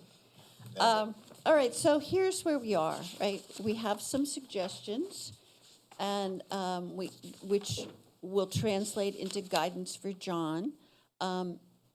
Then John is going to have to use his judgment as town manager to come up with a budget that reduces spending considerably. And unfortunately, he will be doing that without the benefit of all of our guidance. So he will take Amanda's suggestions and my suggestions and prepare a draft budget for us for next Thursday. If anyone has any other suggestions based on services, yeah, you have 5 minutes. Well, I think it would be, since we do have department directors here and we're talking about cutting hours for the library and the director of the library is here, if she's willing to speak to it. I'm not going to ask her to do that now. I'm going to ask John to discuss with her and to present his findings in a draft budget next week, as he will do with Amanda's suggestions and any other suggestions that he deems necessary, because that's all we heard this evening. And, if he wants to throw in cat license in there, it was voted down, but maybe it could be revised next Thursday. There have been some revenue ideas presented, and they were approved by this board, and so they will be included in the budget. I don't think really there's anything else to say this evening. So I'll ask for someone to move to adjourn. I can do that motion. I also just want to express so much gratitude for everyone who's still here, I mean, tomorrow morning's going to come early, and a lot of people have to come right back here. So thank you, people online, and just the dedication and love you have for our town inspires us every day. And thank you for putting us here. And with that, I make a motion to adjourn the meeting. Great. Amanda's made a motion to adjourn. All select board members in favor, please raise your hand. Say aye. Aye. Aye.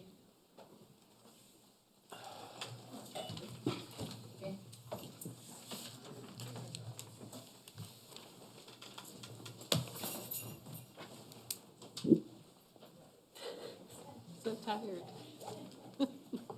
Wait.